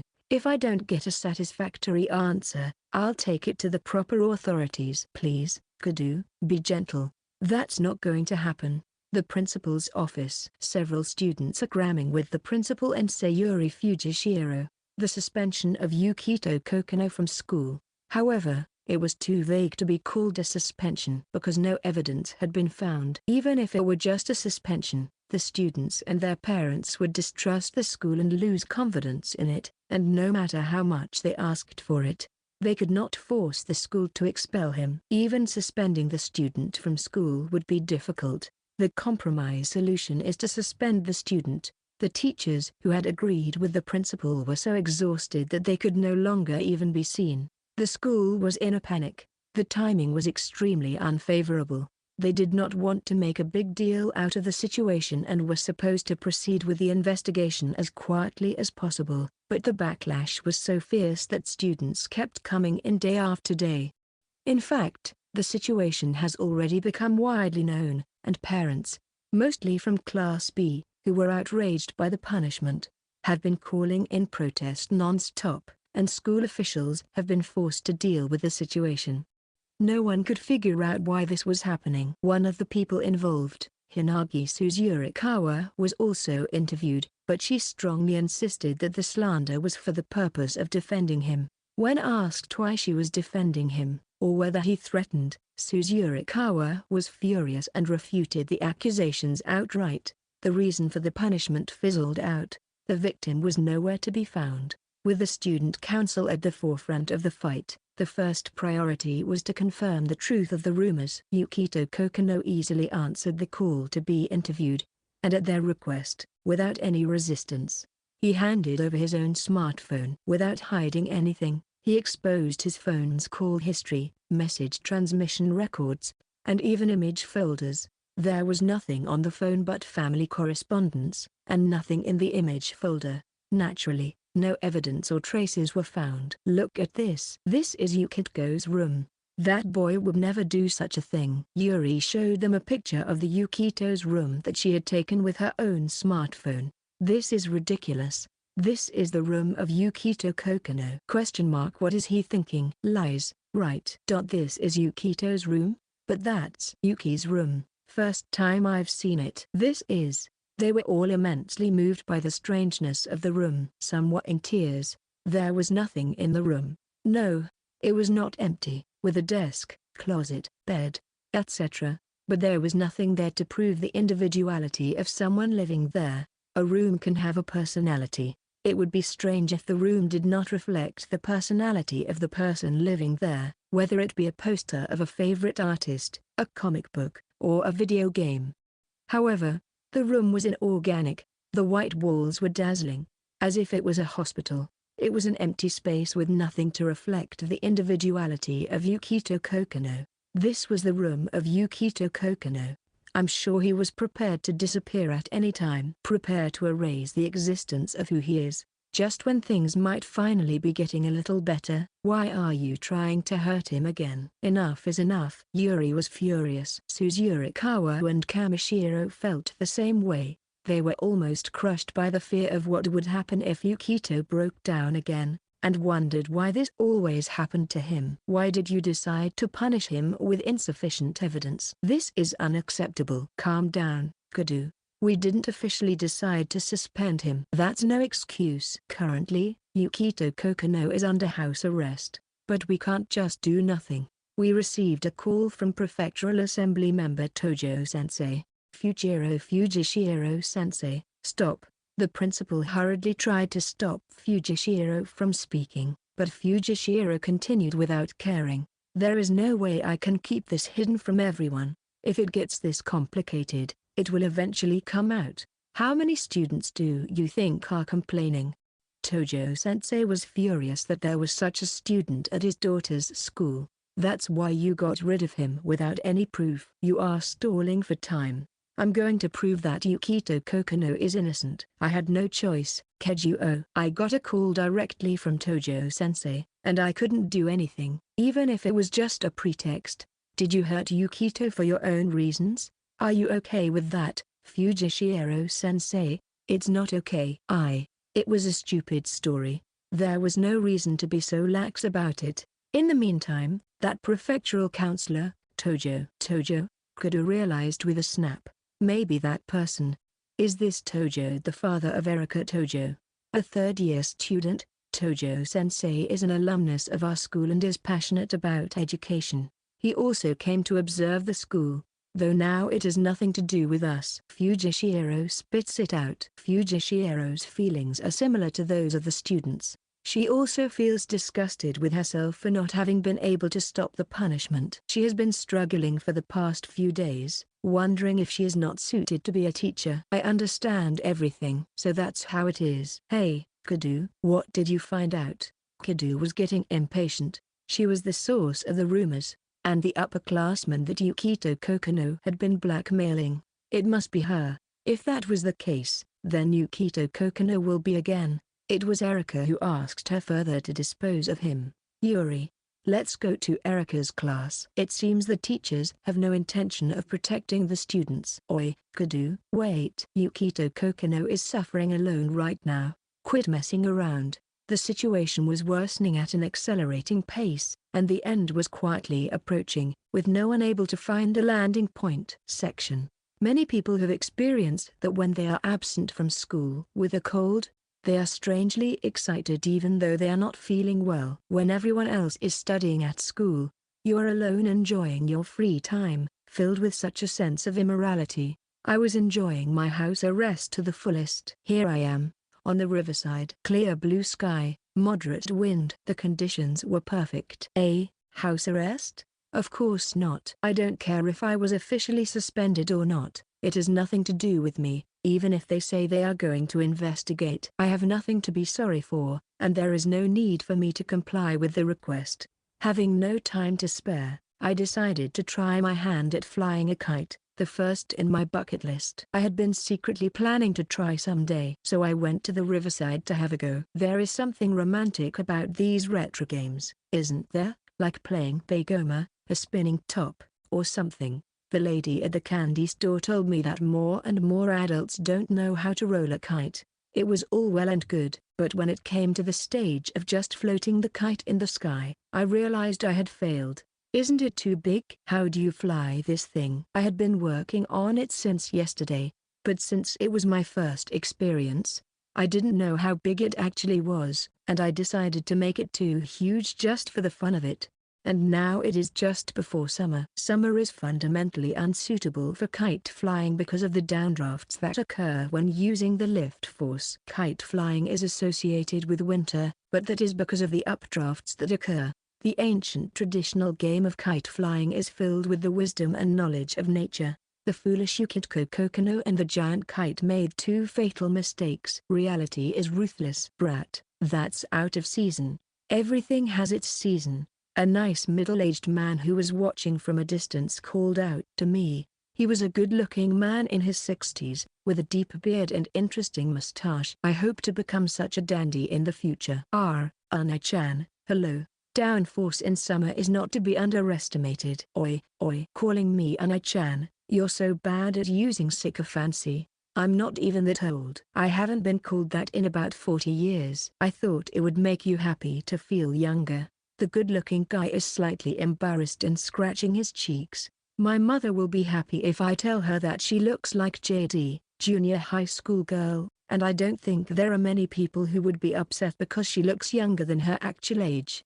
But that doesn't mean there isn't a limit to what you say. But hey, isn't this thing too big? Why are you flying a kite in the summer again? It's my first time trying it. Right, Unai-chan.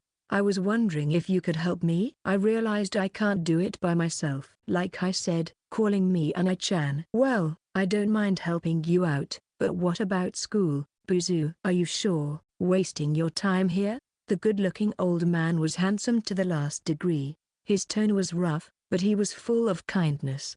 Actually, I'm under house arrest, so I have a lot of free time on my hands. Oh? Did you do something bad? No, not at all. Therefore, I do not intend to comply with the punishment, but rather to enjoy this opportunity to the fullest anyway. I have no place at school or at home. The rate of not only my sister but also my mother's presence in my room has been increasing recently. I feel uncomfortable because of this. The tension in the room is so great. This is probably a ground-up attack. I'm being implicitly urged to get out of the house as soon as possible. The day when I can grow mandarin oranges on a remote island is not far off. Buzu. Don't be sad. What's the matter with you? If you have a problem, tell me. You know, kids can depend on adults as much as they want. I'm a young man with a short life ahead of me, and you have a future ahead of you, so your value to society is different. Don't be so hard on yourself. The handsome old man, who was a bit brittle with tears, sniffled and patted my head with his stout hand. I am grateful to you for your concern, but it's only been a week or so, and I'm fine. Is Ana-chan on vacation or something? Me? I've got to make some arrangements. I can't just leave it to him. The guy I've known since he was a baby is finally getting married. I have to celebrate it in a big way. Congratulations. Well, I don't know if I should be the one to tell you this, but thanks. I heard that Imiyama-san's brother is getting married, too, and I'm kind of happy for him. I just wish them both a happy future at the start of their lives. A future with someone else, too dazzling for me. Buzu. Yukito Kokonoe, huh? How do you know my name? Are you a psychometrist? Why, it's written on the kite in big letters. Hey, you're being rather assertive, huh? I was going to draw a picture, but I couldn't think of a design, so I thought my name would do. The white kite has the name Yukito Kokonoe written on it in big letters. It is an ironclad rule to write your name on your belongings. You're a strange guy, you know. That's funny. I don't know why people say that to me so often. But you don't look like a bad guy. I'm still a good judge of character. That's right, Buzu. Are you hungry? I'm going to give you a treat. I'd like to hear more about it. And if you're not busy, you can come visit me anytime. I'll teach you how to handle and hold a fish. Ooh, those are survival skills that will come in handy when I am summoned to another world. You're more or less going to be expelled soon. You seem to know a lot about it. Are you back from saving another world? I'm too old to be saving the world. My grandson loves that kind of stuff, and I've been watching cartoons with him, and I'm getting to know a lot about it. Come on, let's get this kite in the air. The kite soared high into the sky with the wind as I pulled it as hard as I could in cooperation with a good-looking old man. Ooh! The crowd cheered from a distance, watching from afar. They were curious. Housewives pushing strollers, businessmen who had obviously skipped work, and people who had stopped running to watch the kite flying, all cracked up and applauded. This is kite flying. I am satisfied. Normally we do it in the winter. Why at this time of the year? While I was impressed, I was hit by a strong wind for a moment. Hi-ow. Oi, what are you doing? Are you all right, Buzu? Hinagi's point of view. Erika, are you satisfied? Eliminate the people you don't like and expel them from school. Is this what you wanted to do? Lies. Lies. Matsuki, you are being deceived. Wake up. It is you who must wake up. President Kuda grabbed Tojo-senpai by the chest and pressed up against her. A dry crackling sound was heard and Tojo-senpai staggered back with a slap. The classmates of Tojo were looking on in amazement. Those who had been following behind gasped at the unusual scene. President Kuda and Tojo-senpai, no matter what kind of relationship they have with each other, one thing is clear: Yukito must have just been caught up in the middle of it. A few months after entering the school, Yukito has always been in the center of the conversation, but his reputation is terrible. He has been called a bad influence all over the place. In the first place, suspensions are rare, but when it comes to a freshman in the middle of a whirlwind, he attracts attention whether he wants it or not. Everyone is just curious and will do whatever they want to humiliate him. At this rate, even if Yukito returned to school, it would be a needle in a haystack. Why is that boy flying in the sky? Question mark. While looking at her phone, Yuri was muttering something. I'm sorry, Yuri. Inaudible apology muttered in my chest. The original reason for this is because I relied on Yukito so easily. No matter how much I apologize, I cannot be forgiven. I have hurt him and caused him pain over and over again. But I made a promise. On that date, Yukito relied on me. I have to do something. I swore I would help him, that it would be my turn to help him. But I don't know what to do. I can't do anything on my own. I was in such a hurry that only my feelings were spinning out of control. I hate myself for being so stupid. I am now being shown my inadequacies. I am not a good communicator. Ever since I entered the school, I have only followed Yukito and have not actively engaged with others. In times like this, Yukito would always be able to figure out what to do immediately. Tears were spilling down my cheeks because of my helplessness. What have I done all this time? I have always asked for help, so I didn't realize how difficult it was. I had never noticed the pain and the suffering. Be calm, Hinagi Suzu Kawa. If you can help, it doesn't have to be me. I am a defeated heroine. Then it can be someone other than me. Yukito doesn't care what it takes. Then I'll do it too. I remember the words of Yukito. Don't be so narrow-minded. He had said, so many people have gathered here to worry about Yukito. It is the footprints that Yukito has left behind. It's not vague. Rumors are not vague. People who know Yukito, people who have touched Yukito, have overturned the false image of Yukito. I see, so that's what this is all about. Now I finally understand the meaning of those words. The vision opens up and my thoughts become clearer. I have always relied on and always looked at Yukito. And that is something I have always lacked. It is the power to break out of a situation, the power to recover from it, something that could be called life experience. What else did Yukito say? Remember, Hinagi? Yes, Yukito. Suzu Kawa-san. Sato-san? I can't take this anymore. Why is it only Kokono-kun? I'm the one who caused this. Two people rushed to me. Sato Koharu's jealousy made me suffer. It's just resentment. But there was no grudge. I didn't hate her because I understand her feelings so painfully. I loved him so much that I didn't want to give him to anyone. I don't want to give him to anyone. Even now, Miyahara-kun is next to her, supporting her. The ideal two people. How could I have forgotten? How could I have forgotten? I didn't tell Yukito. Taking a deep breath and looking around me, I see a lot of beautiful and colorful things abounding. That's right. I have seen only dirty things. I thought everything around me was the enemy. But it wasn't true. If I am calm, I can see it. Kamishiro told me that she wanted to be my friend. I was also supported by President Kado, Yuri-san, Sato-san, and everyone in the class. Even the teachers are willing to help.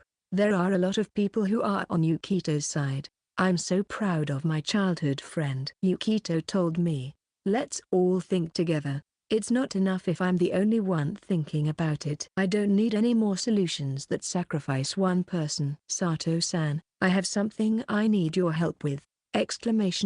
Yes, anything is fine. This time we must do our best. Without a moment's hesitation, Sato-san responds. Sato-san is strong because she is not alone. Excuse me. I have something I want you to hear. I call out to the president. There is no need to hide anything anymore. Because I have Yukito next to me, the childhood friend who made me believe that I could overcome any difficulty. Wait for me, Yukito.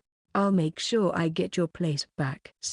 I inadvertently had the precious experience of flying a kite in the sky. Am I a ninja or what? Ninna Kyoji was not an elder brother, but a general. He made and served us his own sushi, which was exquisite, and the sophisticated interior of the restaurant was distinctly different from ordinary eateries. Above all, I can't find it on the internet. Is it a secret society of evil? Even with the power of search engines, which cover the entire universe, I could not find any details about the restaurant. The owner told me that the name of the restaurant was because it was only open on certain days, but that I could come and visit anytime. Next time, I will invite the mothers and others. But then again, Yukito, what are you doing here at this time of night? Don't you have school? Himeyama-san is smiling as usual, but she also looks somewhat worried. Even though I am under house arrest, I can't really stay cooped up and never step out of the house. In fact, it would be unhealthy.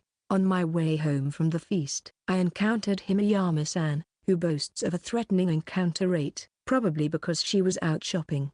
And now I'm here. No, it's fine, though, right? This person has a strange sense of distance. Yeah, I'm ashamed to say that I've been suspended from school. I baked some cookies. How do you like them? Thank you.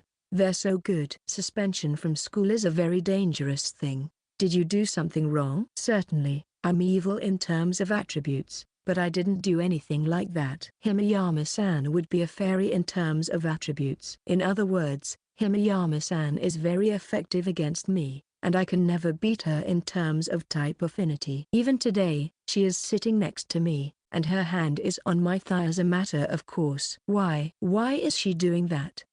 Anyway, there was no reason to hide it, so I told the truth. In my experience, I have learned that when I hide things or do other things, somehow misunderstandings and misconceptions cause more commotion. I don't make the same mistake. Honesty is the best, right? So, can you please take your body away from me just a little more?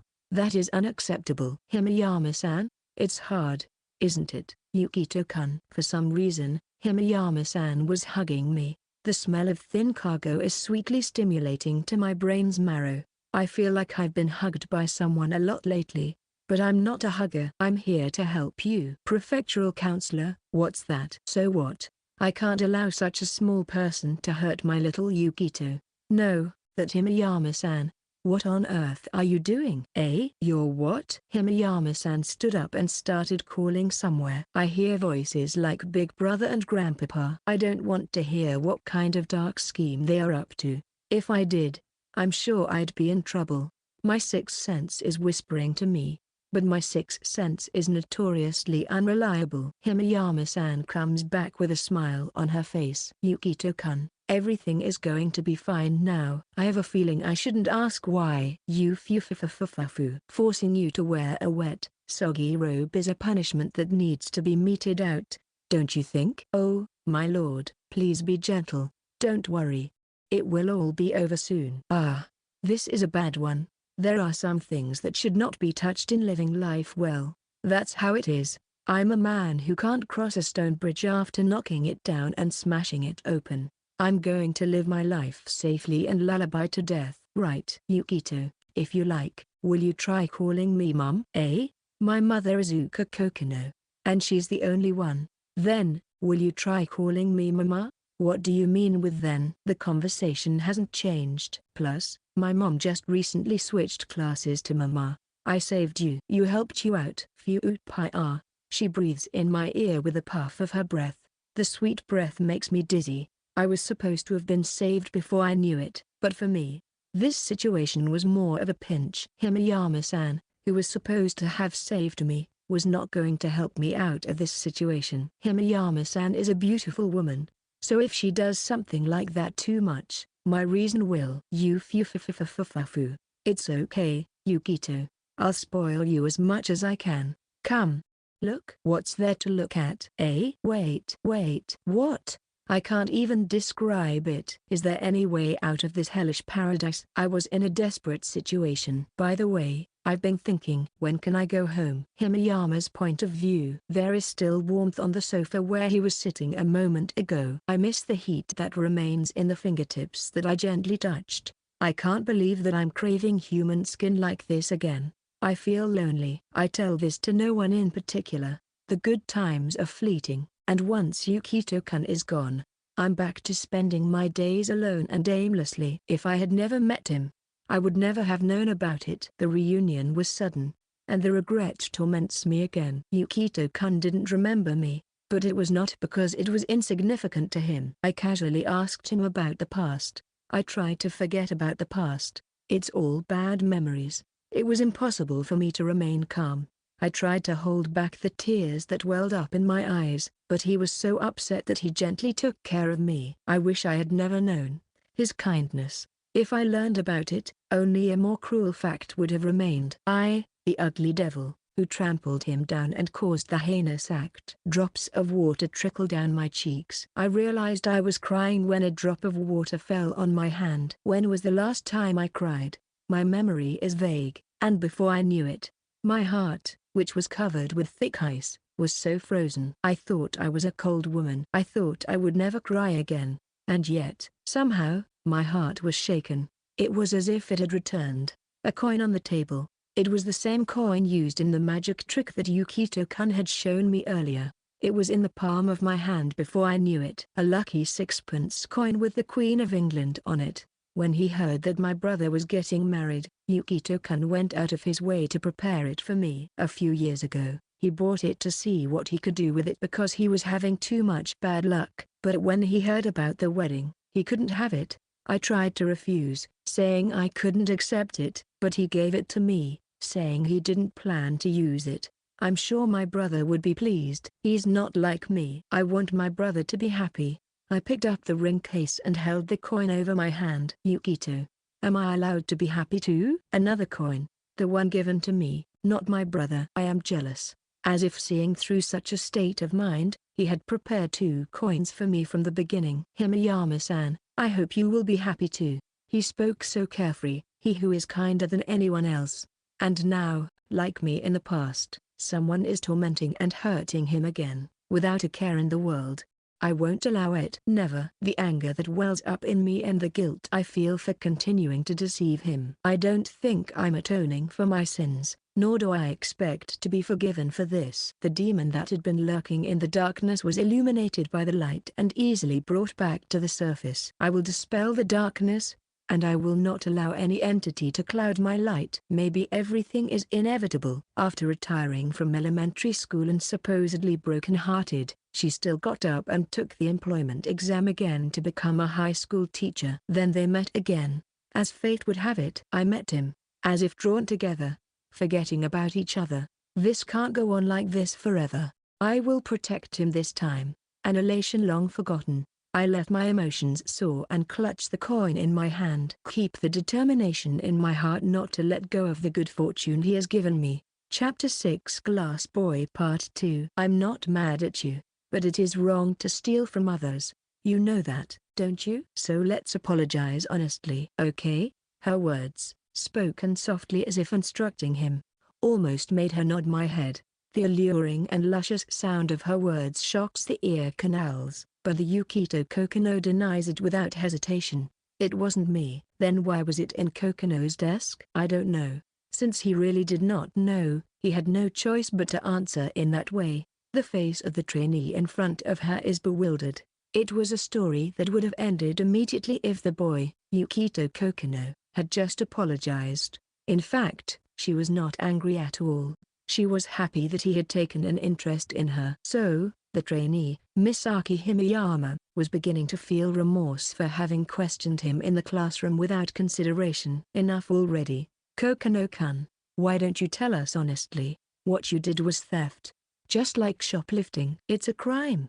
You did something that the police would arrest you for if you grew up. I see. But it wasn't me. Kokonoe-kun. Suzuka-sensei, calm down. I am not angry. And as long as he hears me say it, I am sure even Kokonoe-kun will understand. Right? I don't know what you're talking about, but I didn't do it. Admit it. I'll call your parents. By all means. Kokonoe-kun. Suzuka Sanjoji's voice was raised, but the boy in front of her was completely unperturbed. He did not seem to have any awareness that he had done anything wrong. It is necessary for children to make a clear distinction between right and wrong. A teacher is not a person who only is to teach learning. Suzuka Sanjoji believes that it is the duty of a teacher to guide and lead children so that they can grow up to have a better life and a brighter future.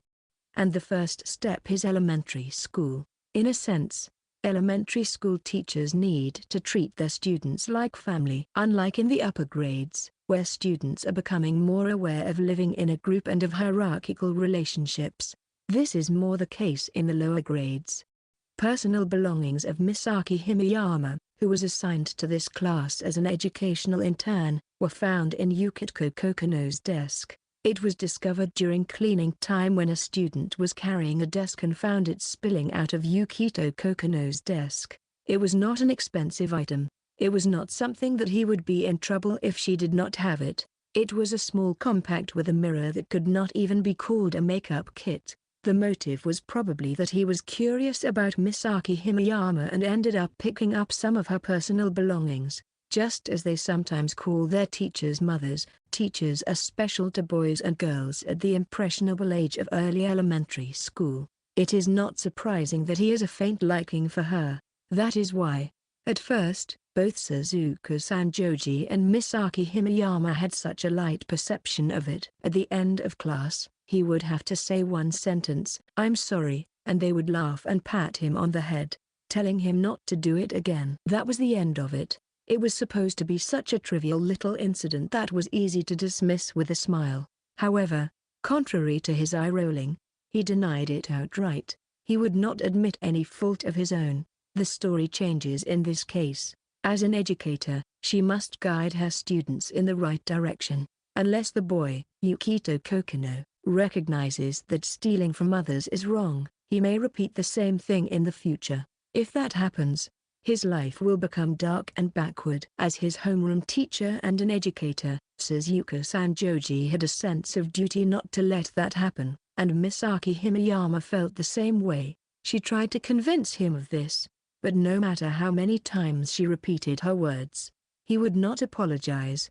In fact, he would not even admit his guilt. Gradually, she became frustrated and raised her voice, but Yukito Kokonoe still took it in stride and kept a blank expression on his face. "I'm really going to call them." "Are you sure?" "You're so persistent." "Suzuka-sensei, you don't have to go that far. If we can't make him listen to us, his parents will have to scold him. What Kokonoe-kun did is a crime. If this continues, he will surely have a hard time in the future." "But Misaki-sensei, your gentleness is a virtue, but it is not enough to be a teacher. You want to be a great teacher, don't you?" "Yes, I love children." "Then you have to be a heartthrob here, I guess."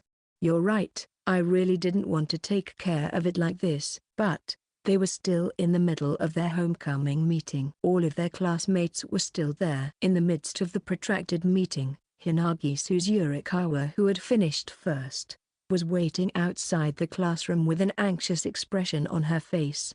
"Have you finished your story?" "Hai-chan is waiting for me and I want to go home." "I haven't finished." "Admit it." "About what?" "You know, Kokonoe-kun, stealing someone's things is wrong. What you did was stealing. It is a very bad thing." "I heard that before, and it's not me, so I don't know what you're talking about." "Misaki-sensei, let's call his parents." "Suzuka-sensei, is that the only way?" "Are you done?" "Hai-chan is waiting for me, so I'm going home." The farewell party, which was supposed to end soon, was beginning to take a turn for the worse. Some of the people, perhaps bored with the party, began to shout, "Thieves, thieves!" And some of them started to make a loud noise. By now, Suzuka Sanjoji and Misaki Himeyama were beginning to regret having told this story here. It was a complete blunder that could not be undone. Elementary school students are always sensitive. What should have been a minor incident that should have ended here and now was deeply etched in the memories of their classmates because it had gone on for so long. If such a mindset prevails in the class, there is a danger that it will lead directly to bullying. He should have been called to the staff room or an empty classroom and dealt with individually. There is no way that he would not be hurt by being exposed in this manner. Despite his expressionless face, he must have been deeply hurt. It was a mistake to press him to admit it in front of his classmates. If he had asked the question to just one person elsewhere, he might have admitted it. He was probably just being stubborn. Perhaps he was just embarrassed. It was their own lack of response that made it happen. Even Suzuka Sanjoji is still just an inexperienced teacher. There was no way she could have handled everything. She was inwardly tongue-tied at her own lack of awareness. She had no choice but to decide that it was not a good idea to continue pursuing the matter. "Kokonoe-kun, go home and ask your parents what went wrong." It is not that she hates Yukito Kokonoe. He is an important and precious pupil. It's a boy with a future. In fact, this is out of concern for that boy. Suzuka Sanjoji and Misaki Himeyama watched anxiously as Yukito Kokonoe walked out of the classroom, hoping that their feelings would be conveyed to him. "Hai-chan, I'm sorry. I'm late." "No problem. Don't worry. But how awful." Yu-chan would never do such a thing. Although she was not aware of all the events, She was still watching them from the hallway, and her left hand, opposite her right hand on the chain, was moving up and down, angrily. She was expressing her anger. Hai-chan, do you believe me? Of course I do. Yu-chan and I are childhood friends. I know that Yu-chan would never do such a bad thing. Thanks, Hai-chan. The smile on her face lightens Yukito Kokonoe's heart as well. Then again, how did it end up in my desk?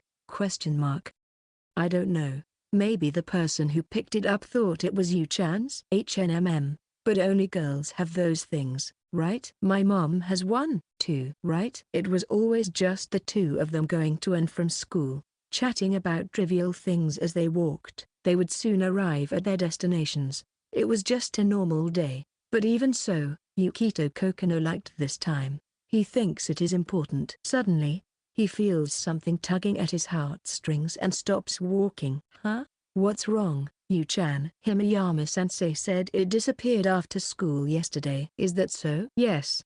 But something is not right. I went home with Hai-chan right after school yesterday, didn't I? We played together at the park. Then again, I can't steal anything. If the compact was stolen after school yesterday, it is impossible for him to do it. That's right. Yu-chan was with me. When I was going home with Hai-chan, we passed by the usual store, and I also met Yamamoto's grandfather. If one walks along a busy street, one encounters so many different people, neighbors walking their dogs, shopkeepers, strangers, and acquaintances. If so, all the people he met yesterday would prove that he was not the culprit. When I get home, I'll make a record of my activities. Yu-chan, did you come up with something again? Yes, I did. Hai-chan, I can't play with you today. I'll help you.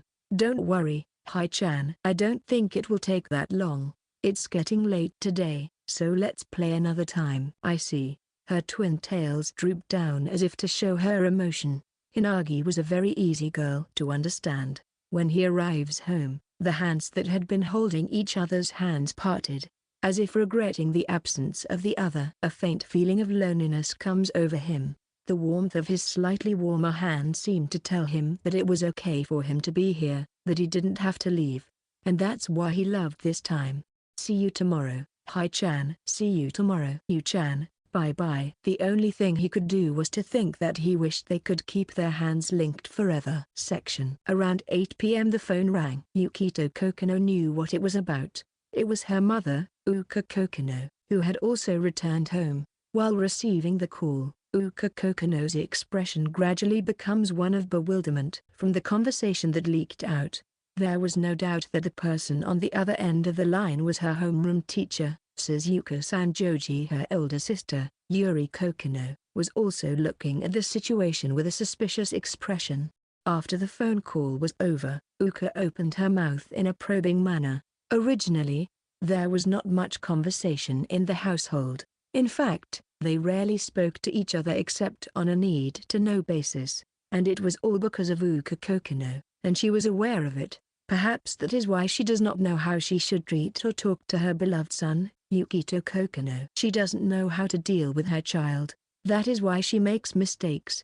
She never really meant it, and she never wanted to say it that way. Yukito, did you steal something from an intern teacher who was on a teaching? What? Yuri muttered, wrinkling her brow and not even hiding her annoyance. I didn't steal anything, but the teacher said so. What happened today? Tell me. If there's something you want, just tell me. I'll buy you anything you want, but don't steal anything, okay?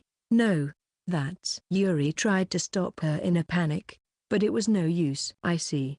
You don't believe me after all. Yukito mutters to himself. It is just a confirmation of the fact. There was the usual Yukito Kokonoe there, without any emotion, without any inflection.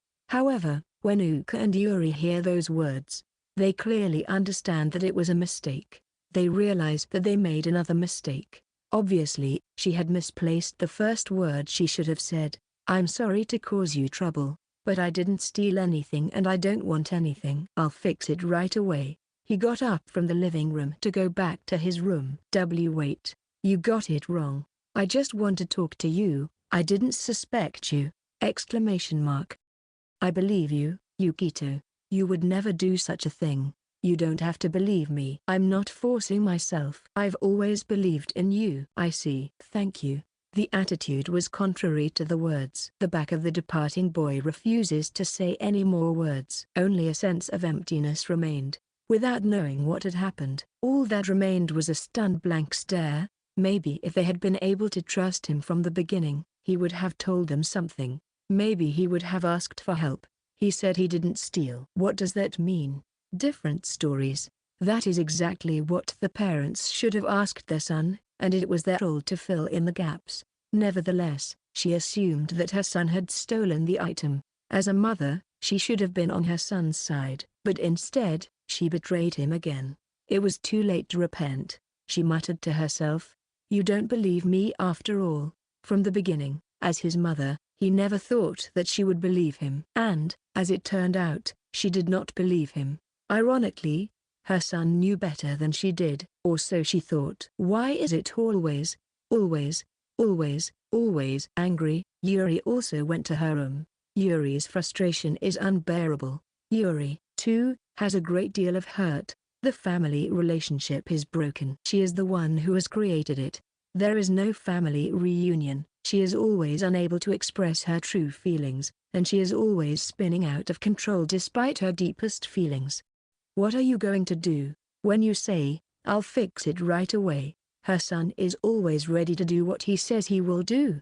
Without knowing anything, without understanding anything, surely he will end up taking it all on his own again. He will not rely on his mother, whom he doesn't believe in anyway. If that is the case, what is the purpose of being here? What can she do for him? What can I do for him when I can't even trust him? What is a mother to do for her children if she can't even trust them? Yukito. There was no one here anymore to answer when she uttered the name of her beloved son. Section. All right. I can't help but strike a weird pointing pose. I made a record of yesterday's activities by writing them down as I remembered them on a spare sheet of construction paper. I wrote down in detail what I was doing, where I was, and who I was with, not only after school but also throughout the day yesterday. This would show that I was not the culprit, and if I asked the people I met at that time, it would be obvious that I could not have stolen after school.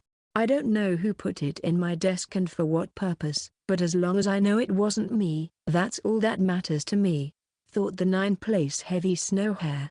I have to thank Hai-chan. The only reason I decided to make something like this was because my childhood friend, Hinagi Suzu Kawa, believed in me. She was the only one who believed in me. That is why I wanted to prove my innocence. This world is always full of enemies, but if there is just one person who believes in me, I can survive. A precious partner like a jewel that exists only one grain in the desert. The warmth of the hand that holds hers is the only reason why Yukito Kokonoe has not given up living like this. Only one reason for existence. Yukito Kokonoe, who tries to go to sleep feeling good that he has solved the problem, does not know. He is always unaware of the malice that is going on, and it never lets him off the hook. Section. He heads off to school with Hinagi Suzu Kawa. Even though they go to the same school, he does not go to school with his sister, whom she hates him.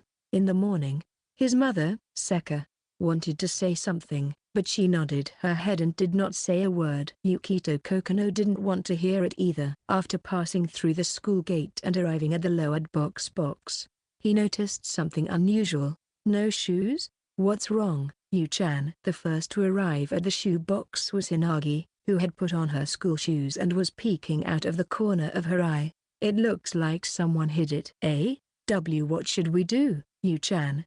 Hinagi Suzu Kawa, her twin-tailed hair shaking in a flurry of panic, calls out to him worriedly. A pair of slippers was missing from the shoe box with a sticker of his name on it. The shoes that should have been in the empty space were not there. It could not be that they were missing. They must have been hidden. This is a common occurrence at school. If he lost it, he would have to ask his mother to buy it again. He did not want to cause that kind of trouble to his mother. It was one of his classmates who did it. It was too obvious harassment. Once this kind of thing starts, there is no end in sight. The person who does it may be doing it for the fun of it, but the hatred swells without limit for the person who is harassed. And every day, the students have to go to school, fearing what they might do to them. That is hell.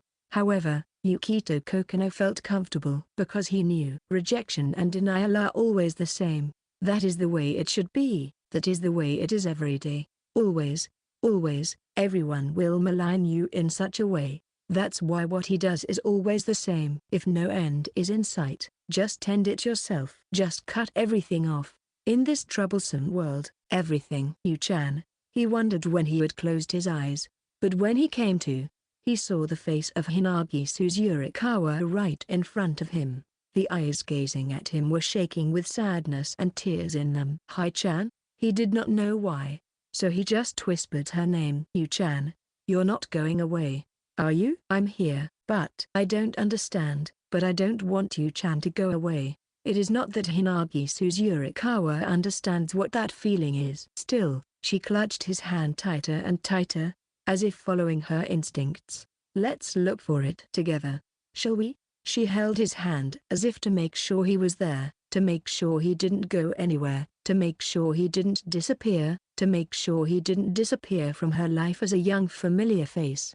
Why is this? Why is she so? Why won't she let me disappear? Something was screaming in my heart. Something was trying to appeal to me.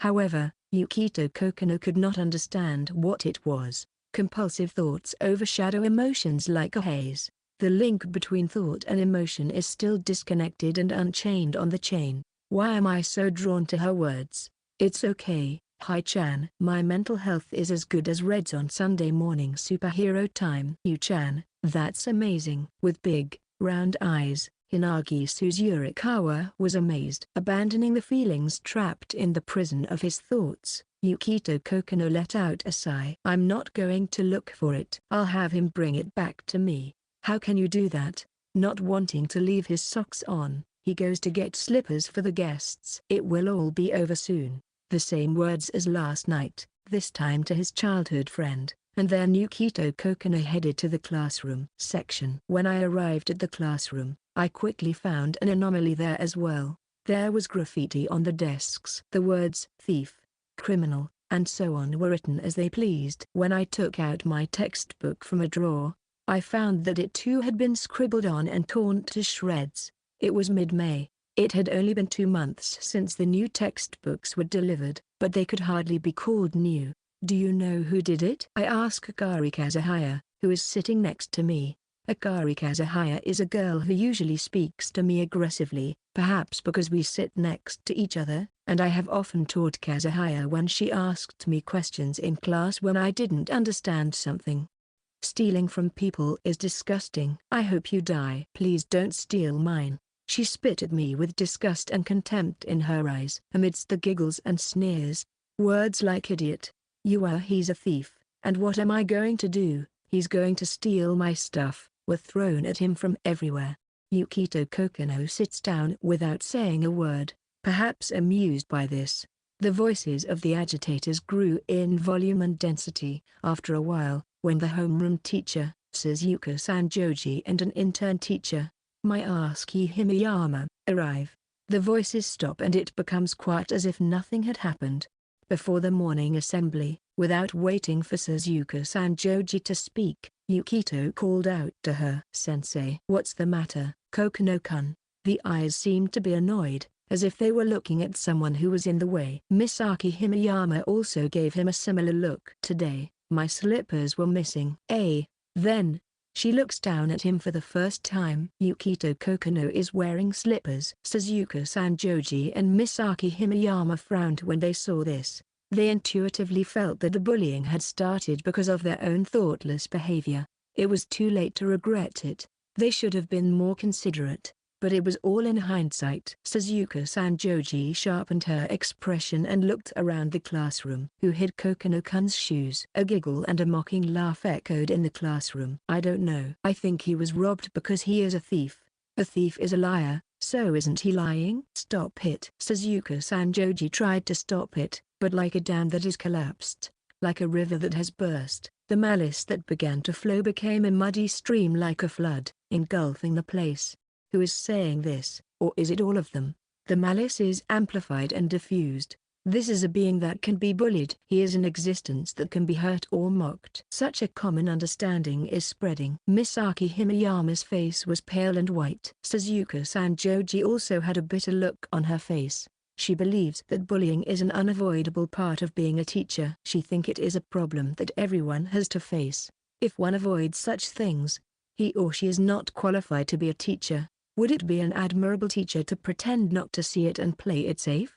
Is that an educator to be proud of? As an educator, Suzuka Sanjoji, and as a future teacher, Misaki Himeyama cannot overlook the problems that are happening right now. They cannot let the classroom collapse. That was the common understanding of both of them. Suzuka Sanjoji was about to speak out to calm down the clamor, but it was none other than Yukito Kokonoe who stopped her. I'll wait until lunchtime. If you have hidden my slippers by then, please bring them back to me. Those who have scribbled on the desks and textbooks must come and apologize. If you know who did it, please tell me. I will say it again. Lunchtime is the time limit. He tells all his classmates, but the taunts become even stronger when they hear him. Why you have it until lunchtime? Gahahaha, Takayama make fun of him. The group of Yankee around Takayama took advantage of the momentum and let loose with their wild jokes. The boys and girls laughed as if they had found a funny joke. Of course, not all of them would be tainted with malice. However, such individual resistance was powerless in the face of the atmosphere prevailing in the class at this very moment. Violence in the name of peer pressure, and those who pretend that they have nothing to do with such a situation are, in the end, the perpetrators. In such a situation, Yukito Kokonoe looked with eyes that showed no emotion. We are all enemies, jointly and severally. An even louder laugh echoed throughout the classroom. Wondering what was so funny. Section. First period was a self-study. Yukito Kokonoe was in an empty classroom when Suzuka Sanjoji called him out. Misaki Himeyama was also with them. Kokonoe, are you alright? About what? About what? It was hard to know what to say to him. He may look fine, but there was no way he wasn't hurt. The fact that they had thoughtlessly blamed him in front of the students had triggered the bullying. Suzuka Sanjoji and Misaki Himeyama felt the responsibility of this. Don't worry, Kokonoe-kun. I will protect you properly. When I'm done talking to you, let's search for it with the whole class. I'll cooperate with you. Okay? You don't have to look for it. I can't do that. You don't have to be stubborn. Trust your teacher. Sensei. You don't trust me. You can't ask me to trust you. Kokonoe-kun. The two twisted their faces as if they had been hit by the bullseye. Ignoring them, Yukito Kokonoe turned to Misaki Himeyama. By the way, Himeyama-sensei, when did you lose your personal belongings? Misaki Himeyama was upset, perhaps not expecting to be asked again on this occasion, but she answered. I think it was after school the day before yesterday. What about it? Are you sure about that?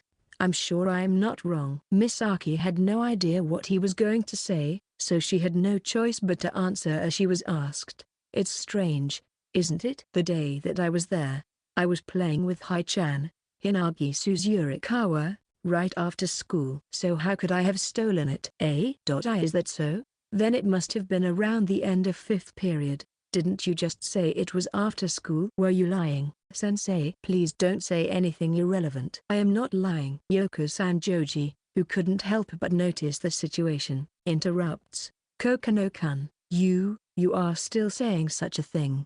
Don't be stubborn, just admit it and apologize. Your parents must be angry with you. There is no reason for them to be angry. It is true that it was wrong of me to say such things in front of everyone and blame you for it. But you know what? The teachers are the only ones who are here now. Be honest, Kokonoe-kun. Listen, if you apologize properly here, that's the end of it. Then the teachers will be on your side. We will properly scold the child who hid the shoes and the child who painted doodles. We will never discriminate or abandon you. So you get it, don't you? Suzuka Sanjoji continues, as if admonishing a child who has no sense of hearing. Kokonoe-kun, I'm not angry with you, and the teacher is on your side. If you like me, that would make me very happy, but you can't steal without telling me, right? The kindly words were irresistibly horrifying to Yukito Kokonoe. Ahahaha. I don't need any allies. You're always acting like that. That's why they hide your shoes. Why can't you understand that? Ignoring the agitated Suzuka Sanjoji, Yukito Kokonoe takes out a drawing paper he had brought and unfolds it. Himisen-sensei, I'm going to ask you again. When on earth was it stolen? Look at this. This paper describes everything I did the day before yesterday. By looking at this, you will know that the culprit is not me. Enough already. The slap of Suzuka Sanjoji slapped his cheeks. The drawing paper in his hand was easily torn by the spur of the moment. Kokonoe-kun. Misaki Himeyama quickly supported the staggering Yukito Kokonoe. Suzuka Sanjoji instantly came to her senses. Reflexively, she wielded corporal punishment. They say it was the norm in the past, but in today's educational world it is unacceptable. There is no excuse. It is a fatal blunder that could affect a teacher's life if he or she is sued. She is overly emotional. For some reason, her mind wanders when she is confronted with the boy in front of her, Yukito Kokonoe. The ephemeral atmosphere of his work is captivating. I worked so hard to make it yesterday. Picking up the cruelly torn piece, Yukito Kokonoe crushed it into a crumpled mass and threw it away. I see. I finally understood. It was my fault, wasn't it? Finally, he said the words of apology. At these words, Suzuka Sanjoji felt that she, too, had to apologize on the spur of the moment. It's only natural. No matter what the reason, there is no forgiveness for physical punishment to a student. But now, before thinking about social responsibility and self-preservation, she could not call herself an adult if she did not apologize for what she had done. I was overly emotional too. So sensei don't care about the truth. I see. If that's the case, please say so from the beginning. In other words, it's not convenient for you if I'm not the culprit. A chilling, bottom-chilling voice echoes through the empty classroom.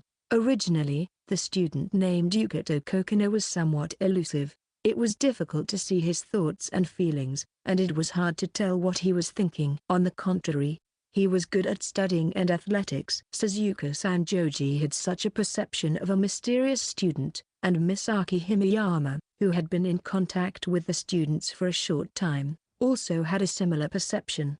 What are you talking? I feel like an idiot for preparing this. I see. I was an idiot when I thought I could get my message across by talking about it. Seeing his eyes, she gulped. Deep, dark, and just falling away forever. The eyes, pure and yet so murky, caught Suzuka Sanjoji and Misaki Himeyama. It was simple. It was my fault. It was my mistake to think of you as teachers. I'm sorry. The apology that he had been refusing to give for so long was spoken in a matter-of-fact manner by Yukito Kokonoe, but those words, after, "You were my enemies, too," it was unmistakably a farewell. Suzuka Sanjoji tries to stop Yukito Kokonoe, who is heading back from an empty classroom without a care in the world, but she doesn't know how to call out to him, and while she is in such a state of hesitation, he walks off at a staccato pace. How could I have let this happen? Misaki Himeyama was heartbroken. It wasn't supposed to be like this. Just a few days ago, she had been having a good time. She had felt fulfilled in her profession as a teacher. She felt that it was her true calling. The longing she had felt for such a profession, guiding children, had been shattered in the past 2 days. Suddenly, she saw a piece of paper that Yukito Kokonoe had thrown away. She had not even looked at it earlier. She walked toward it with unsteady steps, wondering what the hell it was all about, and picked up a piece of discarded, crumpled-up drawing paper and unfolded it. Misaki Himeyama immediately realized what it meant. Suzuka-sensei, look at this. What's wrong? Suzuka Sanjoji was also mentally exhausted. Even though it was only mid-morning, her fatigue had reached its peak. The heartache had greatly reduced her physical strength. The fact that she had administered corporal punishment and what he had said to her at the end was stuck in her brain. She looked down at the paper that Misaki Himeyama had spread out. Is this what he did the day before yesterday? Wait. It can't be. The day before yesterday was clearly written on the paper. It was everything that could be called a day in the life of Yukito Kokonoe. Who was with him when he came to school in the morning, during classes, recess, and after school, who he was with, who he met, and where he was. It is so neatly written that it is easy to tell at a glance. However, is it possible to remember one's own actions that clearly? It was written in so much detail that it was so complete that it could only be a lie. It could not be compared to a poorly written summer vacation schedule. However, the majority of what was written on it overlapped with the memories of both of them. This meant that there was no doubt about the authenticity of what was written. A trembling hand traces the paper. After school, on this day, classes lasted until the 5th period. It says that at 14:45 he left school with a girl named Hinagi Suzu Kawa. It was frightening that it even gave details of her leaving the school, just in case. Isn't that Kokonoe-kun? Wait a minute. If that's the case, then who stole it? What I did. What I said to him. Misaki-sensei, please calm down. They didn't want to see it. The only thing left to do was to hope the worst, that it was a lie. If what was written on this paper was true, he could not steal it no matter what. This. Look, Misaki-sensei. Suzuka-san Joji pointed at a spot on the paper. It said that he had met and greeted Takegawa, an office staff member, before leaving school. We have to make sure. Let's hurry. Yes. Unable to stand still. Suzuka-san Joji and Misaki Himiyama had finally come to the conclusion that they had made a fundamental mistake, as if they were being strangled by a cotton ball. The class is now a self-study. If they did not return to the classroom soon, there might be another commotion. Still, it was important to confirm the truth now. That was the first priority, and unless they were sure, they would never be able to stand in front of him again. Normally, one who is supposed to warn students running in the corridor is running in the corridor. Even as she mocked herself for doing so, Suzuka-san Joji sensed that a definite doom was approaching. Takegawa-san, is Takegawa-san here? A young female teacher rushes into the office. Takegawa is taken aback by the determined look on her face. He wondered if something untoward had happened to her, and called out to her, What's the matter? Takegawa-san, did you see a student near the lowered box after school the day before yesterday? Students? That's right. I've met a number of them. Takegawa gives a vague answer to Suzuka-san Joji's vague question. You? It is not that. It is this child. Suzuka-san Joji shows the class roster with his picture on it. Oh, it's him. Huh? He was walking home with the girl, hand in hand, chain smiling. What time was that? I remember it was right after the doorbell rang. It was just before 3 p.m. He said hello and left. No. Way. The sentence is like the scythe of the god of death. The sharp blade is thrust at the throat. In the face of the cruel reality, Misaki Himiyama collapsed and sobbed. Suzuka-san Joji felt the same way. Even so, she was supported by her experience and pride enough to realize that she was not allowed to do so. What's wrong? Takegawa, who did not know what was going on, hurriedly helped Misaki up. Everything was wrong, from the very beginning. He had been right and we had been wrong. Why didn't we listen to his side of the story, even if only a little? Why didn't we try to consider other possibilities besides him? He flatly denied it. He adamantly refused to admit it. He even went to the trouble of preparing a paper with a detailed record of his actions. But I still didn't believe him. So he abandoned us and parted ways. It was too late for me to realize it now and regret it. Lunch break. The time arrived when no one had spoken to Yukito Kokonoe since morning. Naturally, he was still in his guest slippers and no one brought back his slippers. The fact that Yukito Kokonoe had specified that lunchtime would be the deadline, conversely, created an atmosphere of trying to ignore them until then. With a grin and a sticky smile on his face, he was receiving mocking glances from all over the place. Kazuhaya and Akari, sitting next to each other, had shifted their desks to create a larger distance between him. If anything, he was the enemy. The time limit is up. Then let's go. Yukito Kokonoe muttered a few words and headed for the shoebox, taking out a garbage bag from the janitorial closet. At this hour, no students are likely to come to the front door. Yukito Kokonoe haphazardly stuffs all the classmates' outdoor shoes into the garbage bag. One bag is not enough, so he ends up with two, but it can't be helped. Walking with a garbage bag on his shoulder, he looked like an out-of-season Santa Claus. He arrived at the courtyard. It was not that big, and there was not enough space to enjoy playing with all your might. The purpose of Yukito Kokonoe's visit was the pond. I don't think it's going to work as it is. Yes, let's fill it with stones. He picked up stones from the curb and put them in a garbage bag. The amount of rocks was so large that they weighed a lot. He lightly tied the lid of the garbage bag and threw it into the pond. The bag easily sank with a large number of shoes. The garbage bag was not airtight, and the contents were soon soaked with water. How miserable. No one wants to wear shoes soaked in water. The slimy feeling is unpleasant. Thinking about this, he never worries about how his classmates are going to get home today. Not interested, nor concerned because they are not his classmates, but his enemies. The glass boy reflects. Malice against malice. Nothing else matters. It's always good to have only enemies. That was the only correct answer he knew. Section. Yu-chan, can we play today? On the way to school in the morning, a boy and a girl were walking side by side. The young girl, Hinagi Suzu Kawa, asked the boy next to her with her rounded eyes. The boy noticed that his hand was slightly tightened in hers. I'm sorry, Hi-chan. I was busy yesterday. Hyo-chan wants to play with you-chan, too. Maybe I can play today? Yay. Yes. Her twin tails bounced. Hyo-chan is the younger sister of Hinagi. If Hinagi is a childhood friend of mine, then I guess you could say that Hori is also a childhood friend of mine.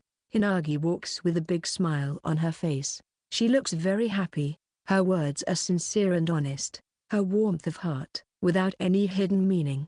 The girl who expresses her feelings so honestly is genuinely on the boy's side. Yukito Kokonoe thought to himself, why am I bothering with all this scrap? And enemy and ally, the priority should always be on your side. And yet, I'm constantly dealing with the enemy and losing time to play with Hi-chan, who is on my side. It's not worth it to play with the enemy. What a waste of time. I have to finish this as soon as possible. ? The words reached the ears of Hinagi Suzu Kawa. She did not understand the meaning. Even so, Hinagi did not ask him back. The boy next to her always sees things differently from herself. Even though they were childhood friends, there was no need for the girl to understand every aspect of the boy who was essentially a stranger. What mattered was that their hearts were connected. As long as she believed that they both thought of each other, there was no need to be anxious. The expression on Hinagi's face clouded when she saw Yukito Kokonoe going to get slippers for the guest. You-chan, didn't you find your slippers? The fact that Yukito Kokonoe was wearing slippers meant that they had not yet returned his hidden slippers. Don't worry about it. It will be back by today. I see. Yeah, it'll be back, right? The large eyes stare at the boy. The expression on the boy's face is always the same. Still, there are some things she can tell. If he said it will come back today, then it will. Hinagi does not doubt Yukito Kokonoe's words because she believes in him. Because he has never lied. So it will be all right. She wanted to search for it right now, but if he said it will be back, she would trust him. That is, trust. Let's go, You-chan. She will not let go of this hand. Hinagi understood that not letting go was the only thing she could do. At this time, she certainly sensed it. Whether this was not by logic, but by the purity of being a child, or by instinct, she did not know. But for sure, she knew that her heart was connected to the boy, and she had found the right answer. It would be a little later that she would lose sight of that. Section. When Yukito Kokonoe stepped into his classroom, he was immediately confronted with an enormous amount of hostility. When he looked at his desk, it looked even worse than yesterday. The writing on his desk and in his textbooks were no longer graffiti, but slander and hatred. The cloth bag his mother had made for him had been torn to shreds with a blade, probably a pair of scissors. Hey, you! How dare you drown our shoes in the pond? You're bothering my mother again. As he was thinking this, someone was yelling something. A group of 3 boys were approaching. Takayama, was it? I had never had any deep contact with him before, so I was only aware of him to that extent, but he seemed to be very angry about something. You did it. I couldn't go home soaking wet. What are you talking about? Yukito Kokonoe had forgotten all about it. The reason is that he was very busy yesterday. He got home late, but there was a lot going on after that. In such a hectic schedule, he could not remember what he had done. "You're the one who put our shoes in the pond." Did that happen? I didn't know. Maybe it was the work of thieves? I remember doing that, but I shrug it off. It was the thief who did it. If it was the thief who hid his own slippers, it must be the same this time. It had to be so. There was nothing strange about it. Stop joking around. The thief hid it.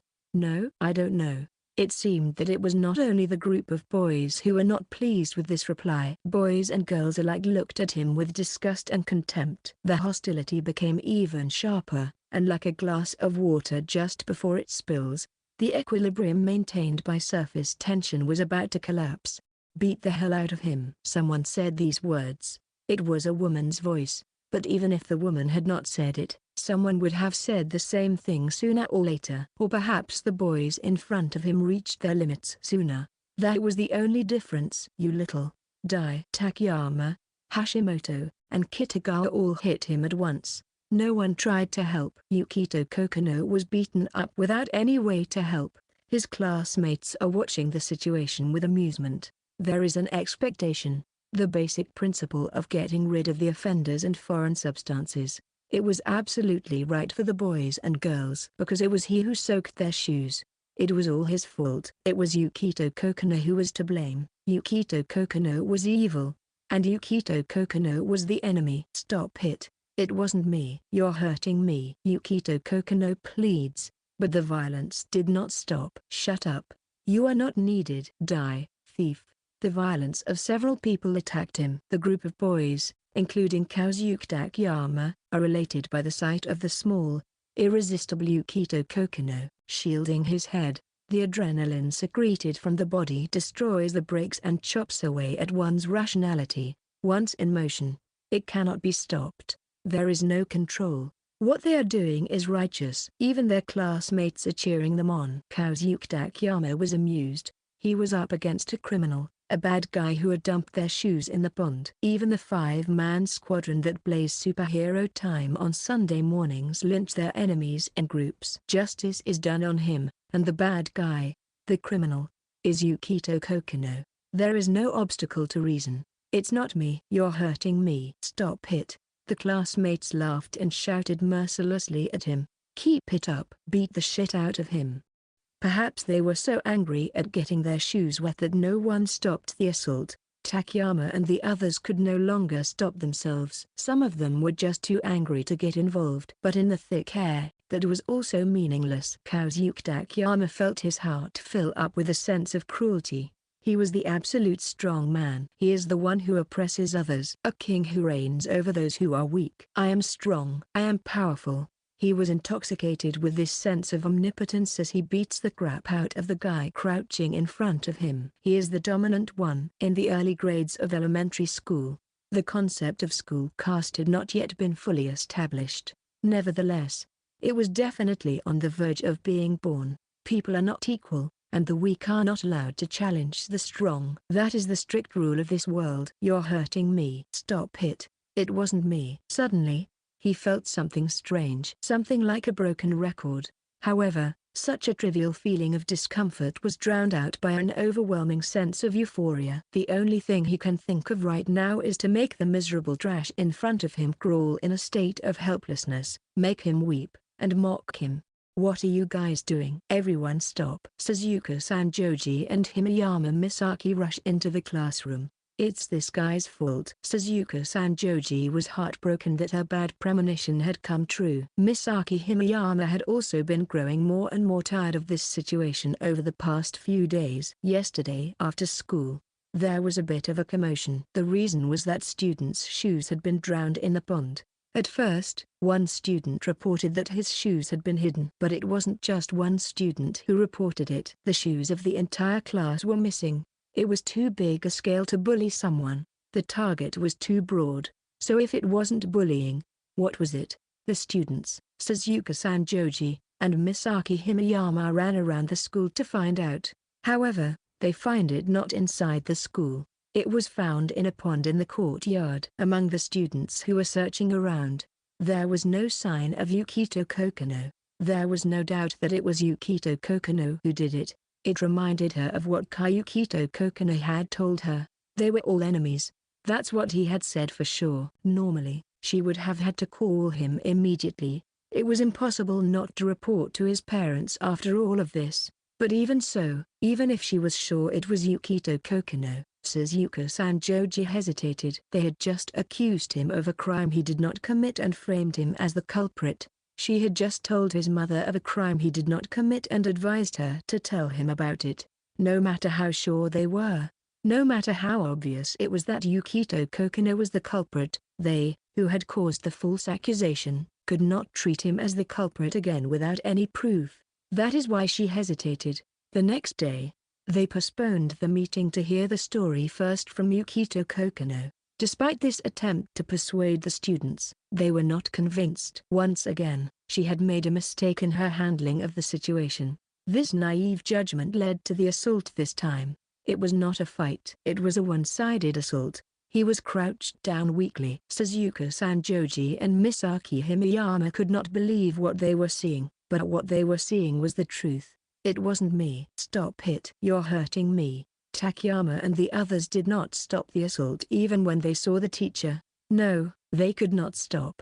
It was way beyond the point where they could restrain themselves. It's fun. Why is it so much fun to hurt weak people? Punching, kicking, and bringing them to their knees is the most enjoyable thing ever. It is the greatest entertainment in this space. One could even call it an instinct as a human being. The bare animal nature. No matter how mature human society becomes, it will never disappear. Everyone always wants to make the other person fall down, beat him up, and bring him to his knees, if only there is an opportunity. So, yes, to resist such violence, to stop such violence, it was always violence that only surpassed it. For a moment, Suzuka-san Joji felt her gaze meet that of Yukito Kokonoe. At that moment, as if nothing had happened, Yukito Kokonoe stood up and kicked Kazuki Takayama away. The impact of the kick scattered the desk and chair. Misaki Himiyama does not understand. No? Was floating above the heads of everyone present. The classroom that had been so noisy was instantly enveloped in silence. Yukito Kokonoe grabbed him and bent Hashimoto's fingers back as he was punching him. Hashimoto, who had been grabbed and punched by Yukito, quickly let go of his hand. What are you doing? Kitagawa, unable to hide his agitation at the sudden outburst, comes at him. But even as he swings his punches, the lower half of his body is not following suit. In the first place, Yukito Kokonoe was used to fighting. The boy, who was unlucky in some way, had his fair share of experiences of being involved in such things. It was nothing special, and he felt it was just a part of his everyday life. In order to face up to it, he does not miss his daily running and muscle training. He never thought that he would be able to take on an opponent who would just rush at him with momentum, letting his exhilarated mood take over. When he dispelled his unsteady foot, Kitagawa's position was easily disrupted. Dragging him down as it was, he kicked him away like a soccer ball. Desks and chairs scattered again with a loud noise. Takayama gets up with an expression of not knowing what just happened. Yukito Kokonoe came at him with the euphoric feeling that he had just had. When Takayama's knee is kicked vertically, he falls to the ground. The knee slammed right into his face. Pajur. He screamed unbearably to be heard and collapsed. His nose was bleeding. He grabbed Takayama by the hair and pulled him up, then slammed him face first into the wall.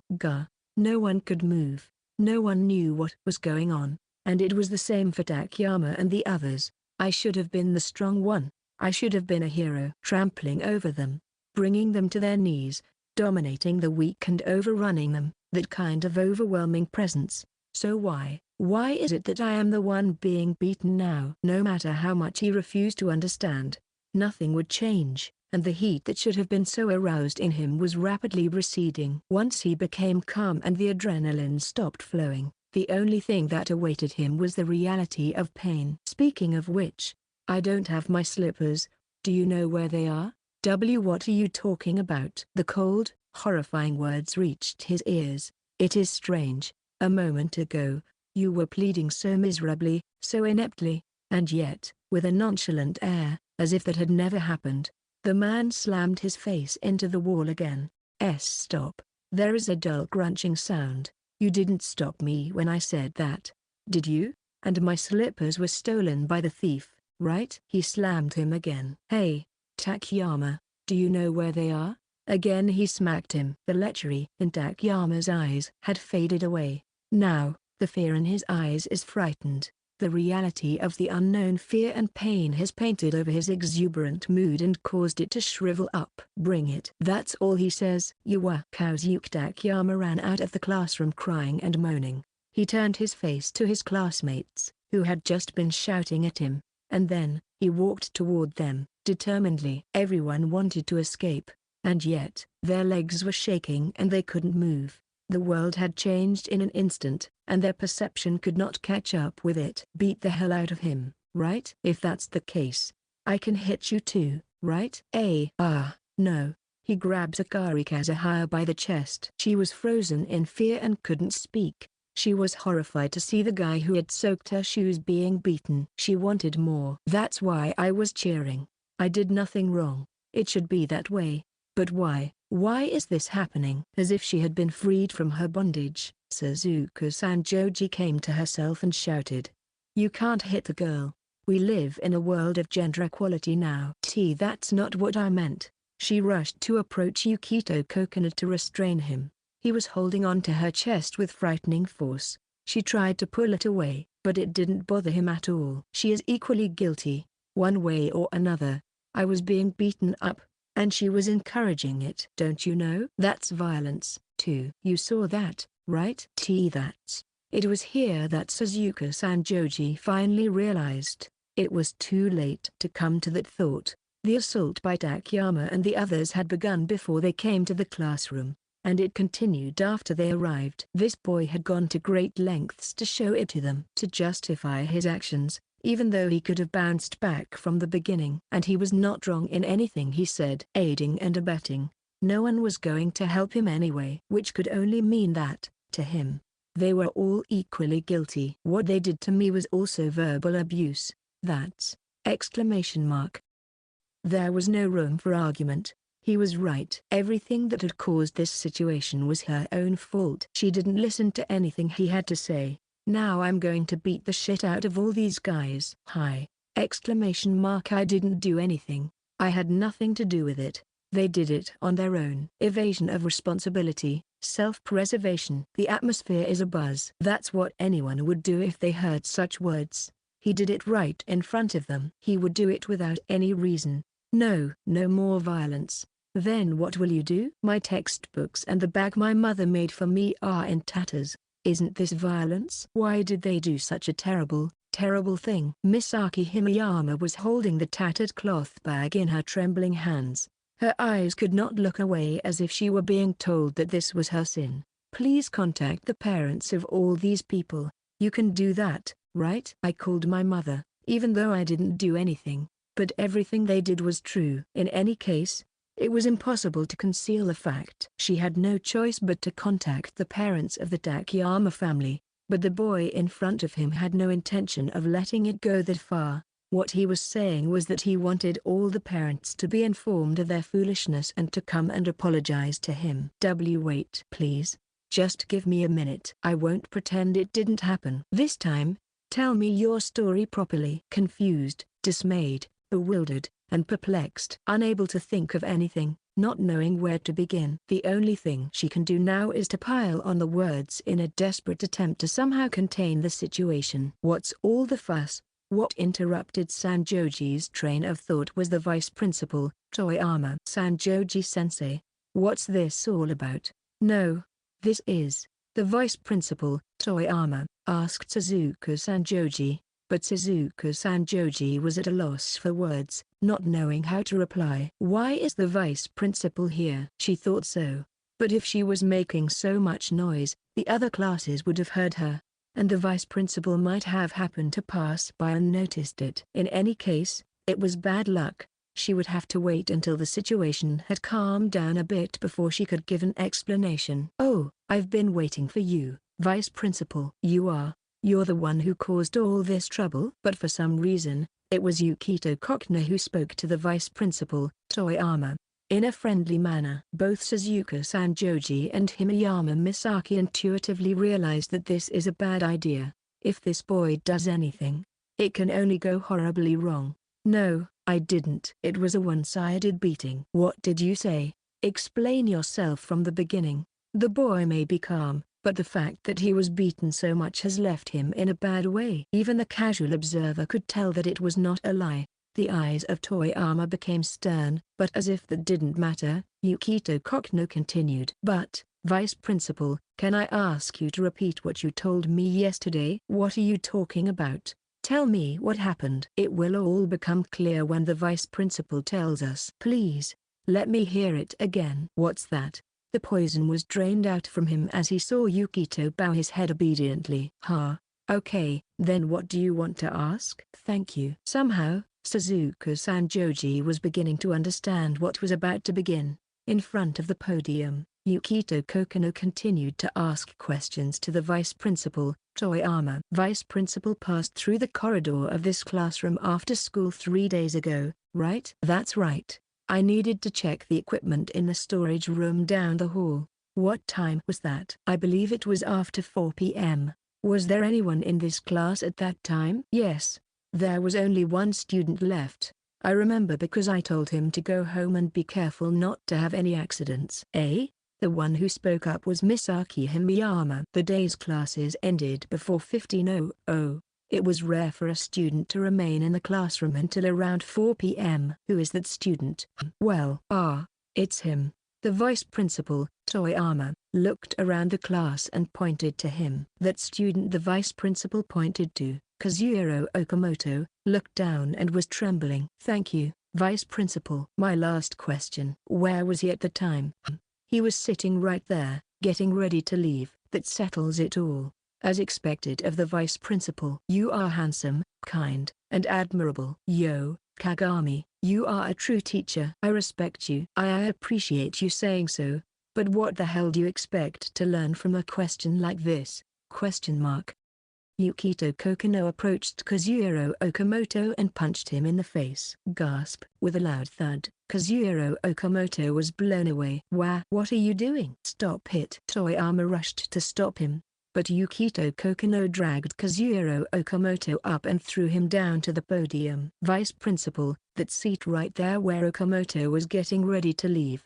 It's my seat. What? Okamoto, what were you doing in my seat? At this moment, Suzuka Sanjoji and Misaki Himeyama are just bystanders. The same is true for the audience of a play. It is as if, yes, they are being shown off like spectators in a play. This means that what he is doing, in other words, is absolution. I didn't do anything. I just happened to be sitting there. You were getting ready to leave? What were you getting out of my desk? No. What were you going to put in there? You stole that woman's compact, didn't you? No, I was. You stole her compact. No, I didn't. I was going to give it back to her afterwards. Even the frightened blackmail may be an act, or it may be an expressionless face like a mask that doesn't even twitch. A quiet classroom. His confession confessed his guilt more eloquently than anything else. Enough already. What is going on? Toyama, numb to the situation, raised his voice. Yukito Kokonoe looked around and said, it's easy. In other words, these guys worked together to frame me as the culprit. That's what I'm saying. The words these guys used by Yukito Kokonoe made Suzuka Sanjoji and Himeyama Misaki feel like they were included. Unexpected. For Okamoto Kazuhiro, that was all he could say. Frightened by the escalating situation, Okamoto was unable to even confess that he was the culprit and could only watch from the sidelines. But that was, after all, only a crime. What a mess. Toyama looks pained. Yukito Kokonoe told everything from the very beginning. And neither Suzuka Sanjoji nor Misaki Himeyama could lie in such an occasion. Meanwhile, Takayama, who had cried his eyes out, returned with Yukito Kokonoe's shoes. But Yukito Kokonoe struck him again on the spot, causing another agonizing incident, and the three who had been hit were moved to the infirmary for now. Fortunately, the vice principal was there to witness the incident and saved the day. But I was planning to consult a lawyer. Lawyer. I never touched the compact, so the compact must have the criminal's fingerprints on it. If that happened, the fact that the word lawyer came out of a child's mouth is unsettling. If that had happened, the uproar would have spread outside the campus and expanded dramatically. But it wasn't Yukito Kokonoe who came up with the wisdom to do so. He had asked his mother's sister, Seka Kokonoe, for advice on how to find the culprit. Seka Kokonoe also merely mentioned it in passing as a means to an end, and did not instruct him to say it. It was just that Yukito Kokonoe took it to heart and said it. I understand the situation. Sanjoji-sensei, how did things get so complicated? You could have done better, couldn't you? I understand. I know that. But that was exactly what Suzuka Sanjoji had asked herself over and over again. There had to be a time to turn back again and again before things got to this point. And annoyingly, Yukito Kokonoe was the one who had given her that chance. He had reached out to her many times before reaching this point today. To themselves, to their classmates. It was a reprieve, until lunchtime, he said, but no one wanted to help him. He gave proof that he was not the culprit, but no one believed him. The worst result of all, it was their fault for pushing his hand away. It was a mistake for which there was no excuse. She couldn't imagine how much it had hurt him, how much it had angered him. But you shouldn't hit people, you know that, right? Of course I do. There was something that really bothered Suzuka Sanjoji. You didn't have to go that far with Takayama and the others. No? What are you even saying? Oh, I am sorry. I misspoke. Look, I was being one-sidedly beaten. I was just desperate to fight back. I couldn't spare the time to go easy on him. Lies. Everyone thought so, but there was no way they could accuse him of lying. After all, it was Takayama and the others who made the first move, and they were looking at the one-sided beating of Yukito Kokonoe. Unless he admits that he lied, it will never be reversed. The condemnation continues solemnly. Yukito Kokonoe turns his gaze toward them. What dark eyes! His eyes are so cloudy that they do not reflect any emotion. Suddenly, a memory comes back to me. I remember that he has not called me sensei even once today. Not once. I remember what he said yesterday. I see, in his mind, we are no longer teachers. You told me 1,000 times that I should apologize if I did something wrong, but no one has apologized. Not you, not Takayama and the others, not this shitty classroom, not that thief over there. Misaki Himeyama looks up. In other words, they too are confronted with the fact that they have not done any of the things that they have been saying to Yukito Kokonoe and the others. It's you who are liars. Section. From then on, the days of hell continued for Suzuka Sanjoji and Misaki Himeyama-san. It took several days just to get the situation under control. Days spent apologizing to the parents. The parents, who were furious that their own child had come home beaten, had no choice but to lower their raised fists when they heard what their own child had done. They only had themselves to blame. Above all, the atmosphere in the class was terrible. Takayama and the others were scared to death, and they looked like different people. All they could do was to watch the expression on Yukito Kokonoe's face. They had to pay for all the textbooks that had been scribbled on. Takayama and the others were the ones who had slashed the cloth bag with a knife, but Yukito Kokonoe had no mercy and hit them again. It's terrible of him to treat Kokonoe-kun like a criminal. Don't talk to me, you're annoying. Akari Kazuhaya tried to flatter him, but it was too late for her. Okamoto, the source of all this, was becoming more and more isolated and out of place, but no one could do anything about it, not even his homeroom teacher, Suzuka Sanjoji. After all the commotion, the other classes knew about it, and it was difficult to even move from one class to another, and Okamoto, who could no longer tolerate the environment, would be transferred to a different school at a later date. Misaki Himeyama was at her limit. It was too much for a single intern. Still, her pride and joy told her that she could not go on like this. She knew that she could not allow things to end like this, so she desperately endured the little time she had left. How could she be forgiven? How could she get her message across? Even if she could escape from this situation, Suzuka Sanjoji would not be able to escape from it. She would have to continue as a homeroom teacher in a broken class. That is also a concern. Now the relationship with Suzuka-san Joji is more than just that of senior and junior. A strange friendship has developed. Or perhaps they are accomplices in the same crime. They kept in close touch and talked about many things. Why did I want to become a teacher? What did I want to do with my time as a teacher? I loved children. I believed it was my calling. I never wanted to step on anyone's toes. I never wanted to hurt anyone. And yet, the reality was so heartless. I was too stupid. The only way she could support herself was to believe that improving her relationship with him, even if only a little, was the last thing she could do. Today is the last time that Misaki-sensei will be with us. Let's have a round of applause. Crackling and coarse applause echoes. There is no sense of fulfillment, no sense of accomplishment, no sense of being spared. Of course, all I did was bring discord and disintegration to this class. I wish I had never come here. It's probably better that they don't say so to my face. Greeting the students. I look at him and see indifference. I don't think he is listening to me at all. But it couldn't end like this. There was no way it could end. So Misaki Himeyama went to him, and she bowed deeply. I am truly sorry. I should have believed you. I should have listened to you. I know it is unforgivable to apologize now. Still, please let me apologize. I have put your parents through a lot of trouble. Whether he understood or not, she could not read anything from his expression. These are my feelings. I want you to read them when you get home. She handed him the letter. It was the one Misaki Himeyama had written yesterday after staying up all night. She rewrote it over and over again. It was important to apologize in words, but she wanted to leave something tangible. Despite the fact that this had happened, Misaki wanted to believe that everything she had done up to that point had meaning. The letter was filled with all of her feelings. It was a sin that Misaki Himeyama was willing to atone for, but at the same time, it might have been an indulgence that she wanted to be forgiven for. Yukito Kokonoe ignores her and heads straight for the classroom exit, carrying his school bag. Well then, goodbye. Thus, Misaki Himeyama's heart was broken and she gave up her career as a teacher. Chapter 7 Yukito Kokonoe. Have I met Himeyama-san in the past? After all, Himeyama-san, the hyperinflationary sister of the International Monetary Fund, IMF, is a very likable person, but it seems certain that I have met her in the past.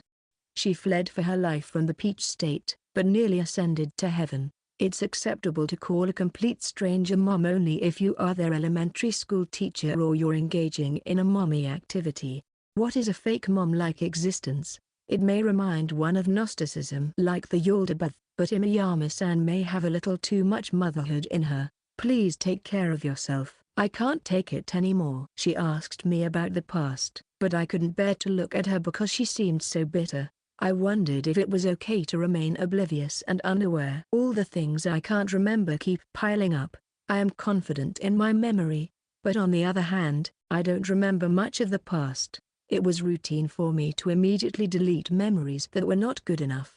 I started to unravel the past by searching for the answers in the forgotten past. Not much. I went home and flipped through the albums in my room. Although photographs have been digitized, leaving them in an album like this is still very important. After all, what will remain for posterity is not electronic data but a stone tablet. Information resides on the ground, not in the cloud. My mom was beautiful when she was young. Oh, that's a picture of my sister when she was born. Birth of Yuri Kokonoe. Divine. A halo of light shines out of her. I retrace my family's steps from the very beginning. They must have taken a lot of pictures back then, because there are many. After I was born, the number of photos gradually decreased. I guess I was not interested at all. That is me. A 0-year-old who looked like me was crying. A 1-year-old who looks like me is laughing. A 2-year-old who looks like me is angry. A 3-year-old who looks like me is, wait a minute. Come to think of it, this time of year, I'm sure before I knew it, there I was, with a blank expression on my face. The number of photos is almost non-existent by this time, and rather than a family photo, there are just a bunch of photos of me alone. I know, I don't want to be in the frame with them. I was left alone in the album. I desperately look back at the past, scratching up bits and pieces of memories I had forgotten. Remember, How did this happen? When did I go wrong? There was no place for me. No one had abandoned me. No, that's not it. There must have been someone who reached out to me, someone who saved me. Section. Do you have a minute? Mom enters the room with a knock at the door. She was dressed more formally than usual, as if she had been out. She was dressed more formally than usual, like an adult woman. What's wrong? Looking at the album. Is there something on your mind? Nothing. More importantly, what is it? Mom's face looked downcast for a moment, and then she quietly opened her mouth. I'm sorry. I don't doubt you. I just complained to the school. I will fight them tooth and nail if I have to. But if you don't like the school, you can quit. You can transfer to another school. Seriously? I was going to tell you after I made it official, but down the road I'm thinking of going independent. I would be happy if you could help me anytime I'm in need of help with my work. So Yukito, you can do whatever you want. Mom sits down next to me and gently places her hand on my knee. What do you want to do in the future? I want to grow honey mandarins on a remote island. Honey mandarins? It's a delightful choice. I should have answered without hesitation, but I'm confused. In any case, I was thinking of dropping out of school. It would be reassuring if she could support me. Even Hinagi and the others wouldn't really follow me to the point of dropping out of school. Their parents wouldn't allow it. I'm different from them in every way. But I wish we could live together as a family a little longer. I feel a little disappointed. After all, my mother's words and actions don't match. My room is getting more and more of my mother's and sister's personal belongings. It's going to gradually turn it into a storage space. I'm under ground pressure to get the hell out of here. I guess I'll have to live alone if I change schools. Well, that's a no-brainer. In any case, the fact that she is urging me to do so suggests that she is dissatisfied with the situation we are living together. It can't be helped. She says she needs me, but her actions are denying it. Little by little, I am losing my place at home. And I am about to be kicked out of school. I should have seen that day coming all along. No shock. Haha, I see. So it's my last super, huh? Well, that explains why Mum has been acting so strange lately. She's having mercy on me by being nice to me one last time in anticipation of me being gone. Motherhood, in other words, has a divinity like Sophia's in Ione. Ho? What's wrong? Tears in the Holy Mother's eyes as well. I hurriedly wiped them with a nearby handkerchief. Because I can't believe you said what you wanted to. Huh? Is it that strange? Little by little, something was leaking out. I didn't even notice it myself. I'll do my best to be recognized as a mother, so please, don't go anywhere. Not to the islands, not to her. Because you are my precious. Gently, she holds my head. Is it really that rare for me to express my hopes out loud? I couldn't hide my confusion, like a natural disaster had occurred, but her warmth and thoughts taught me that everything I had been thinking until now was nothing but fiction. A distorted cognition of my thoughts. It's about time I learned the answer to that paradox. Section. A large crowd of students, both boys and girls of all grades, had gathered in front of the broadcast room. Thanks for your help, Saki. It's okay, Shiori. This time, do it right this time. Lunchtime broadcasts in the school. It was the day that Hasamura of the Broadcasting Club was in charge of the broadcast, but Kamishiro had asked her to take charge of the broadcast. The student council was going to have a slot for the announcement anyway, but the fact that it went so smoothly was a relief to Hinagi Suzu Kawa. Are you sure about this, Suzu Kawa and Sato? I know this will be a painful confession for you guys. I don't care. I'm not the one suffering or going through the pain. It's all right. I'm the one who made a fool of myself. But are you okay with that? Yuri sternly asks Kudo a question. It wasn't something to hide from the start, he said. This is a warning. I would like to kill myself if I were to be so cowardly as to expose my own shame at this stage. Matsuki-chan. Sorry, it's not because of Yumi. And look at me. Unlike me, you are not a fake student body president. This is what real popularity and virtue are all about. In just a few short months, Kudo was amazed at how many people had come into contact with Yukito. And all of them are here to help him. Some are acquainted, some are not. None of them are friends with each other. And yet, all of them had one thing in common. Stop belittling yourself. You will make that child sad. I'm sorry, Yuri. Kudo bowed his head at Yuri's reprimand. Yes, that's the kind of person she is. It was Yukito-kun who saved me from that hell. My father was so angry that he was about to go and beat me to a pulp. Well, I won't stop him. Sado Mikuraya gives a troubled smile. The reason why he is able to smile like this now is because of Yukito. That's why he can't forgive this unreasonableness. Renji, I'll definitely help you. Okay? You've given me plenty to worry about with Ruka. This time it's my turn, right? The desperate Tsuo was no longer there. The two of them are connected by way of chain of command. I've always owed Yukito a lot of favors. Besides, the basketball team is now in a state of limbo without him. Toshiro, aren't you too pathetic? What is Yukito doing now? Anyway, I've been trying to reach him, but no luck. I guess he's doing whatever he wants to do. You don't have to worry about Yuki because it's Yuki. The broadcast room was overflowing with people, too many to fit in. This was all because of Yukito. This made Kamishiro proud. She was glad that he was the one she was going to fall in love with, and with that thought in mind, she renewed her resolve. May I join you? You see, as a goddess, I can't overlook the fact that my adorable believer is in trouble. Ha ha ha ha. Ha? The unexpected person causes a bustle of noise. She is famous among the second-year students. The atmosphere has recently softened to a different level. After all, it's not funny at all. Thank you very much. While Soma was holding her head in her hands, Suzu Kawa bowed her head. Suzu Kawa was surprised. She thought she knew everything about Yukito, but that was only a haughty treat. A myriad of connections that she is unaware of. It is a great force that is trying to save him. Have a broad perspective. Suzu Kawa realized the true meaning of these words. She had been looking only at Yukito. She had been living in such a small world, just the two of them. But that was not enough. That is why she made a mistake. So the only person who could help her was Yukito. From now on, the real high school life will begin, Suzu Kawa thought. The daily life he gave her. Such a gentle world full of possibilities that she taught her. Now, let's begin. And let's end it. To be able to spend time together again with the man who came back to her. Is this okay with you? Yukito. Section. Make them stop now.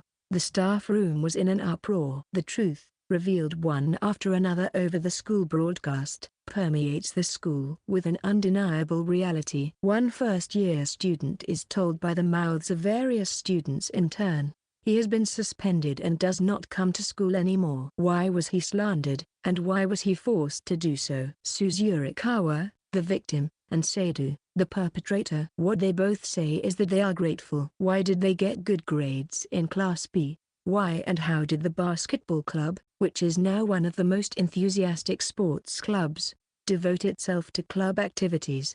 Why and how? The background revealed nakedly is as painful to listen to as if solving a mystery. The fact that Kudo, the student council president, almost caused a false accusation of molestation and arranged for those who misunderstood his actions to be expelled from the school is also exposed. Sanjoji stopped her colleague, who was rushing to stop Kudo at the principal's request. There is no need for that. What are you talking about, Sanjoji-sensei? If you continue like this. What are you saying, principal? The students are not violating any school rules. It's just a school announcement. What in the world could stop them? We don't follow the rules, but the students do. Do you think that's acceptable? Now is not the time to be talking about such beautiful things. The teachers, who had been secretly rejoicing at the pressure from Tojo, were now exhausted from dealing with the daily complaints from parents and the vehement opposition from the students. Then came this revelation. It was now difficult for them to even speak out against Yukito Kokonoe. It seems the rotten apples were us, and if we force them to stop, they might send the next message outside the school. The method has already been shown by Yukito Kokonoe. All that remains is to follow suit. Next time it might become a big problem. If that happens, the damage to the school will be enormous. It has already gone beyond the stage where it can be done peacefully. Control is impossible. Fujishiro regretted that she had allowed her students to do such a thing. It was the role of adults to contain the situation before it reached this point of decisive collapse. Nevertheless, They put the blame on the students and even try to suppress it. This is the opposite of the kind of teacher Fujishiro should be aiming for, and it is unacceptable. Point of no return. No one knows what will happen next. Fujishiro just went with the flow, chuckling inwardly. Is there a student named Kokonoe? I'm sorry, but call him right now. In the midst of the whirlwind, he must have been in a state of blood. The man rushed into the staff room with a desperate look on his face. There was not the slightest trace of his normal appearance. Even the casual observer could see that he was in a state of panic. Tojo-sensei, what's wrong? That student. His name is Kokonoe. I contacted you the other day. What is he doing now? Although upset by the sudden visitor, he had no choice but to respond. Even the principal, Yoshinaga, is only one person in charge of the high school. The other party was an alumnus of the school and a prominent local figure, and above all, he is a member of the prefectural assembly. Hideyami Tojo is known for his enthusiasm for education. He was not a person to whom careless behavior would be tolerated. He is currently under house arrest. Remove his suspension and call him out right now. What on earth is going on? He was ordered by Tojo-sensei. I didn't give any orders. I'm just saying that I don't like the idea of having a student like this in the school. His words were filled with the self-protection typical of a politician. At the very least, he left an escape route so that he would not be held responsible. But despite this, Tojo in front of him looked out of place. What in the world had happened to this man? Everyone wondered that, and Tojo spit out a few words as if he were trying to squeeze them out of his mouth. If this continues, I will be doomed.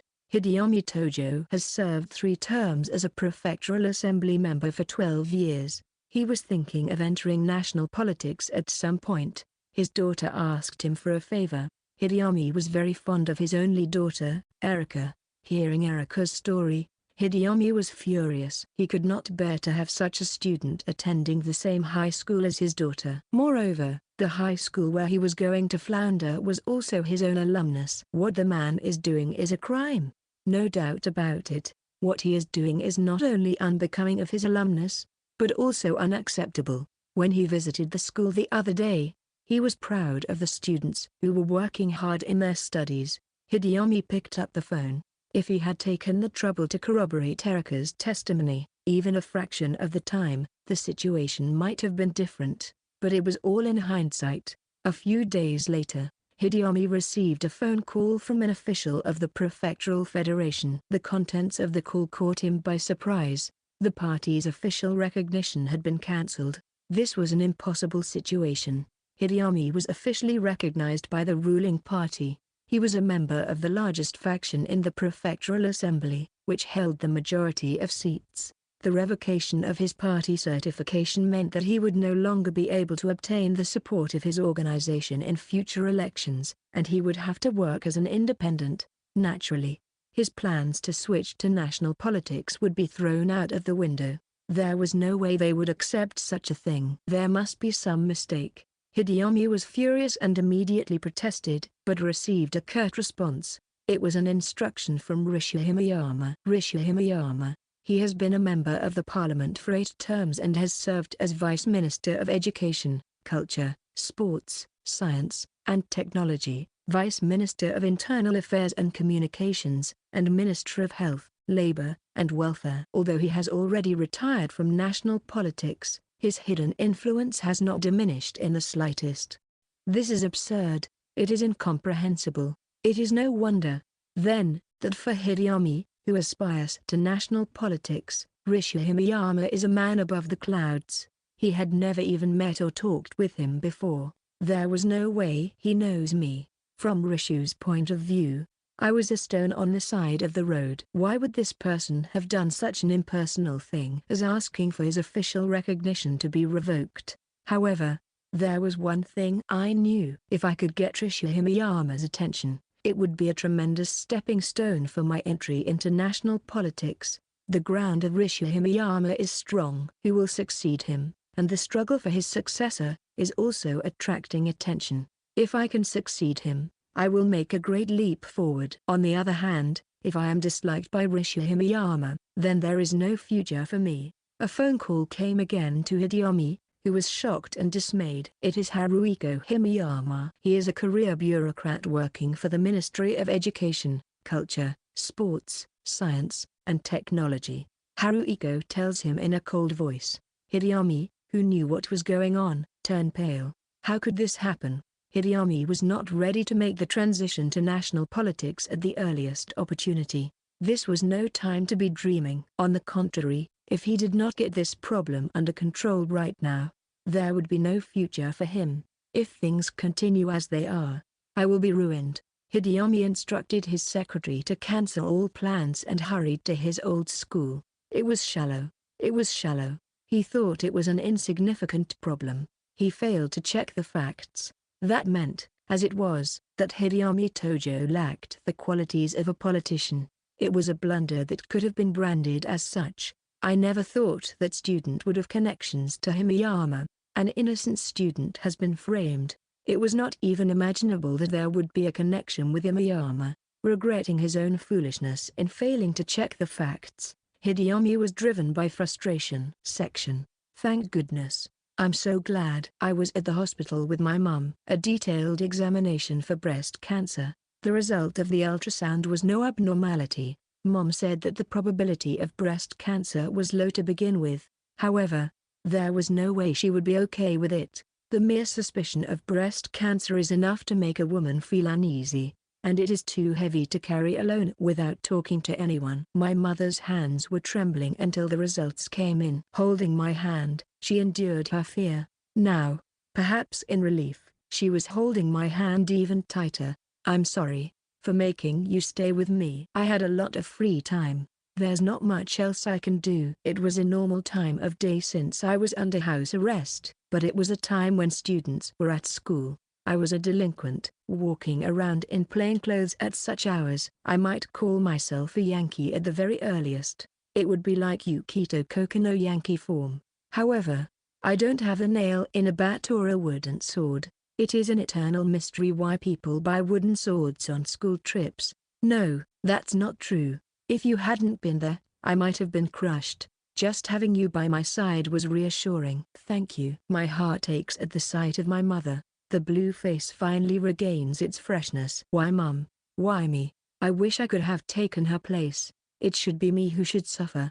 It should be me. It shouldn't be you. Mom shouldn't be the one to suffer. It should always be me who should bear the karma, and I should be the one to take such a role. You're so sweet. But I don't want you to say that to me again. Her tone was strong, without saying whether or not she meant it. Mom's expression stiffened. Mom, I'm sorry. I'm the one who has neglected you. The tears are gradually accumulating in Mom's big eyes. Unable to bear the sad look on her face, I hurriedly changed the subject. Right. Let's go out to eat together later when Nasan comes home. I found out about a great restaurant the other day. Of course, I will pay for it. Yes. For someone like me who doesn't usually spend much of my allowance, how can I not spend it economically at a time like this? When I turned on my phone to call the general, the incoming calls were a horror. The voicemails were also horrendous. It was too much trouble, so I decided to pretend I didn't see it. I'm surprised that Yukito would ask me out like that. Right. I'll have to tell Yuri. I think she noticed that I was acting strange too. I wonder how anxious she was. I'll never understand it. Fear of death. Craving for life. She had been suffering for a long time until that narrow moment. All I can do is to act as gently as possible to dispel her concerns. Watch me. Let's try some of the special moves I learned on the internet to cheer her up. I'm glad Mum is okay. I love you, Mum. I'm going to marry Mum. Gah. And then, Mom sprays a damaging effect. Is she okay? Dwahahahahaha. Did you see the power of this? I did a search on what makes mothers happy and found that it makes them happy when their children say this to them at an early age. Looking back, I don't remember saying that when I was a little boy. At my age, people may not like to hear me say it, but I would like to continue to cherish the spirit of challenge. I really wish you were my husband. I almost get sucked into her moist eyes. That's not right. Did I make a mistake? Mum, why is your face so close? What happens twice happens 3 times. I've been seeing this pattern a lot lately. It was just amazing. I won't mention it in depth. I am so happy. I just couldn't help it. But I really mean it. I don't know what to do. The colorfulness is increasing. It is like a girl in love. I was going to start over as your mother, but you're spoiling me and I'm getting worse and worse. I can't take it anymore, because I'm going to get serious. I make a proposal to my mother, who is holding on to me tight, that I have been thinking about for a while. Listen, there's a place I'd like to go with you sometime. With me? Yes, it is a journey of self-discovery. It is one of the mental illnesses that conscious young people tend to fall into. But in my case, it is a journey of self-discovery, so I don't want people to equate me with a conscious young person. I am Yukito Kokonoe, a man who does not suddenly go to India and wake up to a new self. I have doubts about me. Until now, I didn't care about anything. Nothing bothered me. I don't even get hurt anymore. My mentality is as highly shock-absorbent as alpha gel. No matter what anyone said or did to me, I wouldn't get hurt, so it didn't matter. I didn't care about myself or anyone else. Just like I don't care, no one cares about me anyway. That's all right. That would take care of everything. That's how I gave up everything. I must not be able to go on like this. If something in me doesn't change, I will repeat the same thing. I will continue to cause pain to someone else. Why did Mom cry just now? Why did she kiss me? What was Hinagi trying to prove? What did Shiori want to do as a manager? I probably know what the feelings are that are directed at me. I know. I just don't understand. I thought I had lost it, but it was definitely there. A hand clutched at the answer that vaguely emerged. No way. Then I can't reach Yukito. Where the hell is, please? There's got to be a way to get in touch with. The principal's office was in disarray. The schoolteacher, Sayuri Fujishiro, was also there. Just a few minutes ago, there was a call from the Board of Education here as well. It was similar to what Hideyami had heard, but the problem had grown exponentially and could no longer be contained within the school. A conflagration that made people want to cover their eyes. Even Yoshinaga would not be spared from punishment. After hearing the whole story from Matsuki, Erika was in tears. Her father, Hideyami, has also lost his vitality. Erika, who tried to trick an innocent person, must also be punished. In fact, Yukito Kokonoe has been suspended from school, which is equivalent to a suspension. Despite the fact that he was not at fault in any way. Erika was only unilaterally involved in the ridiculous commotion caused by the Tojo family. Depending on the situation, Erika could be expelled from school at worst. And once this happened, it was none other than one student, Yukito Kokonoe, who held the power of life and death over Erika, Hideyami, the principal Yoshinaga, and everyone else. At the very least, Hideyami Tojo has no future unless he can get Yukito Kokonoe to intercede with the Himeyama family. Even his current position might be revoked soon. Erika, what you did is unforgivable, but if it was for my sake, then I am just as guilty. It is my fault that I have not explained anything to the people around me because it is a sensitive issue. In the worst case scenario, I will leave the school with you. I'm sorry, Matsuki. It is my fault. You don't have to leave. Yuri gives them a cold stare. Her anger grows. Just when she thought things were headed in the right direction. This is what happens. It's always this kind of disturbance. As if with malice aforethought. And each time it happens, Yukito Kokonoe breaks down. He had reached his limit. Just when she thought her little brother had opened his heart to her, even if only a little, the thought that he would break down again, that he would treat her like a stranger again, was unbearable. Both of you need to leave. I don't want anyone around that boy who wants to hurt him. Yuri. Sorry. The air is tense, as if it's tense. There is nothing to be done about it. The only one who can fix this situation was not supposed to be here. Yo-oh, how ya all doing? The man who holds the power of life and death in this place, Yukito Kokonoe, appears with an uncharacteristic line and the frivolity of a businessman who just happened to drop by a tavern on a whim. Judgment time, stop it. Yes. With a line no one could understand. You, why are you here? Question mark. When someone contacts me like that, one would think something was wrong, right? When I left the hospital and turned on my smartphone, The incoming calls and texts were horrendous. I thought I was getting a lot of spam as a result of my personal information being leaked. However, they were from my sister and the school, and I knew that something must have happened, so I went over there. I was in my casual clothes. Why couldn't we get in touch with you? Oh, I was out for a while. You're under suspension. Do I have to comply with that? The principal's expression turns awkward. It's no wonder. As long as I am not at fault in any way, there is no reason for me to comply. It's a clear injustice, and if it became public, the person who decided on the punishment would be in trouble. So, what's wrong? I apologize, Kokonoe-kun. The first to apologize was a third-year student. I had never met her before and was not acquainted with her. Her eyes were swollen. Was she crying? Next to her was a man of mature age. He bowed his head in rapid succession. I am so sorry. First of all, can you explain to me what happened? I know it's a rough spot, but I can't explain it to you. I know it's a hellish situation, but since there was no explanation, it was all gibberish to me. I'm Yukito Kokonoe, not Prince Shotoku, who can understand what people are saying. One of the ordinary people. An ordinary person cannot do the imitation of hearing one thing and knowing 10 things. After listening to the whole story, I became reluctant. That's right. This incident really did seem to come out of nowhere, but the more I listened, the more I realized that it was far more than just an unrelated incident. It just happened without my knowledge. That's unreasonable. I mean, what's the point of all this? I'm being forced to clean up the mess that you guys have created on your own. Is that it? Too much of a nuisance.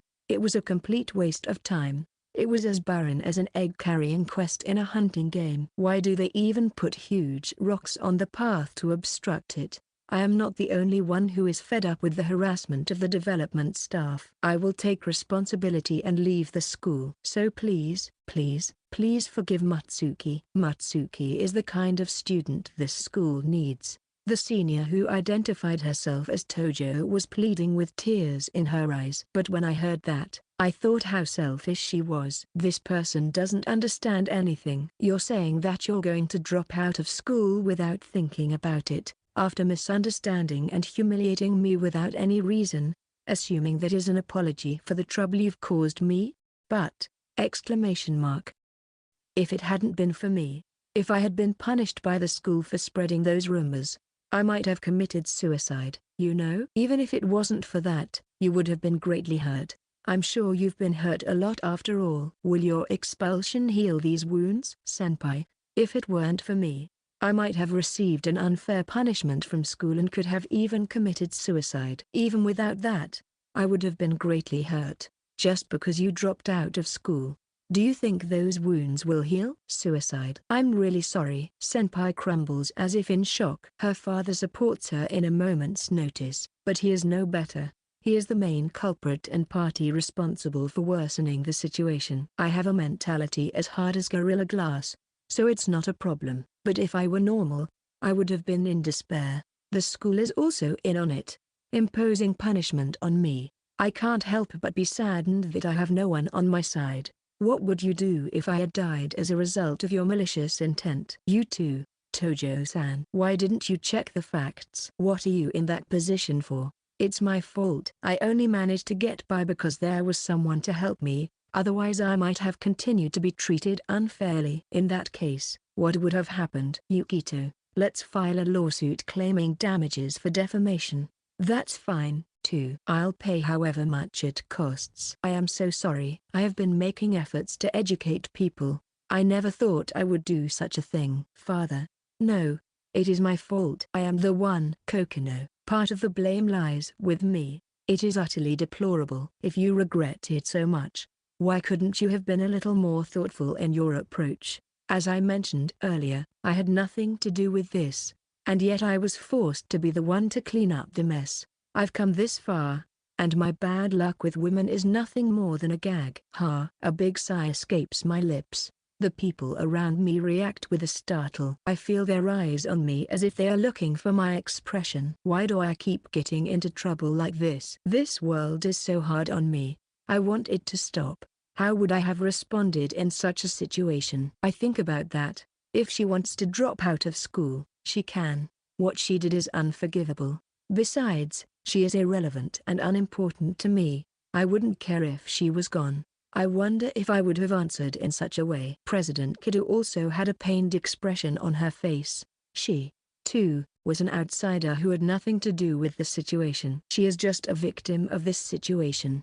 If Tojo-senpai was expelled from the school, would the chairman be saddened? Hip Boss has a strong sense of responsibility. Otherwise, she wouldn't have persistently tried to get involved with me after that. I have one thought. I have bad luck with women. That is already certain. However, it was also a woman who helped me in this situation. Like Imiyama-san, my sister was also angry with me. The student council president also felt responsible for the situation here and now. I had always thought it was okay to be alone. I thought I should be alone. I would hurt someone. Being alone is very good for me. It doesn't bother me at all. I don't feel lonely. But there were people who still wouldn't leave me. There were people who wanted to be close to me. I'm supposed to be a lonely person. But now I've built relationships with people that I can hardly call myself that. I can no longer say that I am a loner, let alone a loner in the shadows. I have to admit it. I have to recognize the situation correctly and change to move forward. I don't want to remain oblivious to the feelings that the girls are supposed to be expressing to me. I don't want to see anyone cry anymore. And yet, someone is crying in front of me again. I see Tojo-senpai's tearful face. If I were to say it, she is my enemy. She should be someone I hate. However, I haven't had such emotions towards someone I hate for a long time. That's why, Tojo-senpai, I will punish you. First of all, you must make public what you have done. Try to restore my credibility. Otherwise, if you don't, I'll be a shiny, demon first-year student. Yes. After a pause, I take her hand and look her straight in the eye. And, please be my friend. I don't have any friends at all. I've always been a loner. It's not like you can just drop out and run away. The only one who will be saved by that will be you, senpai. I won't get anything in return. How can you be allowed to leave me empty-handed after causing me so much trouble? But, are you okay with that? I'll make sure you apologize for the trouble you've caused. Thank you very much. I'm really sorry. Why did I hate you and do terrible things to you? By the way, Tojo-senpai, how did you find out about the situation? The fact that the president falsely accused me and framed me as the culprit should not have been known. I received a letter. It said that you set a trap to frame Matsuki. Idiot. That's the culprit. Who could have done such a despicable thing? Erika, where is that letter? I'm sorry. I was so angry about the contents that I immediately threw it away. But then again, I guess that's what you call a daily routine. I'm going on a pilgrimage to purify myself, so don't mind me. President, I didn't know they hated me that much. I could have easily started my life over if I was a loop princess. For some reason, my sister hugs me from behind. The twin hills are asserting their presence over my back, but I look up at the azure sky through the window to cover it up. It's so soft. Faraway eyes. Yukito, are you okay with that? I had a feeling you were going to take something. Chills? My sister is saying something I don't understand. But, Yukito Kokonoe, you were actually punished and Erika was tricked. Hideyami, we cannot just leave things as they are. Can we? Yes. I agree. Principal Yoshinaga, I would like the school to be very careful in handling the information. There seems to be something suspicious about it. Oh, of course. My suspension was lifted on the spot. I was now a free man. It seems that a much stronger pressure was exerted on the school side compared to the prefectural assembly member Hideyami Tojo, and in any case, it was immediately lifted. But what did Himiyama-san do? Terrifying. But it's even more terrifying to hear about it. I remember what happened when I went to her house last time. She's a witch. She must be a witch. She was a bewitching woman who deceived me. I mean, why did she? Oops, I almost slipped. I'm sorry, Kokonoe. I know it's very irresponsible and regrettable to say this kind of thing to you. It's all my fault. But please help me connect with Himiyama-sensei. Himiyama-sensei, I only know Misaki-san. Misaki? ? Besides, I don't touch. Please, if this continues, it will be the end for me. It might even become difficult to let Erika live the same life as before. Please. A grown man was on his knees. Wasn't he a member of the prefectural assembly? He must have been given a very strong moxie by Himeyama-san, because he was being shamelessly exposed as a pathetic figure. From what he said earlier, I wonder if his life as a member of the assembly is under threat. In any case, this is too mature a story for me to intervene. I would just have to go along with Himeyama-san. I understand, but the only person I know is a woman named Misaki-san. I'll talk to her, and you can do the rest yourself. I don't really know what's going on. Thank you. I owe you. The woman, is she a relative of Rishu-sensei? She called him her grandfather, so she might be his granddaughter. So that's how it was. No wonder sensei moved so quickly. You really are amazing. How on earth did you get such connections? Chest. Your chest. Why are you taking off your clothes? Stop touching. Yukito. What's going on, Yukito? Huh? The door to the sealed memories was about to open. Wait, what just happened? What's going on? I almost drowned in maternal instincts. Hey, what kind of relationship do you have with her? Tell me honestly. However, having lived as Yukito Kokonoe the Yankee form until now, it's going to be tough to go back to school normally from tomorrow. What about me? Guilty. Section. Afterward, Principal Yoshinaga received disciplinary action and was punished with a 1-month pay cut. As a result, the principal's attitude towards Yukito Kokonoe changed completely and he was frequently seen around the school trying to please her. However, Yukito was still treated as a troublesome person, even though he was unaware of it. When I left the principal's office, many students gathered around me. Yuki, are you alright? If Yuki had just disappeared like this, Hey, what's wrong? Did they do something to you? Yuki. Crack. Shiori's bear hug, which boasts the strongest physical strength among women, explodes into a frenzy. Hearing his bones creak and squeak from the unusual power of the bug, his consciousness gradually fades away. Hey, Shiori, please stop it. You're making Kokonoe-kun not okay. The one who saved the day was Hasamura, who unexpectedly should have disliked me. I've been a nuisance to you, too.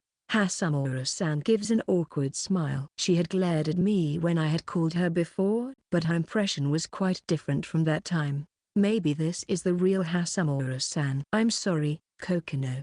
If only we had done a better job of communicating with her. I'll be more proactive from now on, Shu-chan. Is there no option but to rethink that preacherly behavior? I'll nail the bar duo to the wall. I'm glad to hear that your suspension has been lifted. I'm so happy for you, Yukito. Hagyo Goddess-senpai. Ara, what's the matter? Are you overcome with emotion? Yes. I didn't know that Hagyo goddesses could appear in places other than the fire escape.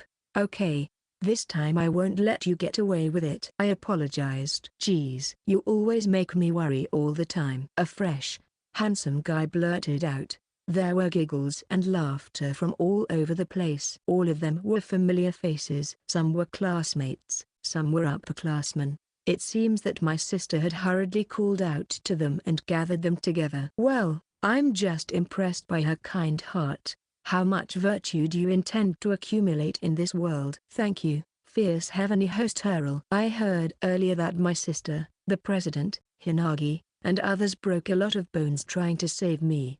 I'm worried that it might be a compound fracture. Thank you very much. I bowed to all of them. It is difficult to extend a hand without getting something in return. No one would blame me if I ignored them. They are strangers after all. Before I know it, the legend of the evil Yukito Kokonoe has faded away. Rather, the legend of the saint has begun. It is extremely unpleasant, but it is not the atmosphere in which such a thing can be said. It is too heavy a load. I should write a letter of thanks to everyone who has contributed to this project later. Why in the world would they go to such lengths for a mere guy like me? Not just anyone. Because it is you, Yukito.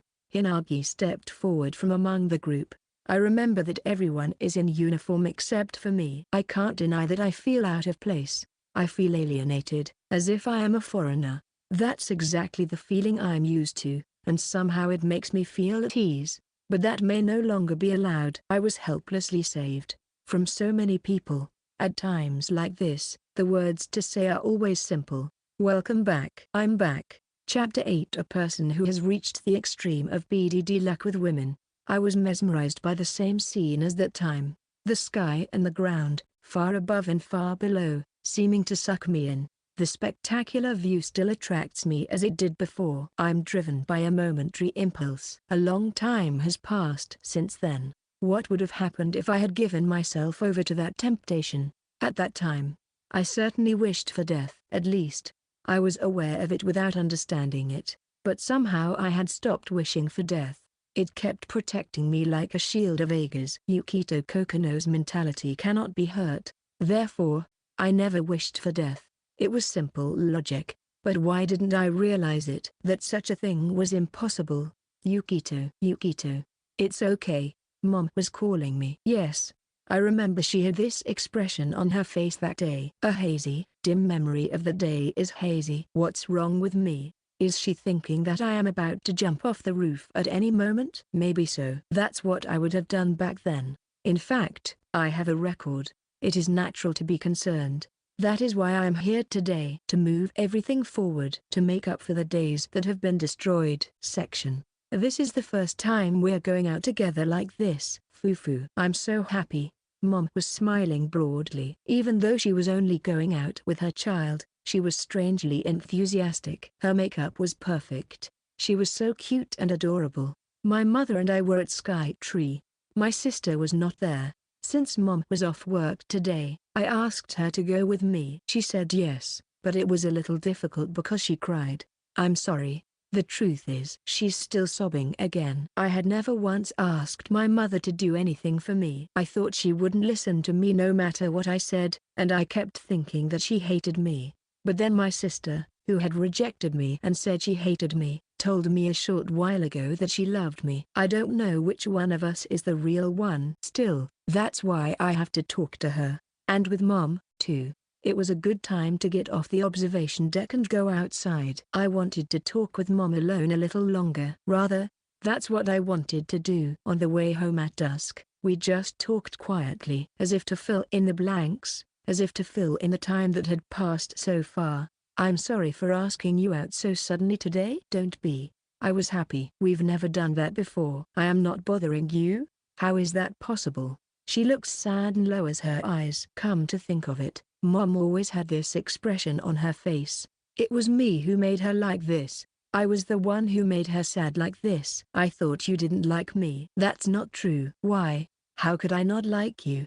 But you abandoned me then, didn't you? Exclamation mark. You got it wrong. Yukito, did someone say something to you?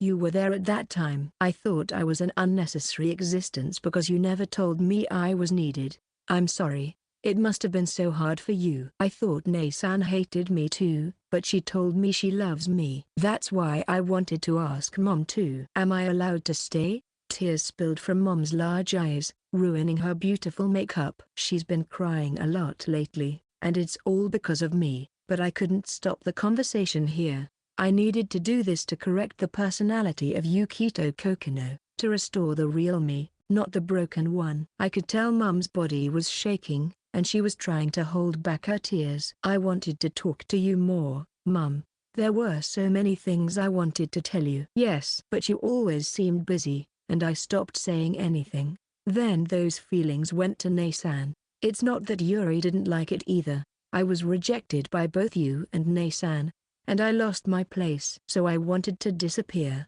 If that's what you and Nei-san wanted, then that's fine. But if you love me and think I'm necessary, why didn't you argue with me back then? Why didn't you protect me? I still wanted to live with you. I became the Yukito Kokonoe that I am today. Mother's point of view. My mood was in high spirits. For the first time, my son asked me where I wanted to go. The fact that he asked me to go somewhere for the first time tells me that I am guilty of something. When he was a child, I was too busy with work to spoil him. I cherish it. He is my treasure. No matter how many times I say such things, if it is not accompanied by action, it will not be conveyed. I could only watch Yukito, whom I loved so much but had become distant from me, and I couldn't even notice the changes in Yuri. This led to the incident. I had never thought that my son would voluntarily choose death. It was a tremendous horror. I still have nightmares. I was an unqualified parent to think that my son would choose death because of my own negligence. My son told me that he wanted to go out with me. It warms my heart. That had never happened to me before. In fact, I always wanted to do so. I wanted to love him and spoil him. Parents only have so much time to do that. Children grow up too fast. I realized too late that I had only a limited amount of time to give him my love. My words might not reach him anymore. That's what I thought. That is why I was so happy that he asked me to join him. He still sees me as a parent. He needs me. Recently, there had been a change in Yukito. A very important and significant change. Yuri, for example, is very close to him every day and sleeps with him frequently. I can't speak for others either. Yesterday we slept together again. I felt that if I didn't, my son, who is trying to change, would go back to the way he was before. His mood is different from usual. Serious expression. He always has a straight face. However, my son was usually the one who would always say something out of the ordinary. But today, he didn't show the slightest sign of it. But I still wanted to live with you. Those words pierced my heart. That day, I couldn't protect this child who was taken away by Suzu Kokonoe. That's reason why Yukito had to go. I lost my confidence as a parent and thought that he was unhappy to be with me. No wonder. It was all my fault that I let Yuri do that Yukito didn't want to go home, and that I made a big mess out of it. Yukito said I abandoned him. That's not it. I never abandoned him. Ugly excuses. I always realize it only after it's too late. If only we had talked more. If only we had faced each other more seriously. I always repeat such regrets. My son is facing me now. If I make a mistake here, he will not come back this time. I am sure that he will really go out of my reach. The look on the observatory seemed to prove it. It was clad in such a fragile, fleeting atmosphere, as if he were sinking into a dark bottom and drowning in it forever. Even now, it is so. Lies. Why? Question mark. It's okay. I realized. I'm here today to change. Yukito. Are you smiling? Question mark. Smiling? Me? Am I smiling?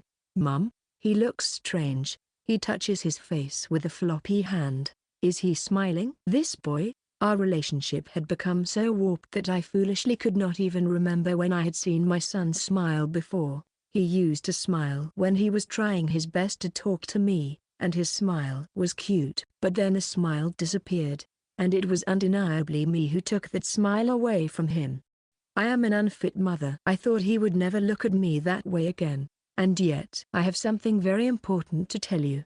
I'm not me right now. I was in front of the room as usual, a room in an apartment. I rang the chime as usual, but my state of mind was different from usual. The outside light was illuminating the darkness. Silence surrounds the area. I told her that I was going to visit her today. It was a special day, just like any other. The person I am looking for comes out right away, as if she has been waiting for me. She waits for me with a familiar smile on her face, smiling and smiling kindly, just as she always does. But today is different from usual, the beginning of a human being named Yukito Kokonoe. It all started here, in this apartment, where I am now. Yuki-chan. I've been waiting for you. Come on in. Let's get some sushi. It's been a while. But first, may I have a word with you? What's wrong? You're the one who did this to me, aren't you, Seka? Yuki-chan, have you finally noticed? Pupils widen. Her expression is a mixture of surprise, joy and loneliness.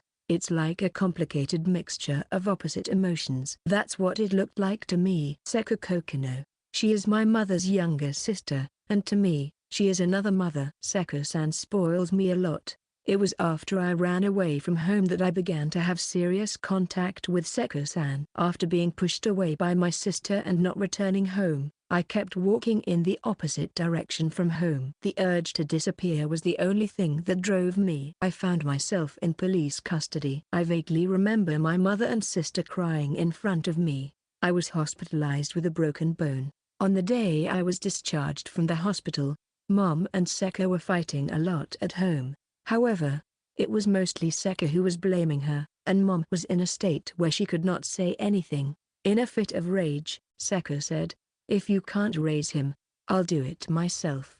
All I could do was to watch in a state of stunned silence. I remember one thing. At that time, I wanted my mother to deny it. No matter how much I said that Seko-san was my mother's sister, she was not my mother. I wanted her to argue that she wouldn't let that happen. I wanted her to protect me, but my mother couldn't say anything because of Seko-san's argument, so Seko-san took me in and I lived with her for a month. The look in my mother's eyes when we parted ways. At that time, did my mother feel relieved that the troublesome me was gone and think, why did he come back? Would she have wished for me to disappear then and there? Such emotions kept swelling inside me. Rejected by my sister and abandoned by my mother. I have no value in existence. I must disappear. Seko saved me from such a situation. Yuki-chan, did you really notice? To my hint. Yes, I noticed it when I was looking at the album. I lost my emotions when I came here. I question my thoughts. Some kind of limitation on my thoughts. I don't need to know the details of what they are. There is only one person who can do that for me. Seko is the only one who could have inspired me to become the Yukito Kokonoe I am today. Seko majored in psychology at university. She often talked about it with me. If that is the case, then she knows everything. She never lies to me. I was confident that if I asked her, she would definitely tell me. Why did you do that? Do you remember when we went to Skytree together? I knew it. That day. That's why Seko was. Right after I was taken in by Seko-san, right? Yes, that's right. I saw Yuki-chan at the time and thought, if I don't do something, Yuki-chan will give up his life again. I was sure you would try to disappear again. I don't think that was wrong. I was scared. I was scared that Yuki-chan was going to disappear again. That time, Yuki-chan just happened to be lucky and survived. If it happens again, I might not make it in time next time. Did you twist my thoughts with that? No, what I did was not that big a deal. I just cast a little spell on Yuki-chan. A spell? Seko-san laughs to herself. In the living room, I just repeat words as if trying to figure out the answer to everything she has said so far. Yuki-chan had a weak sense of self. You thought your own existence didn't matter, so first, I guided you to strongly recognize yourself as Yukito Kokonoe. I intended to make it so that I could reset before it became unbearable when your heart overflowed. Hearing this, a question was cleared up in my mind. I had been repeating to myself that I was Yukito Kokonoe, but had it all been because of Seko-san? But the truth is, you should have been able to figure that out in no time at all. The tone of Seko's voice dropped a notch. My sister loves Yuki-chan too, and Yuri-chan does too, so if that love could be conveyed to Yuki-chan, it should have been a simple spell that could be solved easily. It wasn't supposed to be something serious or professional, just a really simple spell. But, Yuki-chan had bad luck with women in general. After that, things kept happening to you that were meant to hurt you. The time in junior high school was terrible. Each time, the spell I cast on Yuki-chan became stronger and stronger. Is that why my mentality is the strongest? I had it all wrong. It's not that I don't get hurt because my mind is the strongest. It's that I don't get hurt because I'm broken. Not getting hurt and breaking were a trade-off. The strongest mental fortitude, that was the cause of my insanity. But if I didn't have it, I probably would have given up on life at some point. Yuki won't get hurt, but every time you do, little by little, Yuki-chan breaks down. By that time, there was nothing I could do about it. Why didn't you tell mom or sis? I can't stand the two of them always being so close to you, Yuki. The sight of Yuki being broken is unbearable. Then Seko-san was crying. She is my mom's younger sister, and she has a trace of my mom in some way. I made her cry again. I didn't want to make anyone cry anymore. Why do I always?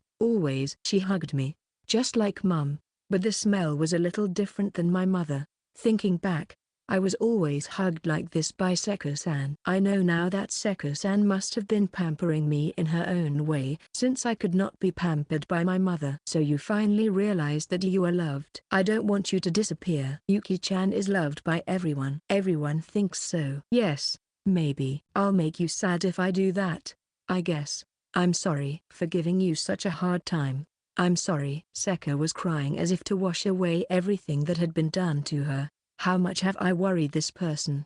She has been so devoted to me. Even though she is my mother's sister, she is supposed to be a stranger to me. Why does Seko-san do so much for me? I think you can understand that now, Yuki. Because you love me? It's natural.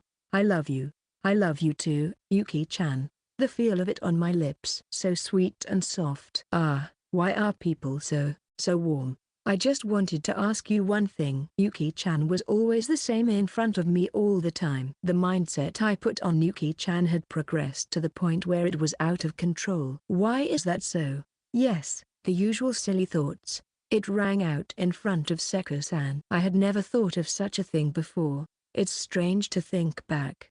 But the answer was so succinct and clear. It must be because Seko-san never once hurt me. Yes. This person had always protected me. She had saved me from the very moment I was about to die. She had always given me love when I thought I had been rejected by everything. She gave me a place to stay. She told me it was okay to stay. From that time until today, how much thought and care has she given to me for my sake? It can only be called devotion. She has always offered it to me. I naturally bowed my head. Thank you very much, Yuki-chan. Yuki-chan. Seko-san was smiling. The tears were shining so brightly that even I could tell they were not caused by sadness. You are not full, right? Speaking of which, I've learned how to make sushi. Really? The owner taught me how to make sushi. I'll go with you next time, Seko-san. Seko-san and I were taking a bath together. It is a habit that has continued since then. Every time I come to Seko-san's place, she forcefully invites me to join her, so I don't feel shy now. However, my gaze was wandering in the void. Look, I'm an adolescent, you know. The spell is broken, Yuki-chan. You may get hurt in the future. Are you still okay with that? I'm fine. It seems there are many people who can help me. I see. I'm relieved. Seko-san will still help me, right? Yuki-chan is about 50% more adorable and cute today. Nei-chan, I can't take it anymore. There were always many allies. As much as there was malice, there was also goodwill. I just didn't notice it. Instead of not getting hurt, I kept getting broken. That's over now. Even if I get hurt, I don't want to break in a way that makes anyone else sad. The strongest mentality, like a super hard nanotube, is gone. I don't need it now. But that's okay. Maybe I can finally start to feel again. My invincibility ends today. But I couldn't help but laugh. Somehow, I'd gotten used to it. It was only natural. Come to think of it, it had been too long. I have known it for more than 10 years now. No matter what I say, it is already a part of me. It is me. I like the old Yukito Kokonoe as well. I don't want to lose what Seko-san has done for me. Yuki-chan? Pang. I get up from the bathtub. Pow. I, Yukito Kokonoe, am the one who buys dollars in case the yen depreciates excessively. After all, given the current world situation, I am not sure how long I can remain at ease in Japan. It is one of the splendid asset building to exchange your savings into dollars little by little. This is not the time for peace and tranquility. It's absolutely hilarious. Yes, I'm like this, too. It is not a fake personality. It is not a fake. I am different. This me is me, too. Yuki-chan, you are admirable. And that person down there is admirable, too. The cheeks of Seko-san are flushed with red. Wait a second. What am I showing off to Seko-san? Isn't it too imposing? It's true that Seko-san and I have been taking baths together since I was a little kid. But I'm such an adolescent myself. Ooh, don't worry. I've prepared a rubber for you. I'm fine without one if you want. No, that's not it. I've got reverse bunnies. What did you say? Thank you for the worst answer I've ever heard in this situation. Could this be the Hikaru Genji plan? The Hikaru Genji plan refers to a proposed project in Japan to increase the birth rate by promoting romance and matchmaking among young people, named after the romantic hero of the classic Japanese novel The Tale of Genji. Seka's point of view. Pow. Yuki-chan is sleeping adorably. Finally, this day has arrived. For both of us, today was the promised day. I have been waiting only for this day. I wanted Yuki-chan to realize that he was loved by me as I watched him break down all the time. Yuki-chan said that I had never hurt her, but in reality, That was not true. I had hurt Yuki-chan the most. If only I had not done what I did, things would not have gotten so complicated. Still, at that time, I had no choice but to do what I did. I had only one wish. I didn't want Yuki-chan to die, but that was the only thing that kept Yuki-chan suffering. And yet, he said thank you to me. I felt as if I had been rewarded. Yuki-chan affirmed what I had done. I felt as if the fog had finally lifted, and I couldn't stop crying. It's all right now, Yuki-chan. You've already realized it yourself. I met Yuki-chan when he was much younger than I am now.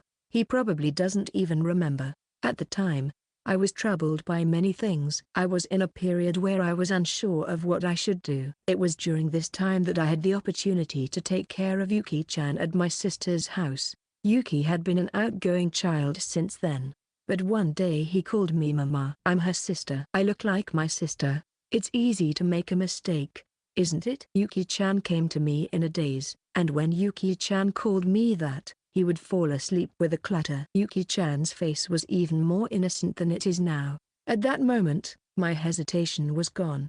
I was blown away by how trivial I had been worrying. My worries were insignificant. There are more important things in life, I thought to myself as I watched Yuki-chan's sleeping face. I couldn't bear the thought of Yuki-chan going through such a tragedy. For the first time, I felt strong resentment toward my sister. What I had not expected was that Yuki-chan was just bad luck. Yuki-chan was always getting into trouble. Perhaps it was his nature, but at least in his childhood, Yuki-chan's heart could not endure it. I wanted to do something about it. It was a trivial little help, a little symptomatic treatment. It was a spell that could be quickly broken, and that was how I felt at first. I never thought it would last this long, but it's finally over. Yuki-chan said he has someone who can help him. So it's going to be okay. I don't need any more spells to protect Yuki-chan's heart. No more need to reset her mind. My meddling in your life is over. I'm sure that from now on, Yuki-chan won't come to me like he used to. I'll miss you. Seko-san. Is he talking in his sleep? Yuki-chan is mumbling softly. Don't. I can't tie Yuki-chan up any longer. I am the one who has been tormenting Yuki-chan all this time. I am the one who has destroyed you. That's what I think. And yet my rational mind is making the decision. But when I see Yuki-chan, I can't stand it. I feel the urge to spoil him because I love him so much. I was sure that when Yuki-chan realized the truth, he would hate me. No wonder I am the cause and source of everything. Yuki-chan had every right to hate me, and yet, on the contrary, he thanked me for it. I hadn't seen Yuki-chan smile since the day he called me Mom when I was much younger. Until then, I had felt guilty and obligated to do something about it. But if Yuki-chan forgave me, then from now on, what a year and what a waste of time. If I told my friends, they would doubt my sanity. The age difference between us is a stark fact that cannot be covered up, but even so, I cannot suppress it. I can't put a lid on this feeling. I am in love with this boy. Epilogue. What the hell? I fell to my knees in shock. At long last, this day had come. Even though I was prepared for it, I needed at least some time to prepare myself. Mom and Sis, who had been sobbing for some reason, told me to get out of the house for a while. And it took a few hours. In the midst of the sadness of being shunned by my family, a cruel blow was waiting for me. When I returned to my room after going out, I found that the room had changed completely. What a surprise! Even Takumi was amazed at the before and after. The cream-colored wallpaper is easy on the eyes. The stylish interior and carpet. Even the fluorescent bulbs have been replaced with LEDs. Triple the lifespan. That's eco-friendly. The performance of the living space has been dramatically improved. Not a trace of the room's original appearance remains. Most noticeable is the queen-size bed, which is still very much in evidence. It sits there with tremendous dignity. The deadline for the groundbreaking has finally passed. Welcome back. What do you think? Isn't it nice? When I didn't see them, I found my mother and sister relaxing in my old room.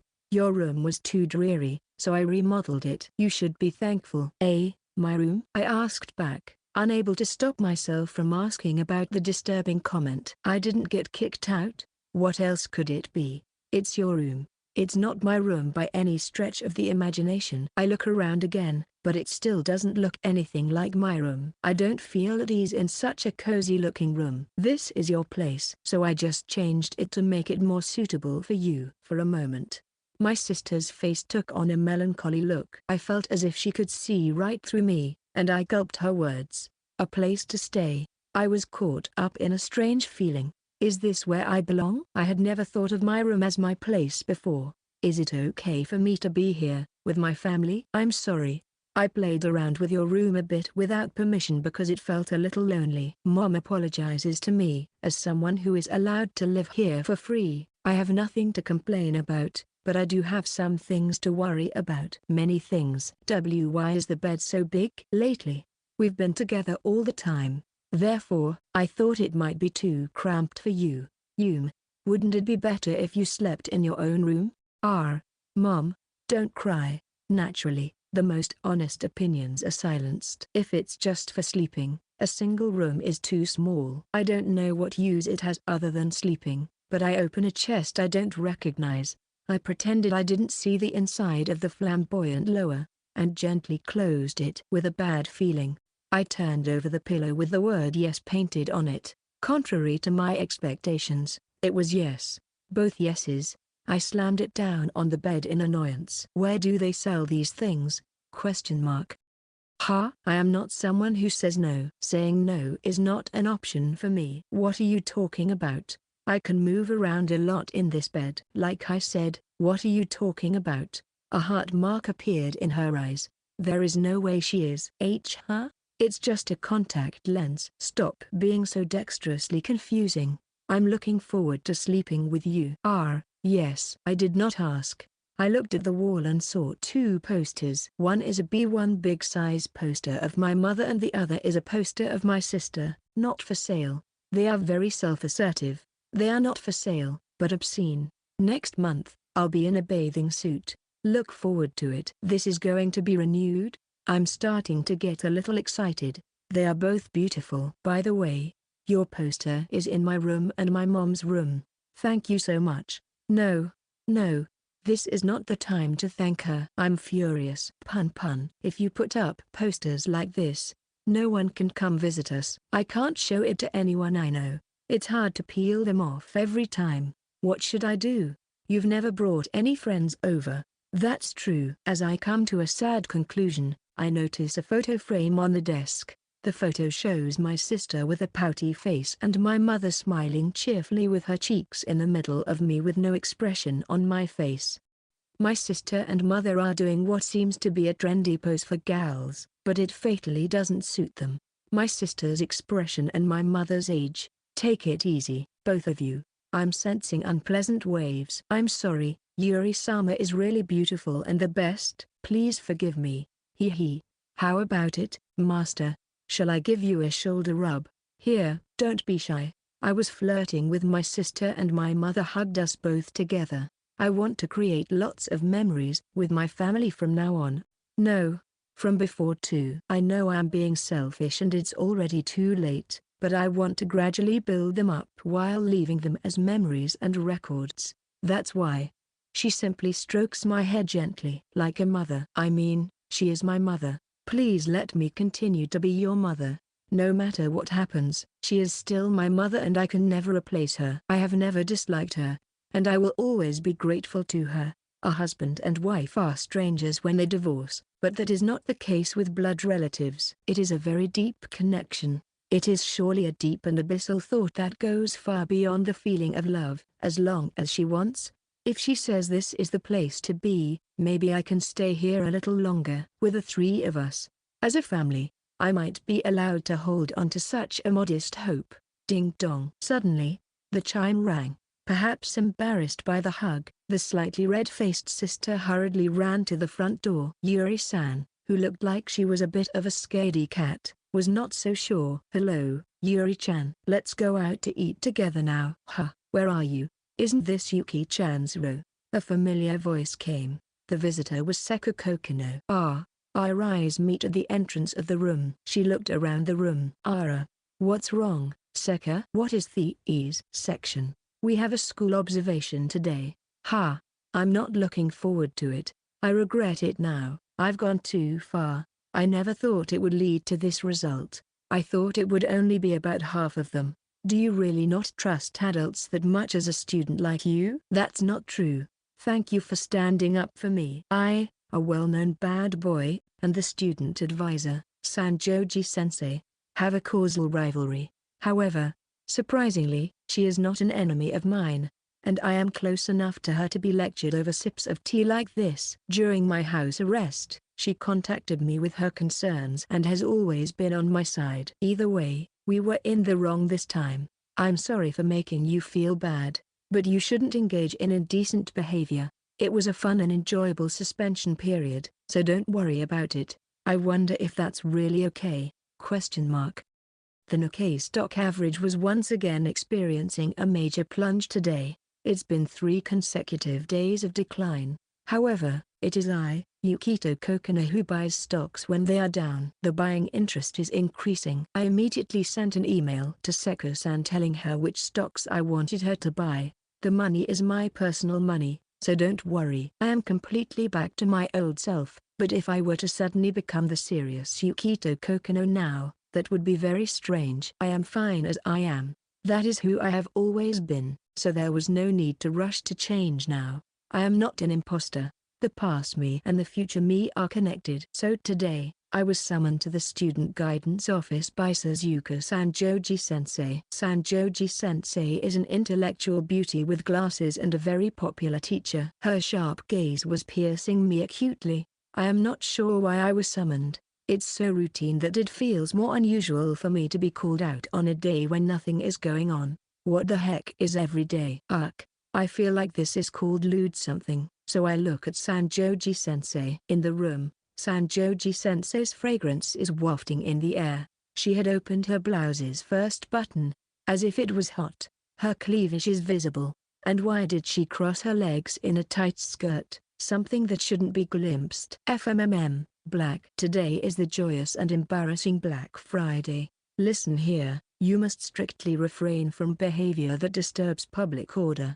I will educate. I can't help but wonder if it's the teacher who's disturbing public order, but I hold my tongue. It's just a feast for my eyes, and there's no need to put it into words. I will continue to live faithfully to my desires from now on. Then, the door to the student guidance room is suddenly thrown open with great force. What are you doing? What did he do? Sanjoji-sensei, sister, the student council president, and others rush in with an angry expression. Sanjoji-sensei and I are left dumbfounded by their sudden intrusion. What's going on with you people? It's you, Sanjoji-sensei. What were you trying to do? I was giving guidance to a problematic student. Kokonoe didn't do anything. What part of this is guidance? It looks like sensei is harassing him. When she showed Sanjoji the pictures she had taken with her smartphone, Sanjoji's face scrunched up. I am really troubled by my sister's concern. Sanjoji-sensei is a wonderful teacher who cares about her students and is not the kind of person who would seduce them. By the way, my eyes are not so bright.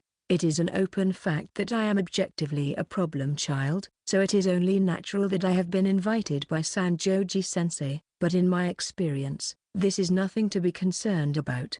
Big problem, Sanjoji-sensei. Why is the principal even here? The principal came in with a bloodthirsty look on his face. He was out of breath, perhaps in a state of panic.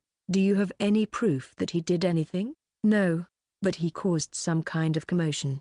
I can't allow you to give guidance based on such uncertainty, Sanjoji-sensei. I am sorry, Kokonoe-kun. Can you please keep this matter to yourself? Principal, it seems that you have suddenly become the complete opposite of yourself.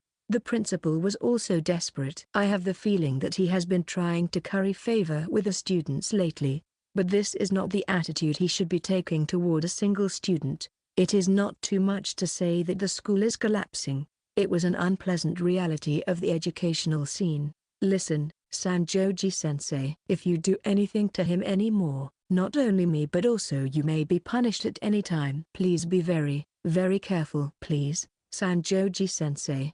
Isn't it strange? There is no way such a student can be.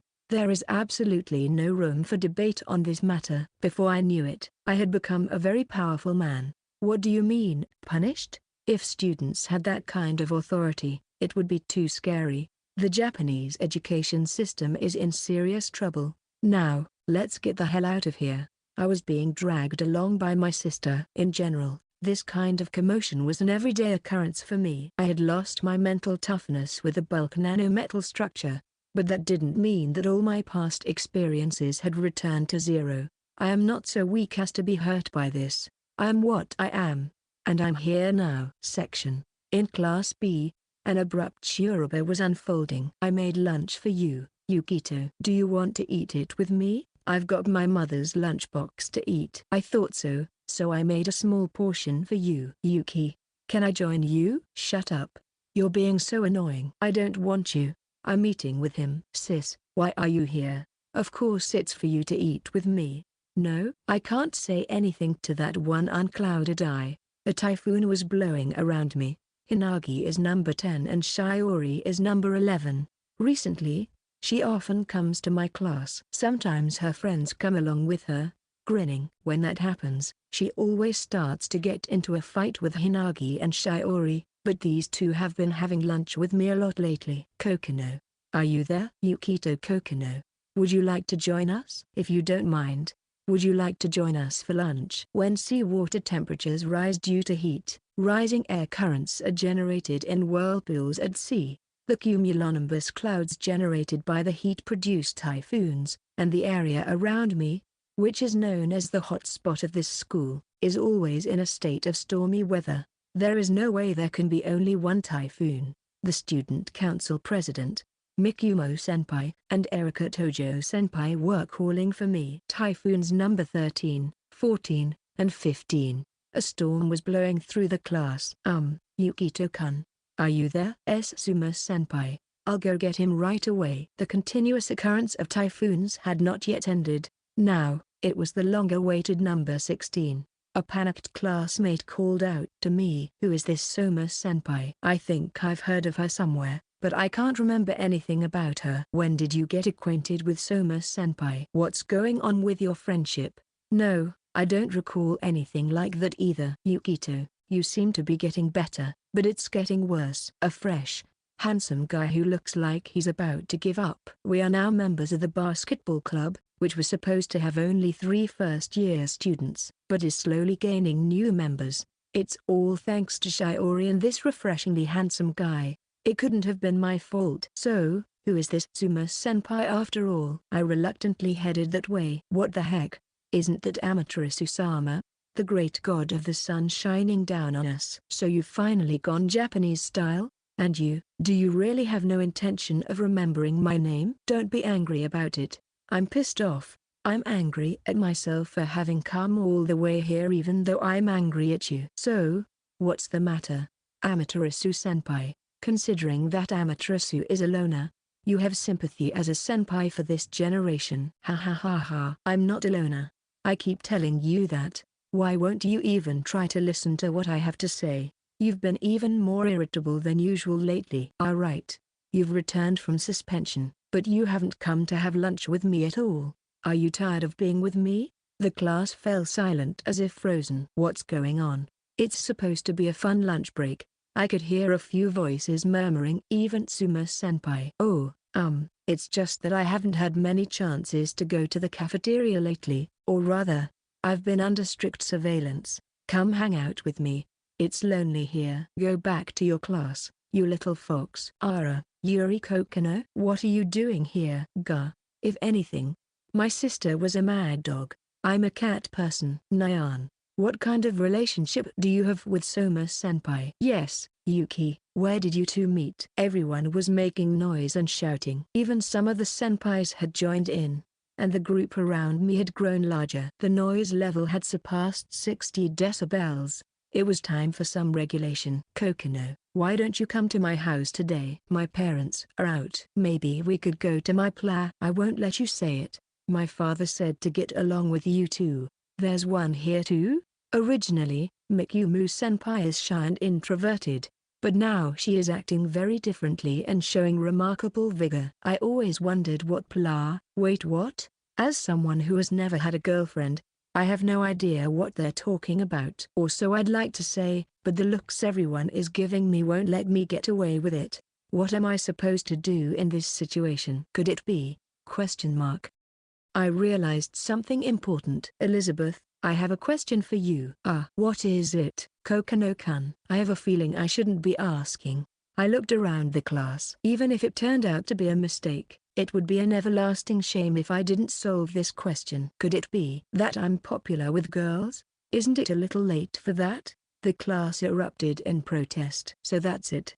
I was popular with girls. Section. The hallway is lined with teachers who are out of class. The principal and others stand upright. Their foreheads are covered in greasy sweat, and their expressions are tense. Any failure to respond is unacceptable. They were on the precipice, on the edge of a backwater. Phew. I'm sweating under my arms. I can't stop shaking. Thank you for giving me information I didn't want to know. Sayuri-sensei was escaping from reality. I'm going to escape reality, too. He. Oh my. It's quite a spectacle. Quite a spectacle. Can someone please send me back home? It's a class observation day. The classroom is overflowing with parents. Hello there. According to Hip Boss, this is the highest attendance rate since the beginning of Shuyo High School. Oh, Yukito. I'm glad you're okay. Oh my. It's quite a spectacle. Quite a spectacle. Can someone please send me back home? Classroom visit. The classroom was overflowing with parents. Hello. I asked Hip Boss about it, and he said it was the highest participation rate since the beginning of Haruyashi High School. Oh, Snowy Rabbit and you. I'm glad you're all right. Miuraya Papa-san, it's been a long time. Next to him is Miuraya Mama-san. She greets me with a puckeri, a small smile. Even though they are divorced, they are both indispensable parents for Seido. Yes, the participation rate of the B-class class is even ridiculous, but some children have both parents participating, so the population density in the classroom is quite high. Parents were greeting each other. The teachers, who had already been exposed to the parents' aggressive attitude, were all out to greet them, not wanting to offend them any more than they already had. Oh, and there's Papa Tojo, too. HMPH. Yukito-kun, I haven't forgiven you. Mama. Your tsundere is out of date. Is that so? It was still mainstream when I was young. Hinagi, whose face turned bright red, dragged Akane-san along with her. I don't expect her to forgive me, but maybe it's time for me to go apologize to her with some pastries. Are you the rumored kid? Hey, you seem like a good kid. We struggled with grades, so I don't want my daughter to go through the same thing. So, please take care of her from now on. Hey, don't say strange things to Kokono-chan. Now that's Minder's mother, isn't it? Yeah, there's some kind of resemblance. That means maybe. Are you Madam Elizabeth? Don't you dare give my mother that nickname. Me, Yufu. It's kind of tingling. As one would expect from Elizabeth's mother, she is indeed a very elegant woman. That tall and handsome couple over there, I met them at the hospital. They're the Kamishiro family. When I went to greet them, they thanked me a lot for the watch. They said it's really nice. Well, you must be Kokono-kun. Come now, An-san, come here too. The fluffy mother with an unrealistic vibe was Sheikado's mother. The fresh and good-looking man is also looking uncomfortable in front of his mother, as if he is formless in front of her. Yukito, how can you be so unconcerned in this situation? The fresh and handsome man is more quiet than usual and lacks sharpness. The face power generation is also cloudy. Are your eyes blind? What is it about me that makes you so unconcerned? Look at this. Oi, Yukito. Is that a disposable diaper? I'm sorry. I pissed myself. What's going on with those people? I mean, there are some unrelated people, but what's going on? I turn my head to the back with a feeling of escapism. With a big smile on their faces as if a flower had bloomed, they wave their hands. Yuki-chan, hello. Come on, be quiet, Seka. I see that you are now a proper high school student, Yukito-kun. I recognize Seka-san and Mum, or rather, both of them came to the school visit for some reason, although they couldn't settle their bloody battle with each other for some reason. Why is Himiyama-san even here? I guess it's part of my re-entry into society. Besides, There are things I need to talk about, right? Himeyama-san, the witch who has come back to life in the modern age, gives them a meaningful look. The principals shuddered, including Papa Tojo, who was pale and white in the face. I didn't see anything. How nice. That's right. No time, no body touch. Her fingertips were exquisitely stroking me. As usual, there is no room for carelessness, but there is no way for me to escape. I was left to my own devices. In the midst of my writhing and groaning, it was my mother who unexpectedly came to my rescue. I'm sorry. My son doesn't like it. Ah, I'm sorry, but you don't mind, do you, Yukito? The other day, he was fondling my breasts like that. Breasts? Hey, Yukito. What does she mean with breast? You didn't do anything, right? Why don't you take off your underwear?